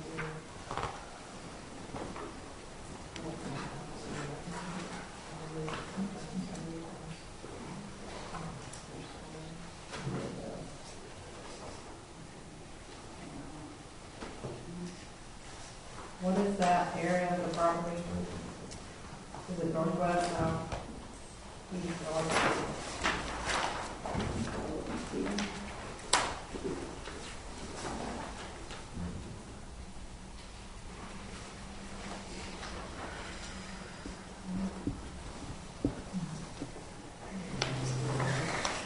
Northwest.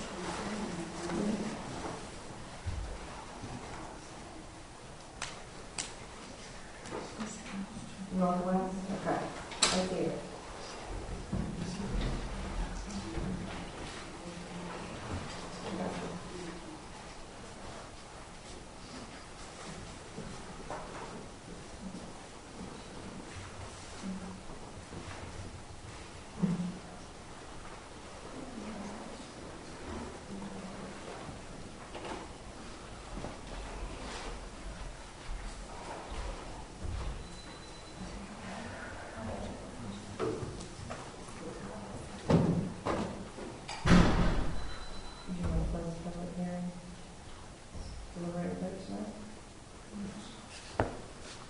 Do you have to close the public hearing, deliberate and vote tonight?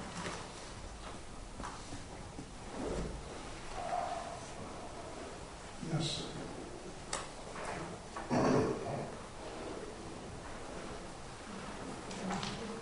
All right, do we have any further questions on that? This is a procedural note. I don't think you have to close the public hearing in the sense that you're not allowed to ask questions of us or discuss conditions with us any further. Like I said, to have a productive dialogue, it would seem like we'd want to, have that discussion, as you noted, Councilwoman Bailey. And I think you're not required to close it fully in the sense that you can't consult with us or vice versa. Are those questioning eyes? Look there, yeah, no, that's accurate. That's your choice. I mean, different councils all over the state do it different ways, where you can close it and be done and close it and deliberate, or you can keep it open while you're deliberating and then close it at some point thereafter. I mean, it is a little fluid, but Ms. Trilling is right in that if there are conditions you're going to impose, the ordinance does require them to have a reasonable period of time to evaluate those and come back to you with whether or not they're willing to agree to them. But if we're talking, if we keep it open, does anybody just get to talk, or is it just us? And that's up to you. You control the hearing, right? I mean, you control this session. So if somebody pipes up and you don't want to hear from them, you don't have to accept it. And you can also, you don't necessarily have to continue to take evidence, but if you want to be able to ask, once you close it, you're not able to ask any more questions, and there wouldn't be a dialogue about conditions or anything else.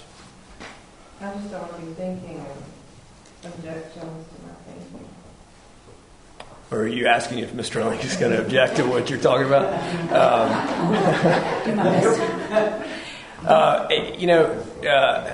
I can't foreclose that possibility. Obviously, I'm not in her mind. I mean, so if you were, I'm not thinking of something right now that you might say in your deliberations that would be objectionable, in that you're not giving evidence, you're just talking about what you've heard. That makes sense. And if you're, again, I think if you're in essence done taking evidence, you don't necessarily have to take additional evidence, even if you have, you might have a clarifying question, or you might want to go into the conditions issues as well. So that's a long way of saying it's up to you.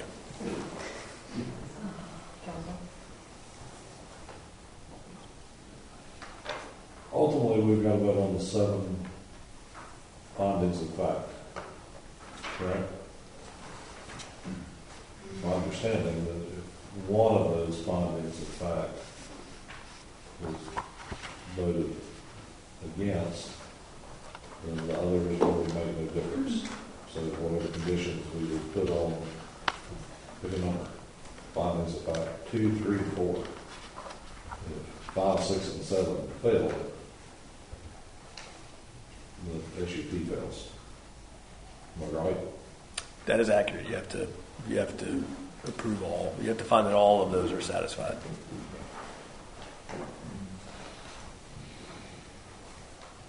Do we want to leave it open or close it? Or stop taking evidence? Both. Close it, stop taking evidence, in my opinion. I'm just going to stop taking evidence, and if you, I don't know how you get around David's point with conditions could change you approving or not approving. So to stop taking evidence? I mean, may I interject one more time? I mean, sure. You also don't have to have a dialogue about the conditions either. I mean, you could say these are the conditions we want to impose, but if you're going to do that, you still have to give them the opportunity to understand what your conditions you want to impose are and say whether they're willing to do it or not. Okay. And that'll give us time to boil them down into writing so that all parties understand what is being asked or imposed. So we can close the hearing and deliberation, because that will give them time, if we come up with conditions, to talk about. I think. Go ahead. I was going to say, I think it makes. I don't know that there's anything's going to come up if you don't close it. In other words, I'm not trying to object to you, Madam Mayor. I don't think. But again, this is not in the context of giving evidence or having a third party give evidence or something of that nature. But I do think it makes it hard for us to have any sort of dialogue or any sort of discussion of conditions if we can't contribute at all, to that hearing. In other words, if you want to suggest, like we're talking about evergreens, we can't have these conversations if the public hearing is closed. But like Bob said, we could give you time to discuss that. Right? Well, so if you're discussing, deliberating but leaving the public hearing open to the extent that you have questions for us, and again, if you don't want to take any further information, you don't have to, but if you have a question or you want to propose a condition, then we can discuss it. That doesn't, I don't think, jeopardize anything for council in deliberating or discussing, but it does allow for us to have the opportunity to consider the conditions that are being proposed as the ordinance requires. Right, council, I'm just one person.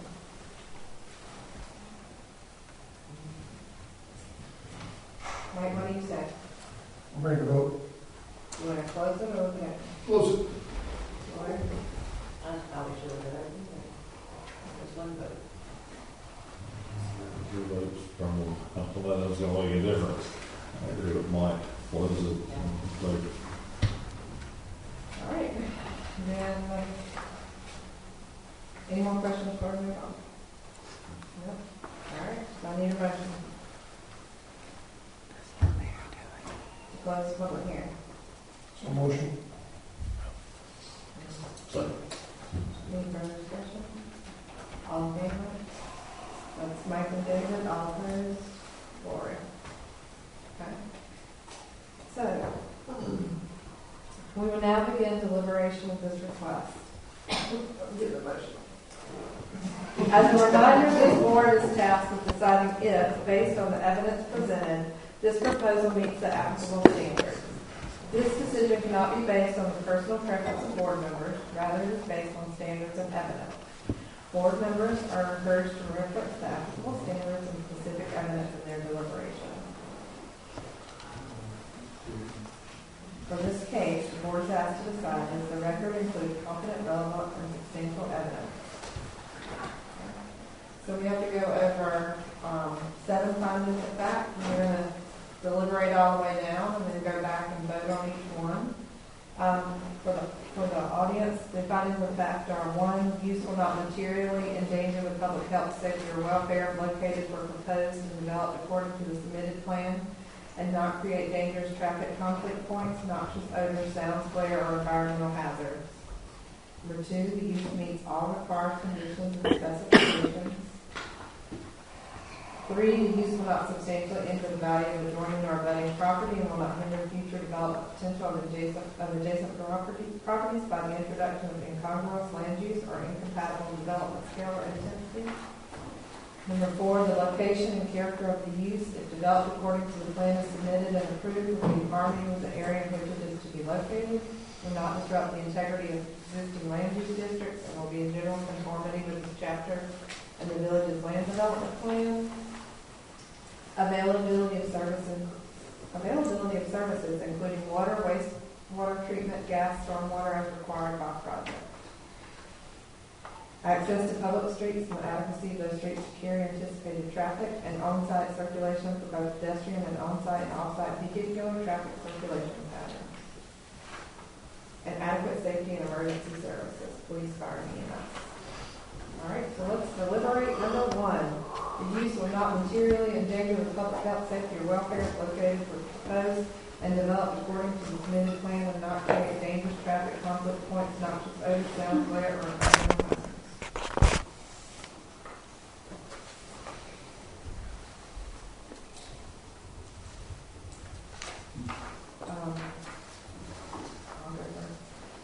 We did have Mr. Michael Wakeline present in the December meeting.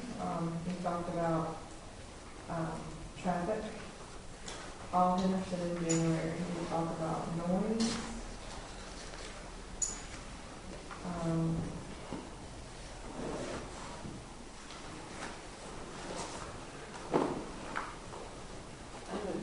I would say that perhaps to break them down by those pieces. So if we were to look at traffic as one set, noise or sound as one set, light as one set, maybe might make it easier. Okay.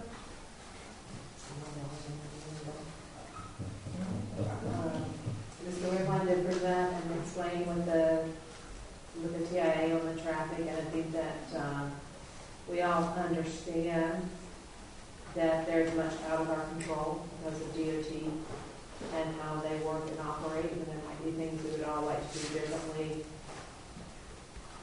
But it was done, and the software that they use demonstrates that it would not worsen traffic.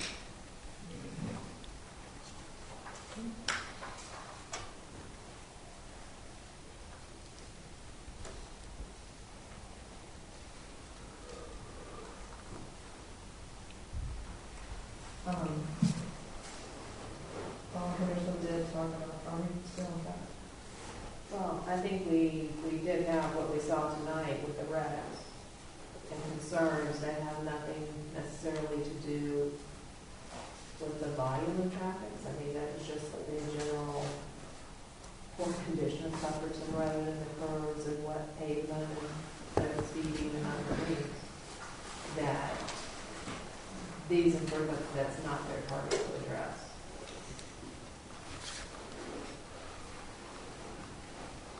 Right, those videos are just the existing conditions. Right, and there's limitations on how to get to it. I wish that would have been. Without so many traffic permits.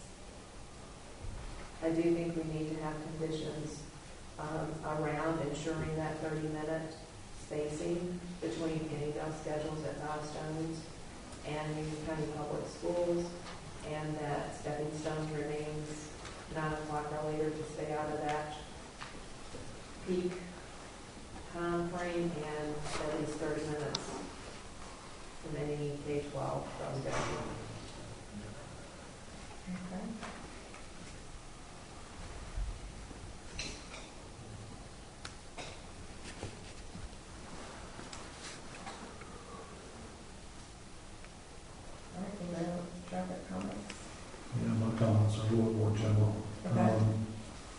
For the TIA, with the identified improvements, Five Stones is not expected to create extensive intersection issues, except for a 30 to 60 minute period of high congestion during the school year for morning arrival peak hours only. That was on page 4 of the TIA. I've got some concerns about inconsistencies within the TIA reports for Five Stones compared to daily weekly. I think Five Stones TIA said that there was a 3% traffic growth, and weekly said that there was a 4%. And when I asked about that, Mr. Wickline said that there is an opinion-based factor between engineers. We talked about Elkerson being in Waxhaw municipalities, and Wilson Chapel municipalities, and unincorporated. And Mr. Wickline addressed those by saying that the growth rate should take care of that. I want to read something from the quasi-judicial handbook. It says non-expert witnesses can also offer factual testimony about traffic. For example, a non-expert witness may testify about traffic accidents as he's seen at the site, the amount of traffic that he or she has experienced there, or the condition of the roadway. These are all observed facts. There's gaps within the TIA that I don't agree with. Fairfax Farms, that's a community. If there's traffic that's generated in that community, whether it be deemed a light use road or not, there's still an impact that's going to take place at that intersection. The report that Lori J. Submitted to us with Exhibit 24, showing accident report at Culberson and Newtown. Exhibits 19A and B showing excessive traffic backups in the afternoons, not in the peak hours in the morning, but in the afternoons. And then Mr. Martinez and Mrs. Brown's testimony and their Exhibit 26 showing the videos trying to get out of Fairfax Farms. I think that shows that there are conditions of the roadway that need to be taken into account.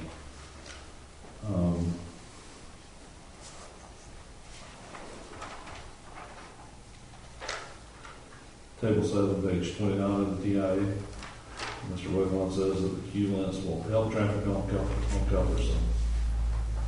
I understand the stacking, but I can't understand how anything that's going to bring 650 students, 80 staff, and another 280 students and 40 staff, how that's going to help traffic.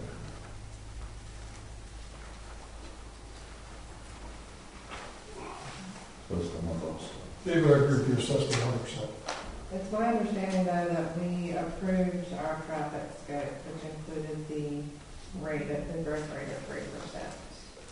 So we approved it. So, and I think we approved the scope of the traffic study, which didn't include Fairfax Farms.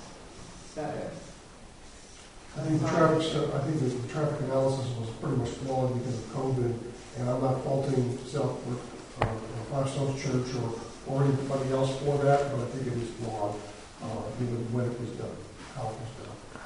And I agree with that. I think also the fact that it was added in isolation and not at the full extent of the roadway.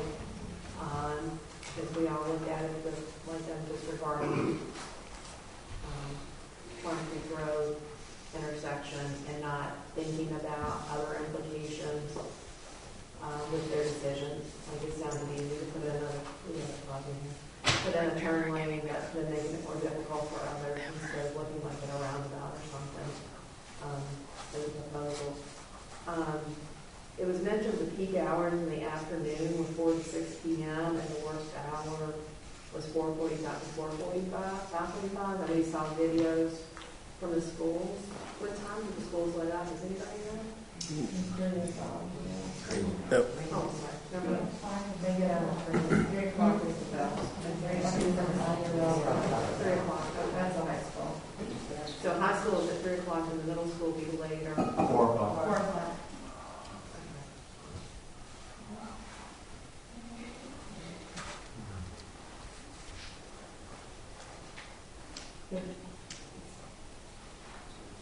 So the peak hour in the afternoon, 4:45, both of the middle and high school traffic's long gone.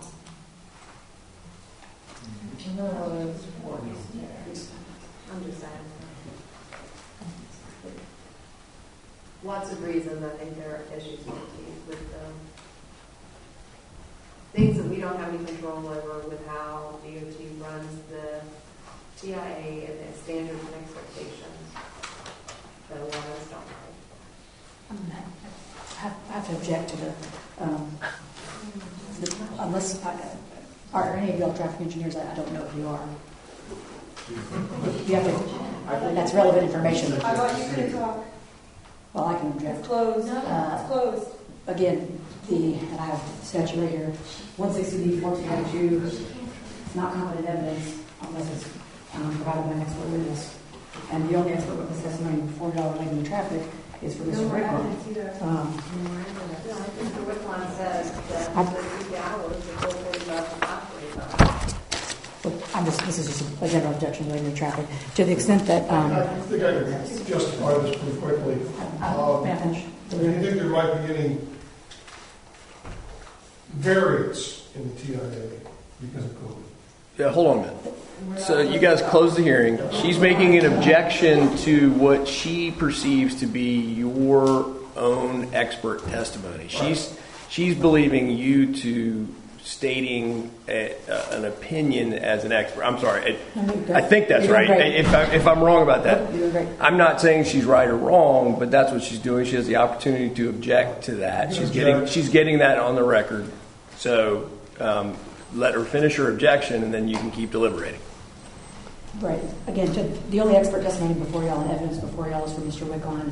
And I would note, if you had any questions for him, you could certainly ask him that, but I think he's explained these things, including the growth rate and those sorts of things. But council is not allowed to consider it is not competent evidence as required for y'all's opinion, unless you're faculty engineers, to subvert Mr. Wickline's testimony and evidence. Also, I have that same book by David Owens, that quasi-judicial book. I would note that it's not up to date. It's, I think, from 2016 or 17, although it is still a helpful resource. It does not take into account 160D, and we'll change that later. I do think that this is the expert document that we were given. And as much as we don't like DOT, we don't like the road calculation, we don't agree with what's in it, this is the expert that this is the expert evidence we were given, and we are not here. We have to go with evidence. Correct, and I think it's flawed. Flawed based on COVID, not because DOT has an issue or because anybody else has an DOT issue. will tell you that they came in and did a calculation And I think to offset COVID. I would say that this is the traffic impact analysis that was given to us by an expert. We're not here to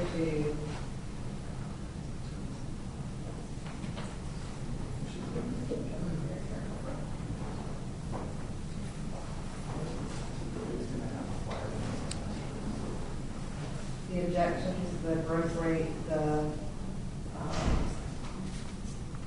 growth rate, COVID, they were all explained. So I don't think those are reasonable objections for this. And I do think the conditions that suggested about the staggered times, develops in 30 minutes, study stones after that, as well as the limitations of the students not to exceed 400 were all the documented recommendations within the TIA. I don't think it's also important to understand and acknowledge, again, that non-expert witnesses can offer factual testimony about traffic. We've seen through witnesses how bad the conditions are. But they can't speak to future traffic. I think logic dictates that it's not going to get better.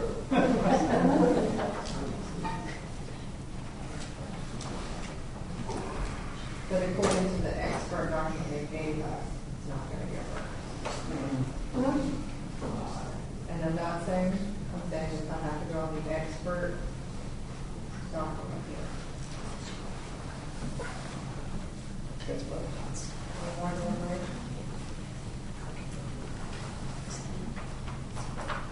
Right. You see enough from the, there's other things besides, All right, so one other, I had a safety concern, and we realized that they have security cameras to monitor traffic passing. Do you have any security or safety concerns? I think the trespass at night and the perceived hazard for that house that we heard in my home.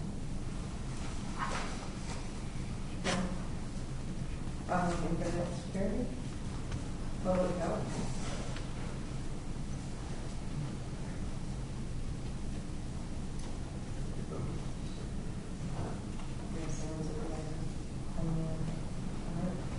Odor, sounds, and glare. No odor. In terms of sounds, I will note Mr. Henderson, who is the expert witness on that, was on site to do a typical Sunday service and simulated outdoor service. But that's with the current situation of buildings, et cetera, et cetera. There was no objective noise level taken in the church when those measurements were made. The church told him what volume, it was typically what they used, but there was no independent verification or comparison or anything else to do with that. So there was really nothing about what was the sound level at the point of sound generation. Mr. Henderson did say that the sounds are of some help, but have a lesser impact on bass notes. He also said that if there is a new building between the source and the property line, and noise from the building, then might not be impacted elsewhere, but also that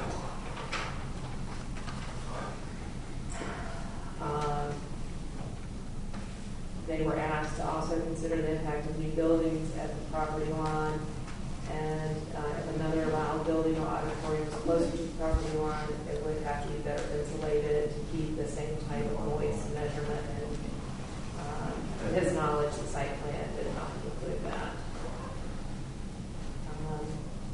So those were some of the testimony that we heard from Mr. Henderson. I think in addition to that, related to sound, that we agreed that if somebody moves in next to a school, they can't turn around and complain about the sound of a bell or a playground or any of the noise coming from the school.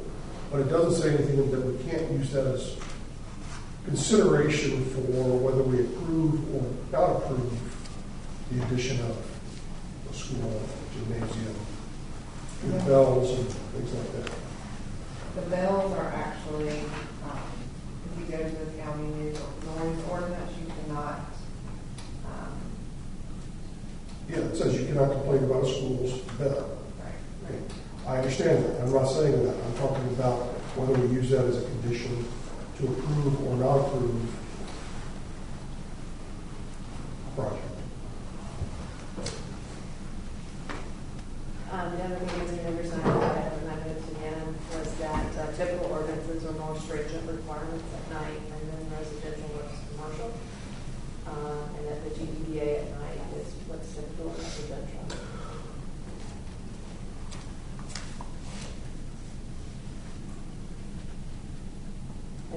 said measuring the indoor sound level would get an idea of how well the building is being.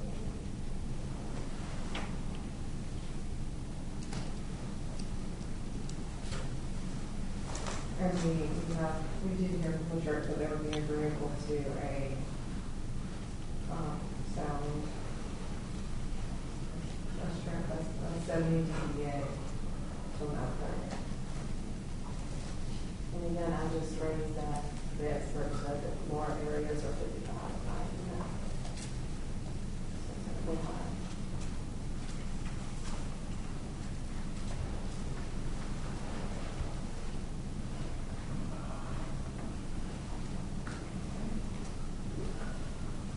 And then the glare, are we done with this?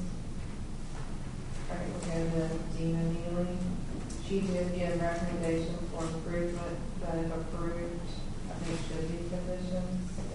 In her presentation, she talked about looking at the double lights and checking to see if it was safe for people to get to their cars, and maybe eliminating the double part of the light, so people would get rid of some of the glare or the perceived glare.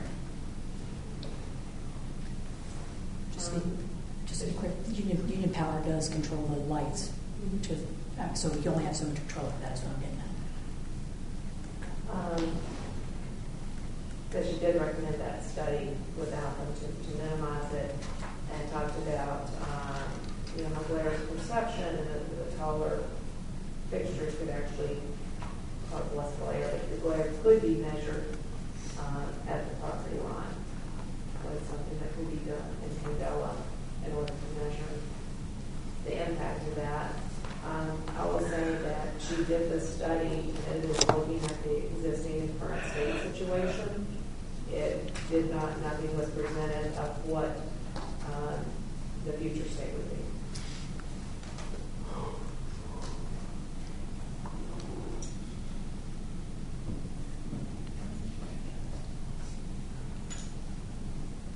All right.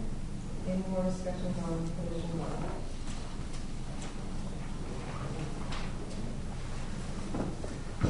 So 2, the use meets all required conditions and specifications.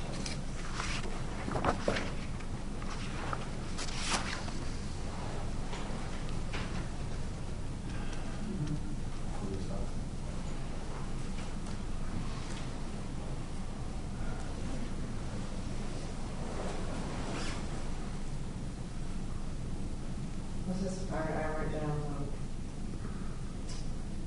basically all the applicants' witnesses here as witness testimony.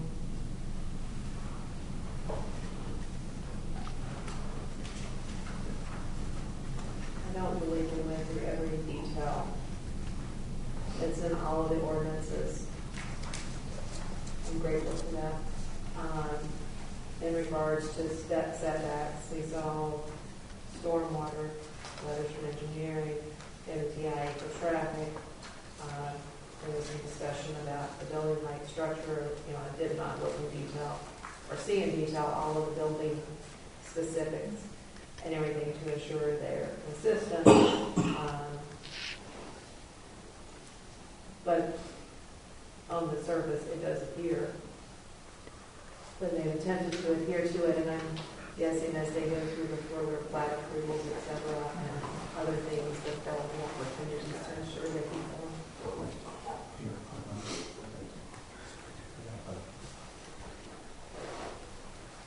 I have no comments on this one.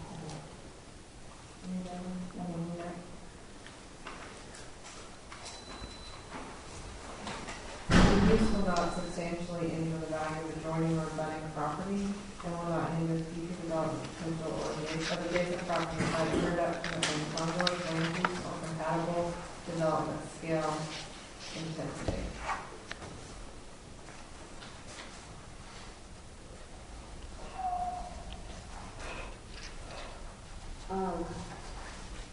Mr. Bond did what he said was a skinny version of an impact study, that it was not a market appraisal, and that a real marketability study would show the impact of a home market. which his did not address. The standard he judged against was Sales Academy, which is 31,000 square foot in 2018. And then he looked for properties which sold before Sales Academy was built or after Sales Academy was built. There was not a paired analysis. It was just an average of properties, and did not, he said he did not really take into account the market growth. There were no properties adjacent to or across from the school in his sample properties. Yeah, I don't like the sample properties either. I mean, I do think our standard says, I do think our standard says that the properties must adjoin or abut, and I don't feel like there was significant evidence to the standard of our ordinance, because none of Mr. Hill's properties were abutting or adjacent. But then Mr. Dvorak's presentation of his, again, it wasn't an appraisal or evaluation, it was more of a market analysis with limited scope. Sorry, I think that's what you're on the Bosman.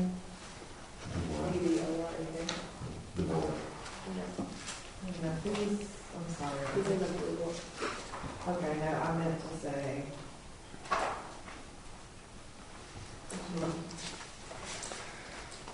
I meant to say mine. I'm sorry, that's wrong. Mr. Dvorak did a paired analysis and trends. His objective was looking at, a single road or access point with a school nearby. And he did look at properties before and after, different types of properties, and trying to reflect that and how that would reflect upon, and including analysis of houses within Champion Forest.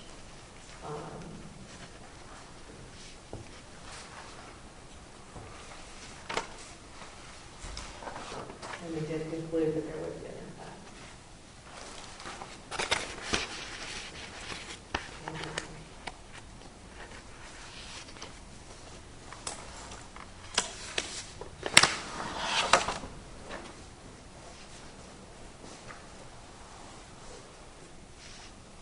The London board uses the Sales Academy as a comparison. It was a 5-acre campus versus the proposed Flintstones campus size of 33 acres. Comparable neighborhoods that are used for Weddington, Chase, and Chancellor. Both of these have egress on both Newtown and Highway 16 2-acre roads. Mike, you had asked Mr. Bond if sound, traffic, and light issues were taken into account. He said that they were not on these comparisons. On the Dvorak report with Country Day Greenway Road School, no lighted athletic fields, no outside music or noise, no athletic announcers. Really the only adverse influence that would have any impact on the home values was the school itself. Similar family or single family properties that were similar to the homes in Cuthbertson showed a mean of 288 that were closer to the school versus 302 those that were not closer to the school. And Mr. Dvorak also said that if you're in visual range, it had an adverse effect, as well as for those who are adjoining the property. So it wasn't just adjoining, but also visual effect.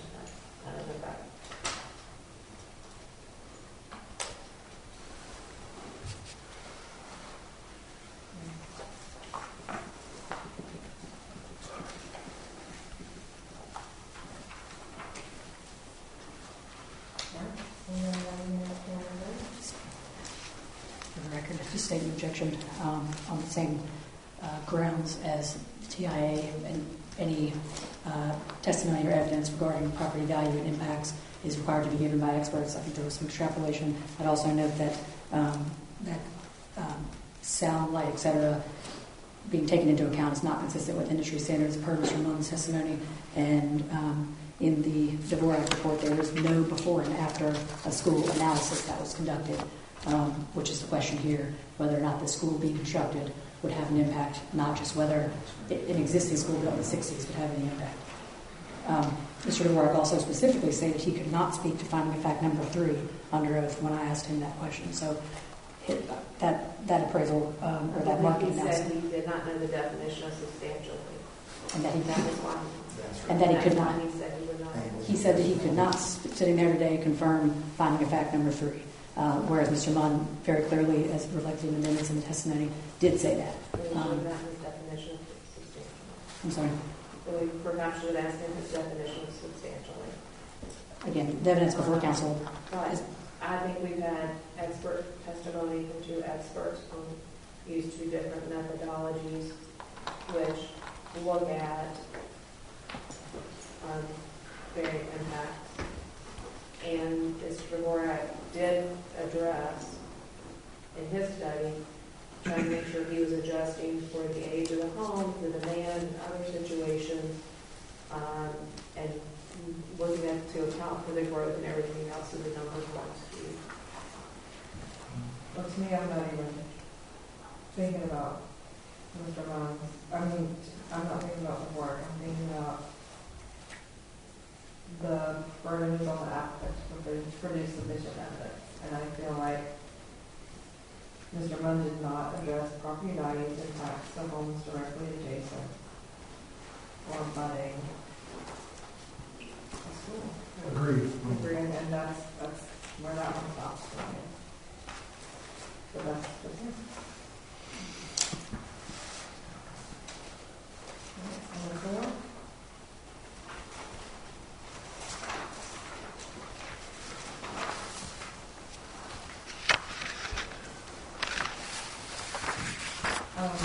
I do like the attempt to have a lot of green space. The attempt to have a lot of trees and the willingness to burn where they can.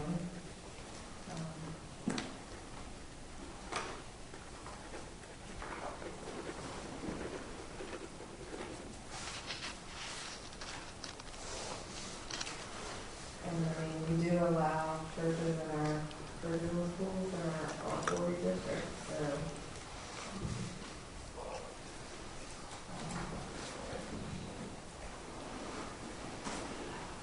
to me, this is I would say that, the master plan, Dixon and Sullivan, this is a long-term vision, phases for 12 to 20 years. It's not a detailed plan. It's just a concept, and that much of what is there is concept until they get into the actual design work. Things can change from what we've seen.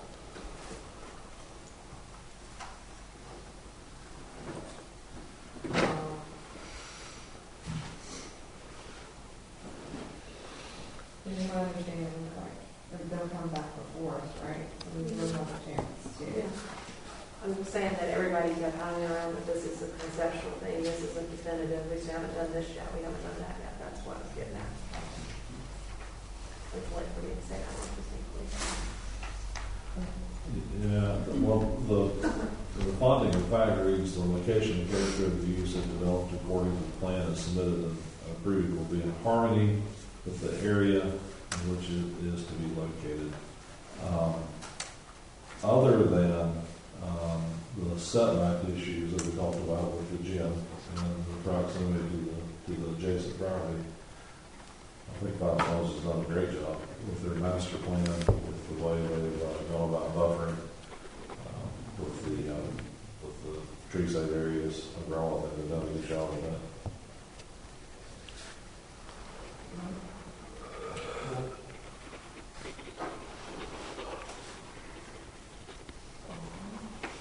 I do think that this is the place that we would want to document the conditions about maximizing the 5-to-1 berm wherever they can, wherever an area is disturbed, and to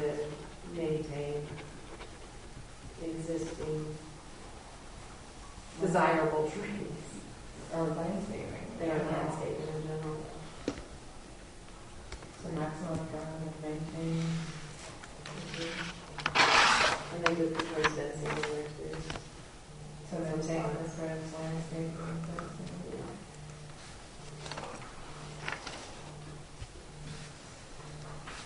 Okay. Number 5, availability of services, including water, wastewater treatment, gas, stormwater, as required by the permit.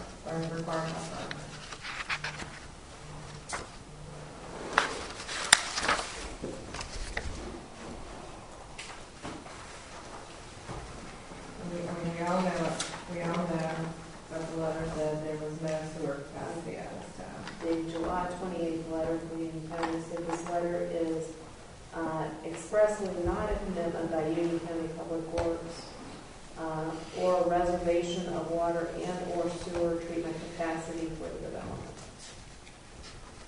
So there was no guaranteed availability of water and sewer.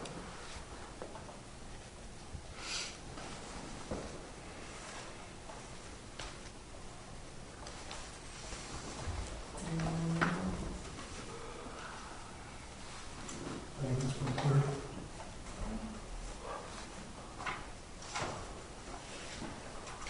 Number 6, access to public streets and the adequacy of those streets to carry anticipated traffic and on-site circulation for both pedestrian and off-site, on-site and off-site vehicular traffic circulation patterns.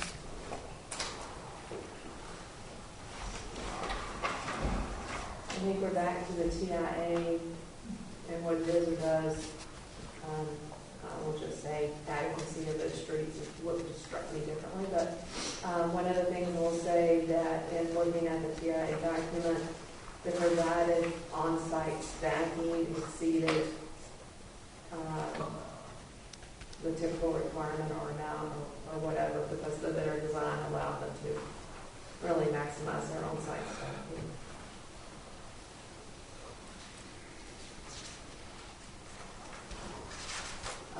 It was also noted there that for the access point B, that the parents have to be instructed to be one way in and one way out, or in only and out at A, whatever it is, in order to make the stacking and the flow work. There was a footnote in there that I didn't understand, but I asked that question. But there's a limitation on the software based on the volume, and it couldn't be certain if the calculation was correct. I'm not really sure what that was about. Well, and I think this is where the condition definitely has to be highlighted that before Boston's would move past 200 students, there has to be a 2-phase signal at State Road 1320 Featherston Road and access point B, and then the right turn lane on Newtown Road at Featherston Road with the 300 foot of storage and the right turn overlap phasing off Mr. Michael Woodline spoke to this evening.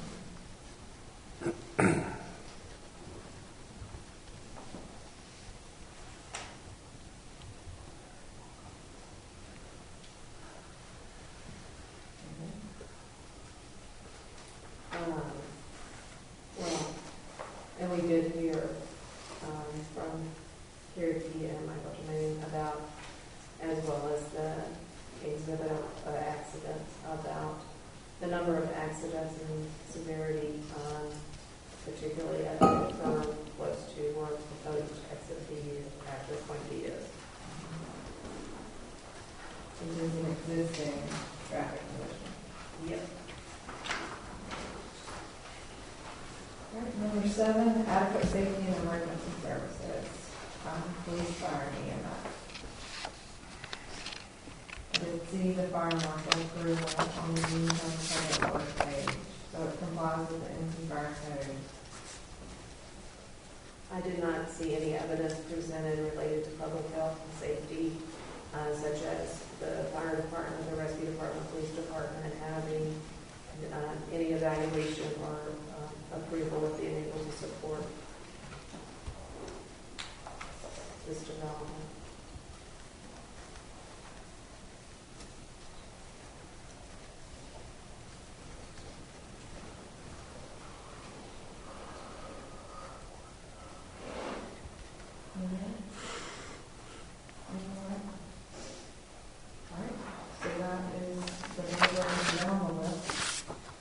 now we need to go back, and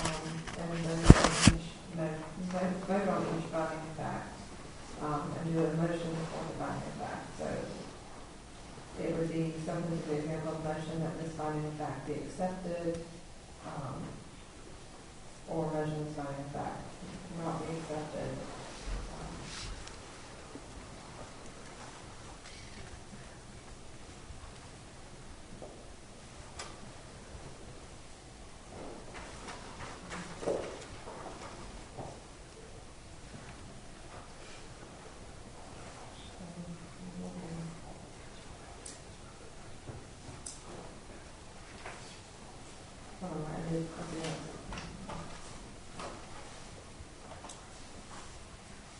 So, council,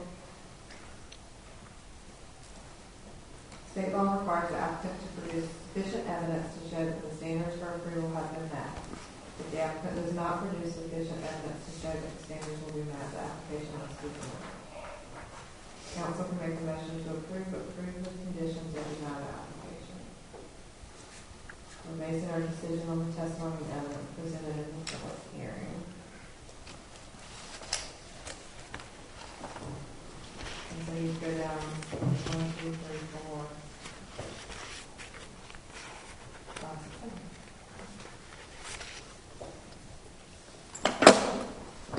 6. Or should we state? Can we just state? I motion. It would just be a motion. You'd say, I either move that condition 1 is satisfied by the applicant, or condition 1 was not satisfied by the applicant, if you want to simplify it as opposed to reading out each one. Okay, so I'll move this condition is or is not satisfied? Yeah.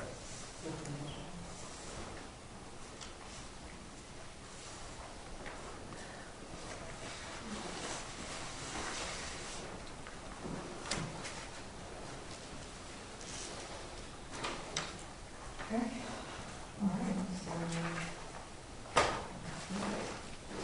For finding of fact number 1, the use will not materially endanger the public health, safety, or welfare if located or proposed and developed according to the submitted plan, and not create dangerous traffic, conflict points, noxious odors, sounds, glare, or environmental hazards.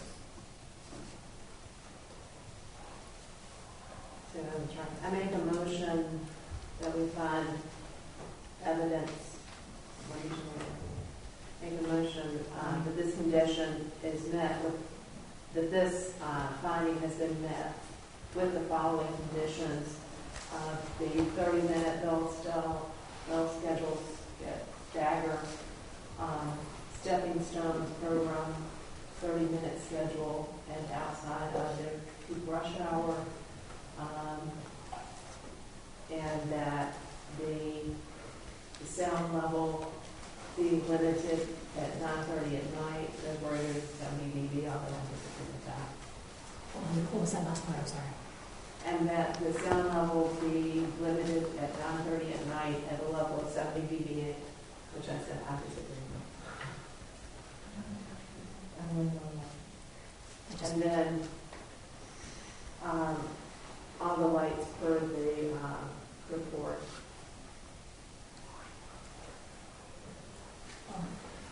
That would implement all the recommendations from the lighting expert. Which lighting, just to be clear on that. Mealy. Sorry. Ms. Mealy. So 2 things. First of all, again, the ordinance says we have an opportunity to consider any proposed conditions before a vote to approve or disapprove. So I have to object on that basis. But also, I've noted Ms. Neely noted that the lighting proposal meets the requirements of the ordinance.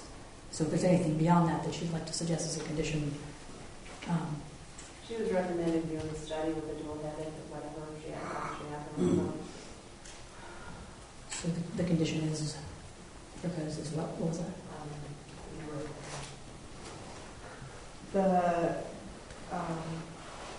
That Gina Neely gave recommendations for improvement in her report, and that those recommendations would be followed.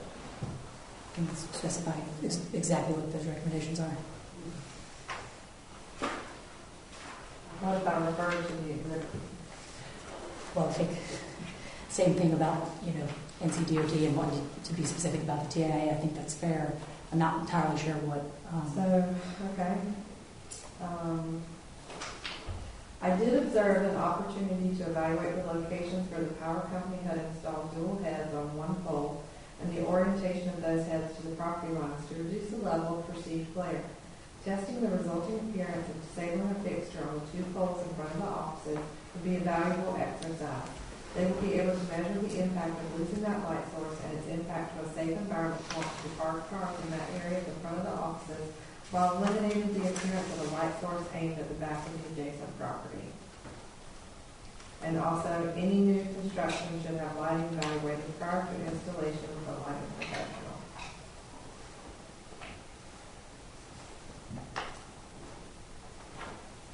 Again, because Union Power owns the lights, I'm not certain, and the testimony has been we have limited control over what we're able to do with that. Right. She acknowledged that in court. She said the light fixtures are controlled by Union Power Cooperative, but she did say that she observed an opportunity to evaluate those locations. So the condition is that we evaluate. That you take the advice of your own expert. Well, specifically that we try to evaluate the locations where the power company has installed dual heads on one pole and the orientation of those heads to the property lines to reduce the level of perceived glare. Testing the resulting appearance and disabling the fixture on the two poles in front of the offices would be a valuable exercise. They will be able to measure the impact of losing that light source and its impact to a safe environment to walk to the parked cars in that area in front of the offices while eliminating the appearance of a light source aimed at the back of the adjacent property. So the condition is that we conduct an evaluation, just so clear. Or is the condition that she reevaluate active?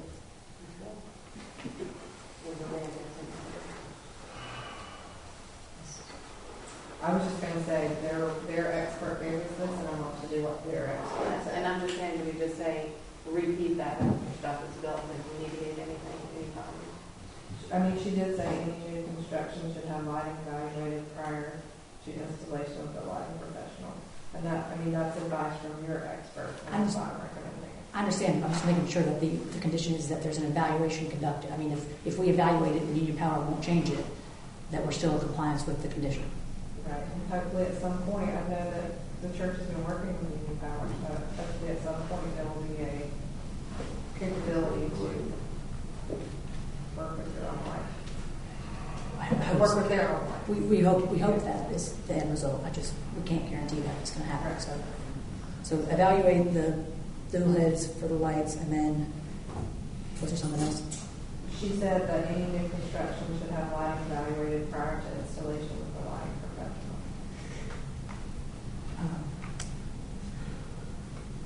Is that a construction plan related matter versus a use? That's what your expert said. Well, right, I don't think she was speaking to the zoning or anything. So let me make sure I understand the motion. The motion is to approve finding of fact number 1 that deals, it says it will not create dangerous traffic conflicts, noxious odors, sounds, or glare, or environmental hazards. To approve that with 2 conditions, one being addressing the bell schedule and the other addressing the lights. Multiple schedules within, but yes, Okay. bell schedule and lights. All right. Okay. And the sound level. And the sound level at that. And the sound. Okay. Can you specify that sound level? I wrote 70 dBA. But you also said 930s. 930, yeah. So does that mean after 9:30 they can't have any DBA, or? Yeah. Okay. Ambient noise.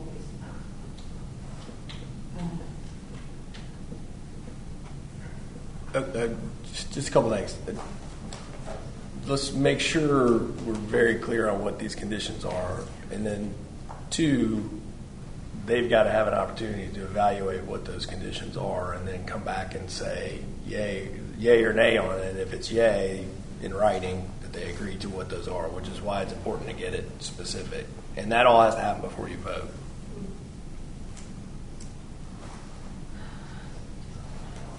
I think Ms. Sterling would agree with me on that.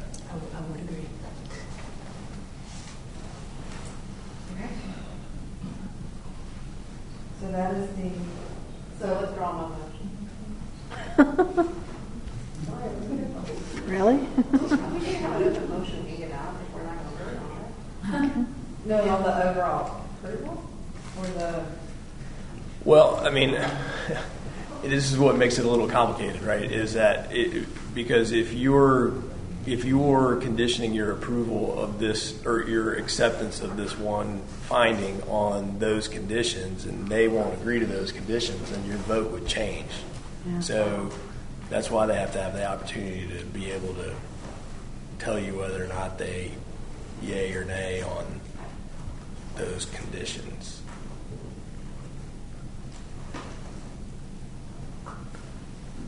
I would just add the ordinance, but guarantees us that right.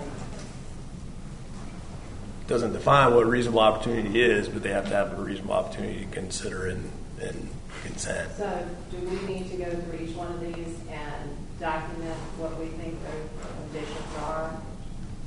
If council, yeah, I mean, if council has conditions in mind for that address one or more of those points, they need to be identified specifically so that they can. Do we need to identify the conditions specific to the particular item number, or just? I don't know that you necessarily have to say that this one condition is tied to this one finding, but if you have conditions, you got to give that. We need to have them spelled out so they can know what they are. what if a finding does not vote to approve? Or to use that, what if a finding is not satisfied? Then we can all go home. Well, yeah. I mean, again, this is why it's a little complicated, right? Is that every finding has to be accepted or satisfied, right? But if, as you're going through them, if you have conditions overall, you can't really vote on those findings until they've had the opportunity to have the condition. So, I guess what. If you as a council were clear that finding number one, they didn't even come close to satisfying their burden, then you could just go ahead and vote. But if you believe they provided either satisfied their burden or their burden would be satisfied with those conditions that you would be willing to accept, you need to come up with those conditions and give them the opportunity. And Vaughn can overrule me on anything. So I think maybe the most efficient way, I don't know if this is the best way, maybe the most efficient way to do this would be to determine whether or not the council feels, if you don't feel that something was met and cannot be cured with a condition, that's a good way. Then maybe identify in your own minds for a minute here, just determine whether something like that exists. If not, then reinitiating what you're just doing, but with the premise that this is how they will. If there's a condition needed, this is what we would add. If there's not, then we're just fine with not voting, but just determining whether conditions are necessary. Also note under 160D4-6, the board is required to determine contested facts and put those in writing in its decision. So it has to, if it imposes a condition, it has to determine based on the evidence and testimony presented what wasn't met and why, and based on the facts, and then impose a condition related to that shortcoming.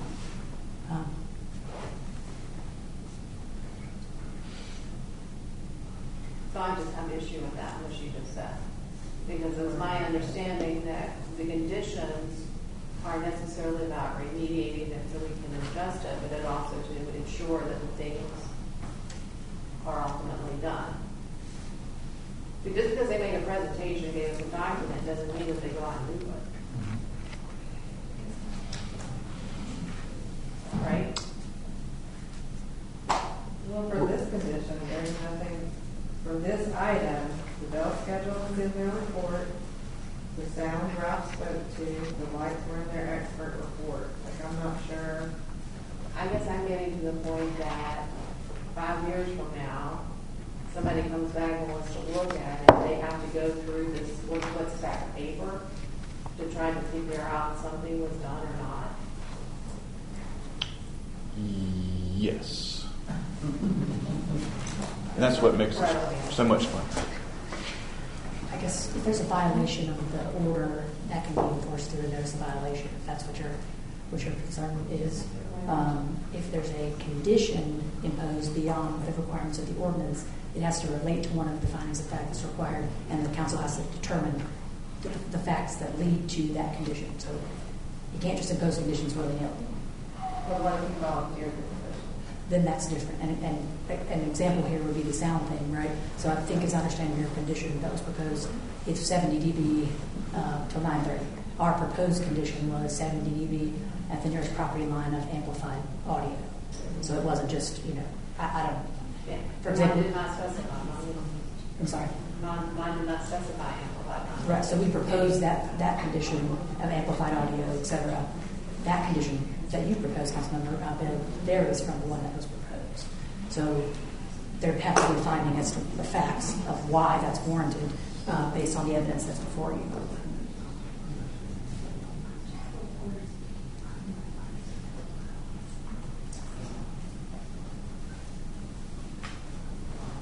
Okay, so can you redo your motion with that? So there, what were they at for? What we asked? 70 dB at 9:30 at night is what I just written down. And then she added an amplified, I don't recall. Well, that's what was proposed. It's like, I'll say, it is 1240 AM. Right. It might be violating. That was the amplified audio was included in the Wade report. That was Ralph spoke to something about, what did you say, Ralph? I think he said 9:30, right? Yeah, instead of 10:30, we just simply said 9:30.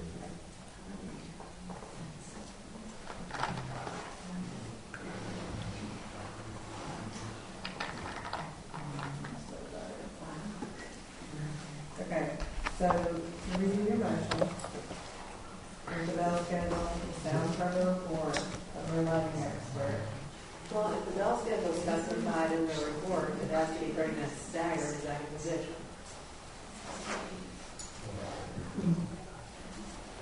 We would comply with NCDOT's requirements. I think that's. They submitted it. Yeah. We don't take issue with that. I don't think. So you don't get to pick the ones you just don't want to take issue with and say they're okay if they're in the report and the others aren't. I mean, we got to have some standard. Which ones have I disagreed with for the TIA? We're pretty much in agreement on that. Let's say they'll meet DOT standards. They will adhere to the lighting expert witness that provided recommendations. Which again, that we didn't submit the evaluation part of this as a proposed condition, so we have the opportunity to consider that. What? Per the ordinance. The part about the future, it was in the report, but they didn't submit it as a condition that they had agreed to or an amendment to their application. So the piece about doing an evaluation after installation is a condition that they need the opportunity to consider. I think I heard the first part. Let me just see if I can distill this a little bit. I think I heard agreement on the decibel level 930. Of amplified audio. Amplified audio. At the nearest Right. property line. Right. But this one is what you're talking about is the and I'm sorry, meeting the DOT standards was something they had already agreed to, and it would be required to do anyway. But this extra piece you're talking about now is that's mentioned in the report is something that they need the opportunity to consider if you're going to impose it as a condition. Okay. If it's in their report, they have to review it. What's that? Yes. In their report, They didn't offer it as a condition on their. It's evidence that they submitted from their expert. The issue is if the evaluation says you should turn the lights like this and Union Power says, no, they're ours, and we haven't gotten to a point where we can work with them on it, then that shouldn't be a limitation for us to be able to proceed. That's my concern. I don't think we're against doing an evaluation. I think the issue is being limited by it. So then can we make that condition contingent upon what Union Electric, Union Power, whatever they say? Well, to me, even if Union Power is owning your lights and telling you what you can do, your lighting professional can say, just like they've done now, these are the kind of lights you install, you base them down. They still give you advice on what to do so it doesn't cause a problem. Right, and why do we decide on a dual head one is probably what she's asking. Like, why did you decide on a dual head one? It could be separate. And that's why she's being evaluated. She's a lighting professional, and to me, you would want to have a lighting professional to do your lights, right? Again, I'm not against it. I don't think we're against that. I think it's just if we can't comply with what the evaluation says, then we shouldn't be stuck. That shouldn't be a limitation. We should be able to proceed. Getting an evaluation done seems reasonable. Fair enough. But if we can't, for whatever reason, forces outside of our control, prevent us from doing what the evaluation suggests, that's not a fair condition or limitation. Okay. I think, sorry to interject again, I think what you're saying is that the condition is you want them to perform the evaluation after installation, and if allowed by Duke or any other applicable law, they will comply with the recommendations in that evaluation. And this actually says any new construction should have lighting evaluated prior to installation. Okay, sorry, I misstated that part. But point being, you want them to comply with whatever recommendations are in that report if they are allowed by Duke or applicable law. Yes. Duke and applicable law. Yes. So do we need to make it a condition for everything that they presented? Like you will comply with all the recommendations from each expert? Well, it depends on what's in the application. Yeah. And again, council has to make a finding that that's warranted. If the lights are compliant with Wesley Chapel's ordinances as is, and we would change them and they would make them not compliant, that presents another potential problem. So we need to make the motion.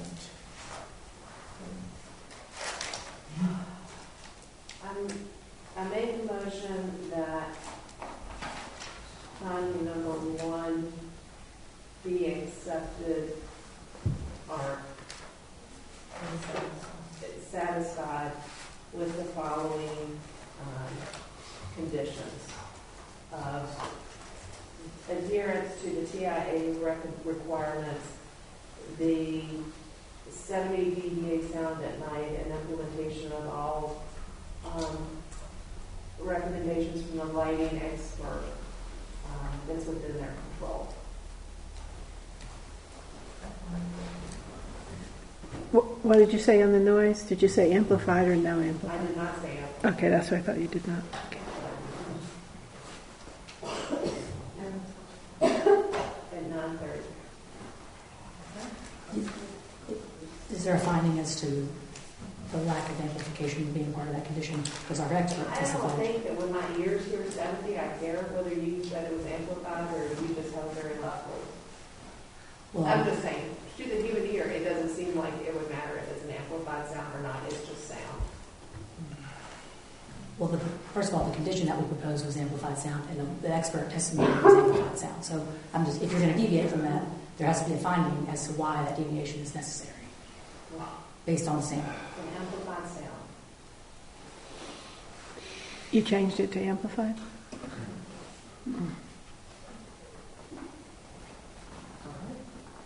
So we have a motion.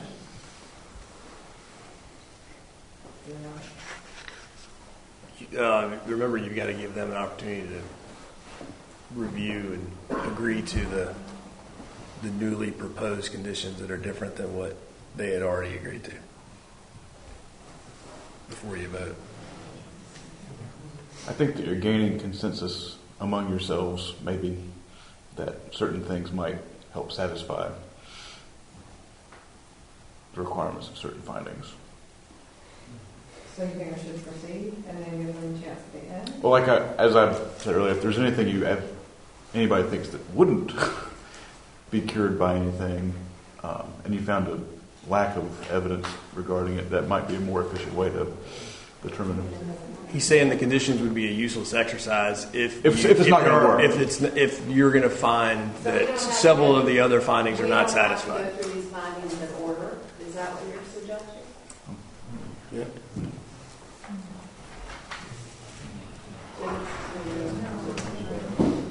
Yeah. I withdraw my motion. I can make a motion. Motion to adjourn.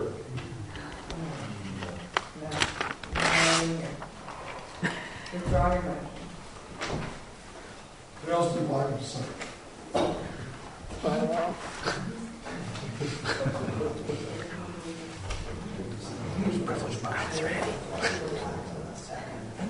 That's ridiculous.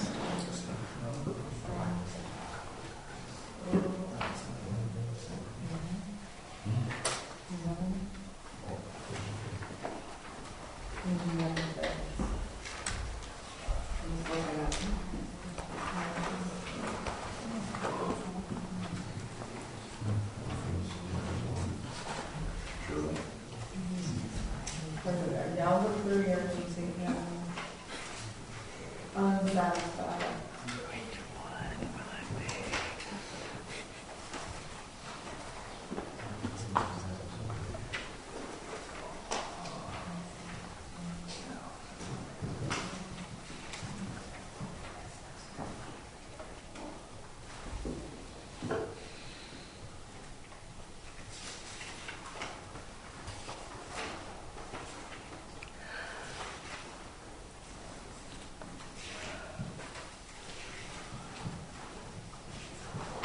We had probably as much, almost as much discussion on the case number 3 as we did the others. Use will not substantially injure the value of adjoining or abutting property. It will not hinder future development potential of adjacent properties on the direction of rigorous land use or incompatible development scale or intensity.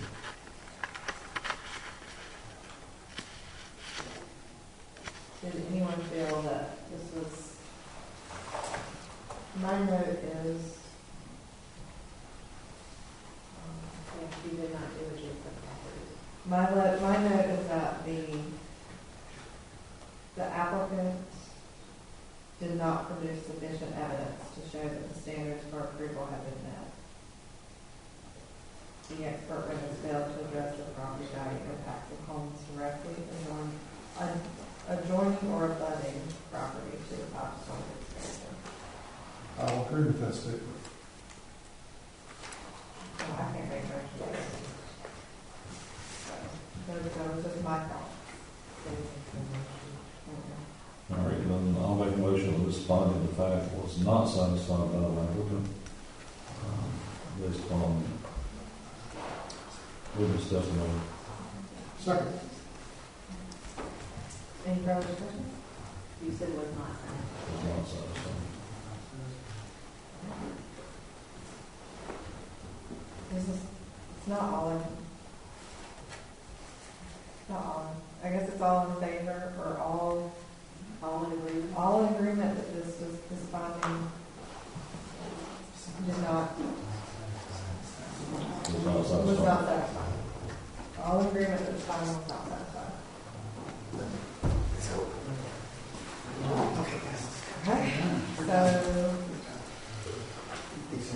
Okay, so we still have to vote on each one.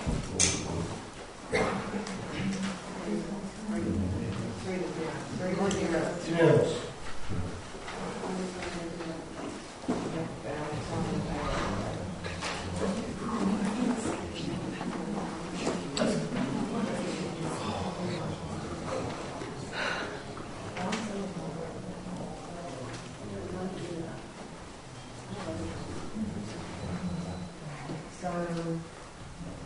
So now one didn't pass.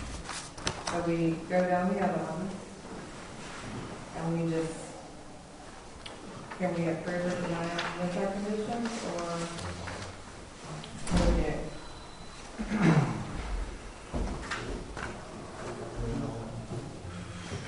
I'll let you go first, and then I'll give my thing.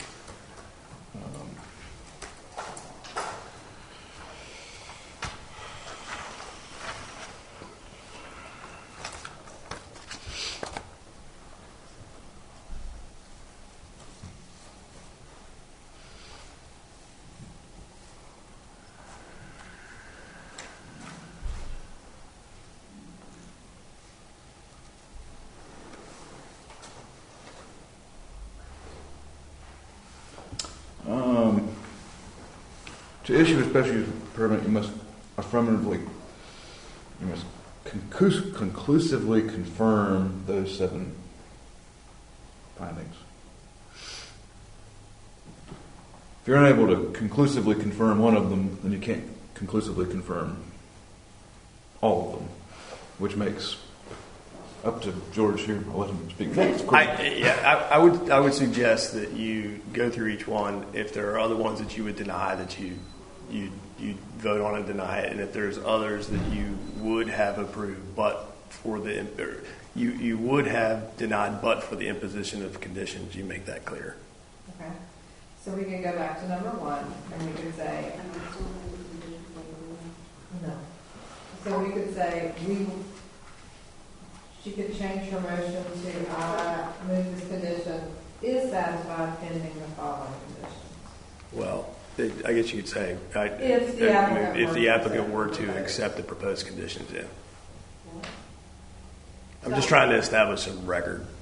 Yes, like, so for number 1, like, if the applicant were to accept the following proposed conditions.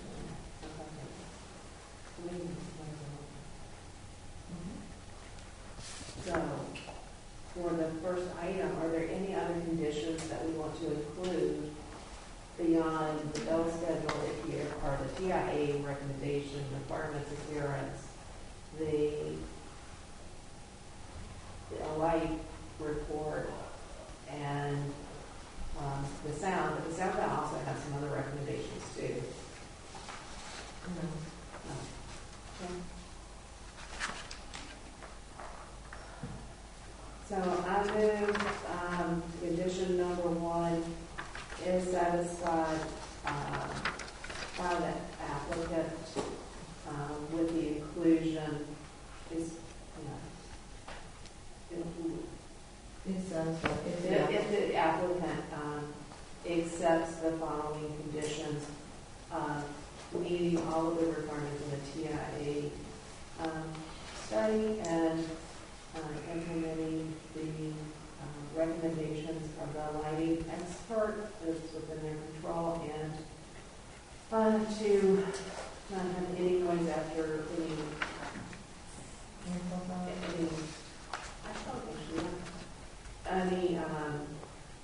amplified noise 70 dBA after 9:30 p.m. We have a motion?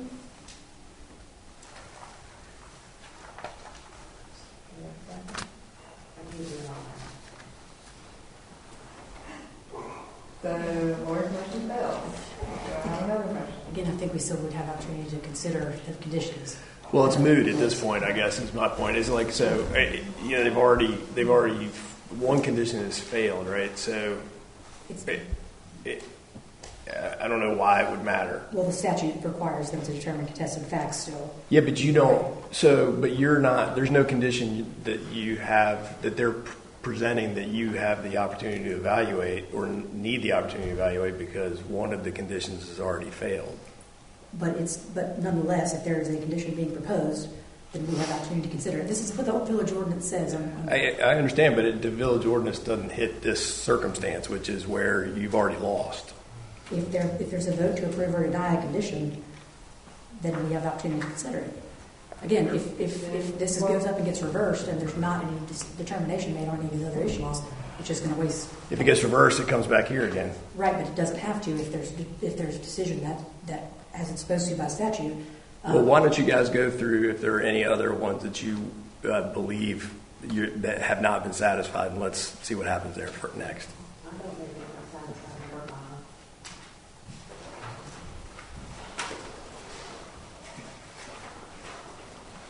Any more extensions do not believe they're satisfied number 5? Any motion? I make a motion that number 5, availability of services including water, wastewater treatment, gas storm, water as required by the project has not been satisfied by the applicant. Any further discussion? Yeah, do you want to identify why that is? Because Union County letter dated July 28, 2021 specifically says that this is not a commitment or a reservation of water and or sewer treatment capacity for this development. So there is no water or sewer guarantee for this development. Union County would issue without civil drawings. That's how it That's always not, works. that's a county issue, that's not a municipal issue. Call them on and see. Well, it's It's just, if it's not made the right decision, I'm just saying. that's how it always works. The county will not reserve capacity to provide those services until it gets to the next stage. It doesn't do that as part of Yeah, it. so there's civil drawings. Ours says we have to have proof of availability of the services, including water and wastewater. It doesn't say except for Union County's rules. So the council will never approve any project on that basis? We are only considering this project at this time. Again, the evidence is that the infrastructure is available and that the stormwater will be adequate. That's been proposed. It's been approved by the village. It's not what the evidence says. If the village disagrees and has to make findings of fact, that's the important part. David Owen talks about it at length and provides examples in his book. All right, so we have a motion that this condition was not satisfied. And David seconded it. Any further discussion? All in agreement that this is not satisfied?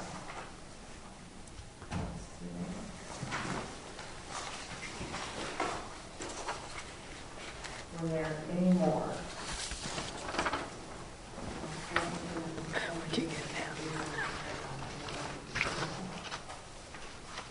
What do you, hold on one second, what are you saying they didn't do? I mean, they made a determination of the contested facts by stating that in the first one, that the property value evaluation was not adequate, and then here they're saying, whoops, sorry. It's okay. Here they're saying that the evidence presented does not satisfy the condition that water and sewer availability be satisfied by the applicant's burden. So, I mean, they've made a determination of contested facts. You disagree with it, but they've made it, and then they can't reduce it to writing. That would come after the fact. Well, first of all, it has to be an approved finding of fact that council agrees upon. Where do you see that, and where is that?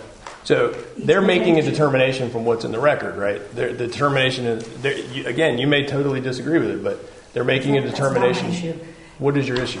That it has to, first of all, to be reduced to writing and reflect the board's determination. Right, that happens after. That happens after Okay. this. So again, if the determination is that the Union County availability letter, which is standard course, that's how they do it every time, and everybody in the state of North Carolina does it like that, that somehow precludes availability when the infrastructure is there, then that needs to be put in the record. So They just said it. They just said that they just read the sentence from the letter and said that they believe that does not satisfy the requirement that availability of water and sewer be sown. Again, you can disagree with it all you want. That's not the issue. Again, is it water, wastewater, gas, stormwater? There still has to be a finding as stormwater. You can't just, pick and choose or be vague about it. We're entitled, as part of the procedural due process, to know the basis for any denial or any imposition of conditions. They just told you why it was denied. What about stormwater? What about gas? They just said the reason it was denied. If you would like to amend your motion to say that it's only the water sewer issue and the others, that's fine, although I think that's understood given that the only reason they denied the motion was because of water and sewer. That's not in, there's no consideration of stormwater. Was that deemed adequate or not? Again, as part of procedural due process, we are entitled to know that. I think the only thing they've told you that they've deemed inadequate is the water and sewer, based on the letter, which is their finding of a contested fact. Okay, then if stormwater is adequate, then just say it's adequate. But you have to determine the facts. The whole point of a quasi-judicial decision, again, Professor Owen speaks about it at length. This is like a court hearing. It's not like a legislative choice. This is nothing like a court hearing. So that was Mayor Fuller's reading from the book earlier, and that's what the language is. It is sort of like a court hearing, quasi-judicial. These are minimum requirements. And we told you, and the council told you why they objected. Okay, if water and wastewater are inadequate, you have to make findings about gas and stormwater. In your opinion. No, your There is opinion. no evidence presented about gas. So we're not making any determination on that. We already had a motion and a second and a vote. And the You can't stormwater representation. undo it. Were there any more council that you felt did not meet the fact, was not satisfied? I don't think number 7 was met about adequate safety and emergency services. There was no documentation from the local fire department or rescue squad, even after police or anything, that they have the capacity and the ability to support additional development. I thought we needed something from the fire department. No, it's fire marshal. Fire marshal. Not the fire department. Not the fire department. There just wasn't anything presented.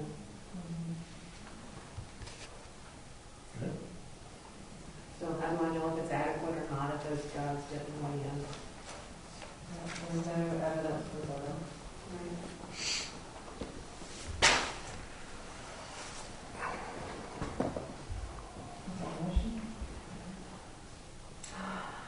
I move that number 7, adequate safety, emergency services, police, fire, EMS, was not satisfied by the applicant because there was no evidence presented. Second.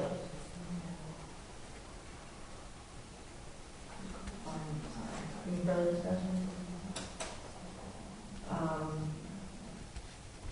If you're in agreement that this condition is not satisfied. Is there anything?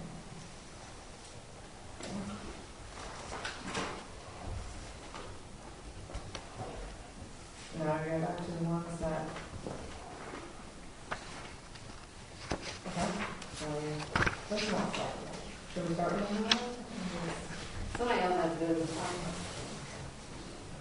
Next time I do it, I get shot down.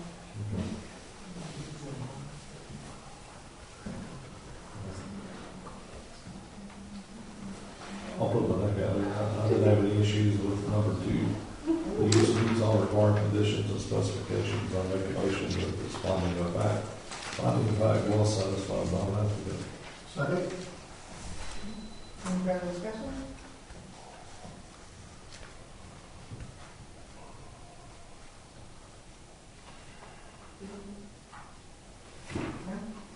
Okay, if you agree that this condition is satisfied, please raise your hand. Unanimous.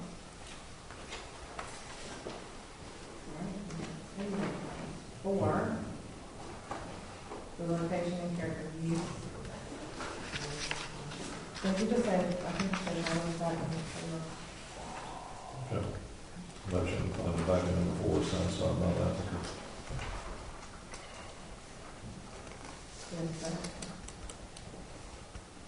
I mean, if they won't know why, their landscaping plan. Right? Yeah. What did you say? That it was, that point number 4 is satisfied by the applicant. No second.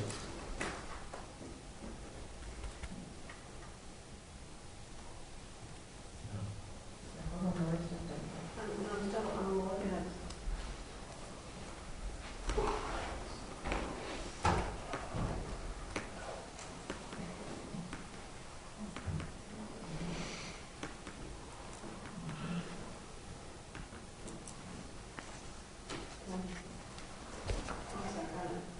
Any further discussion?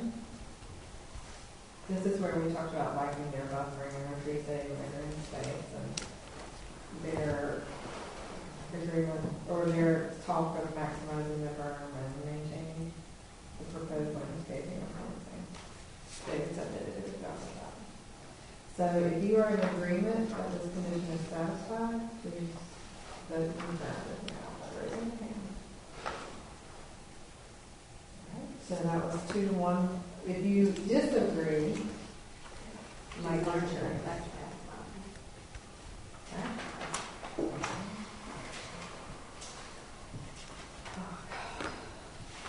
So we have 6 and 1 left. 6.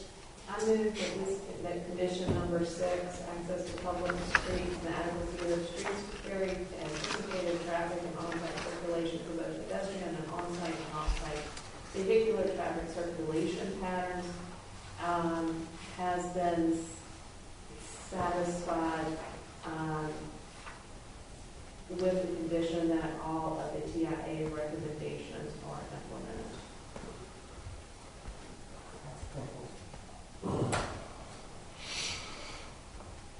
It's not your opinion. So that was a motion. Somebody has a second at the top. Well, let me second it so we have some conversation. I'll second it. Is the adequacy of those streets to carry anticipated traffic, is that on site or is that off site? Well, access to public streets and the adequacy of those streets. Is that for the public streets? Public streets. Okay. The TIA addresses the adequacy of those. Yeah. To me, the TIA addresses it.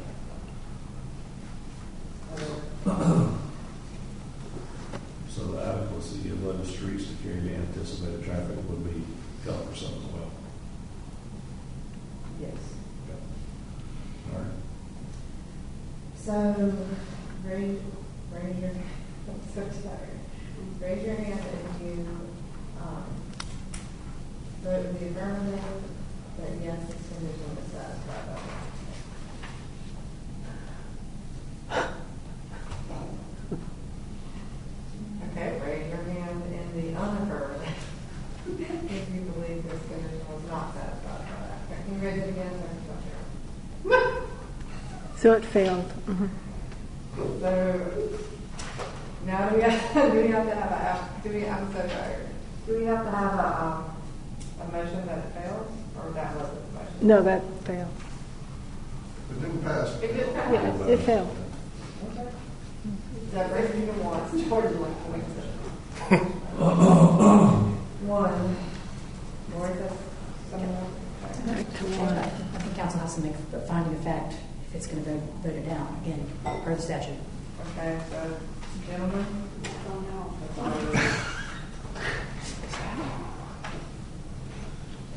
I think based on the non-expert people that have testified on this issue, you don't have to be an expert to realize that the road conditions as they exist now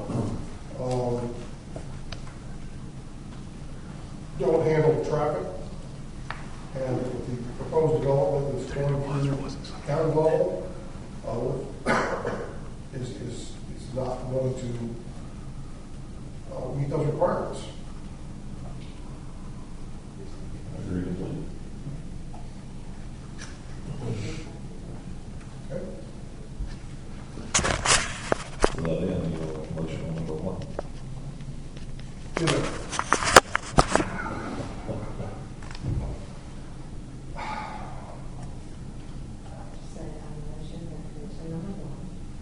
My motion that condition number 1 does not meet the findings of facts.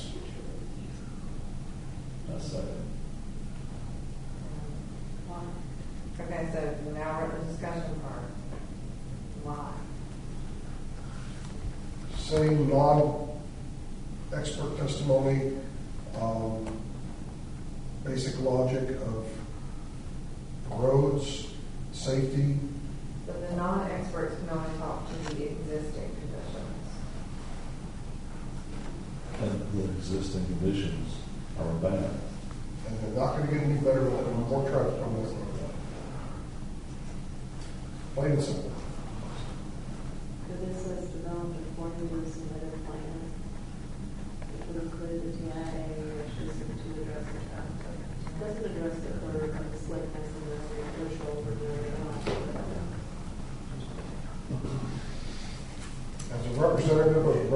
Wesley Chapel. I don't feel comfortable doing anything that's going to put more residents at risk, period. Again, for the record, 160D1402 says that non-expert witness testimony cannot be considered as competent evidence to support counsel's decision. More shooters. So, That's all seven. it hasn't been voted on yet. So, David, what was your, It's the same exact as mine.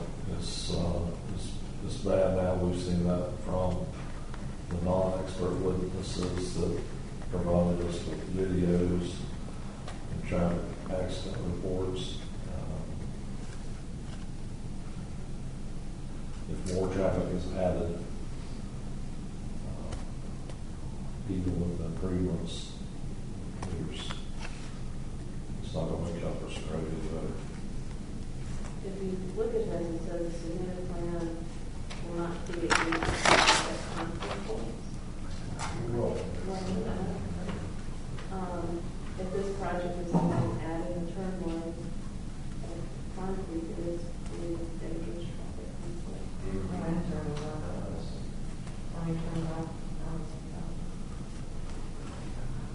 I don't think that not addresses Fairfax Farms.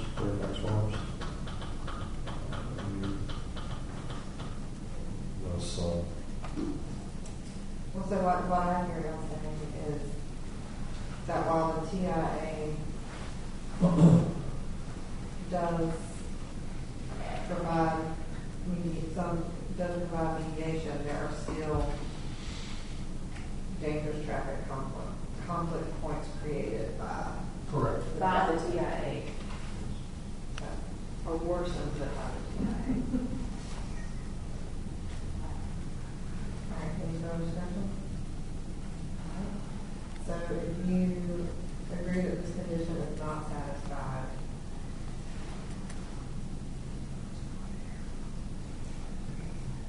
that's 2 to, I'm sorry.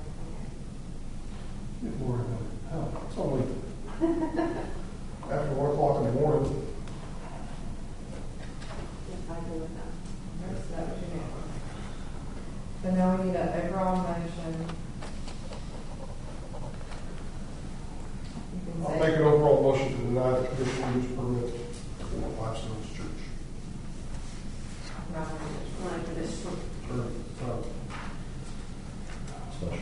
Special use permit. Can you say, if I look to me, It fails to meet several of the standards and findings of facts. okay. We have a second. I'll second. Any further discussion? So, please raise your hand in the affirmative, the motion that it is denied. All right. Motion to recess. How much is left? Okay, we take bathroom break.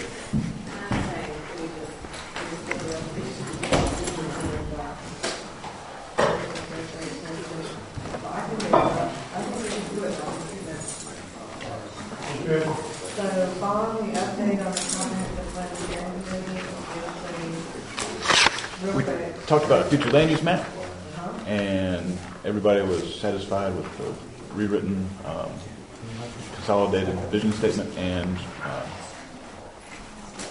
objectives, the guiding principles. So that was what we focused on. And I need to motion, Jerry Familiar. Jerry's going to get it. Why is that? I think her father passed away. And then, so that brings us to the Western Municipal Alliance update. The meeting is here. This month, the speaker about ETJ was not, they were available at Huntington, he had a family emergency, so he was here. Council comments, I'll go first. In May, we've got have established a time for our budget meeting. I'd like you to come to those meetings, definitely by the, I've asked you to have your employee evaluation by the meeting on Monday. And then, Which one? the next council meeting. The next council meeting, if you'll have me your employee evaluations, and then if you'll come to the budget meeting with like your goals that you would like to see us do the next year and a half as a group. Yeah, no, we'll decide it in May. I don't have the people who are working, so go ahead, Mike. My only goal will be cameras in the park. So, bye! Next. Defer mine. After midnight, I defer. I would just say thank you to everybody for their help, support, and everything through this process that we've just gone through here, trying to really do the right things the right ways, and I really appreciate the effort you went to facilitate that. Can we put in for hazard pay? Combat pay? No, just say crucified because we actually pay. Overtime pay, whatever kind of pay, I mean, Maybe we need to put pay raise in that budget. we're just a one-time good to deal with this problem, here's a bonus. All right, so do we have a motion to adjourn? So motion. Is there anyone that I don't know. Was it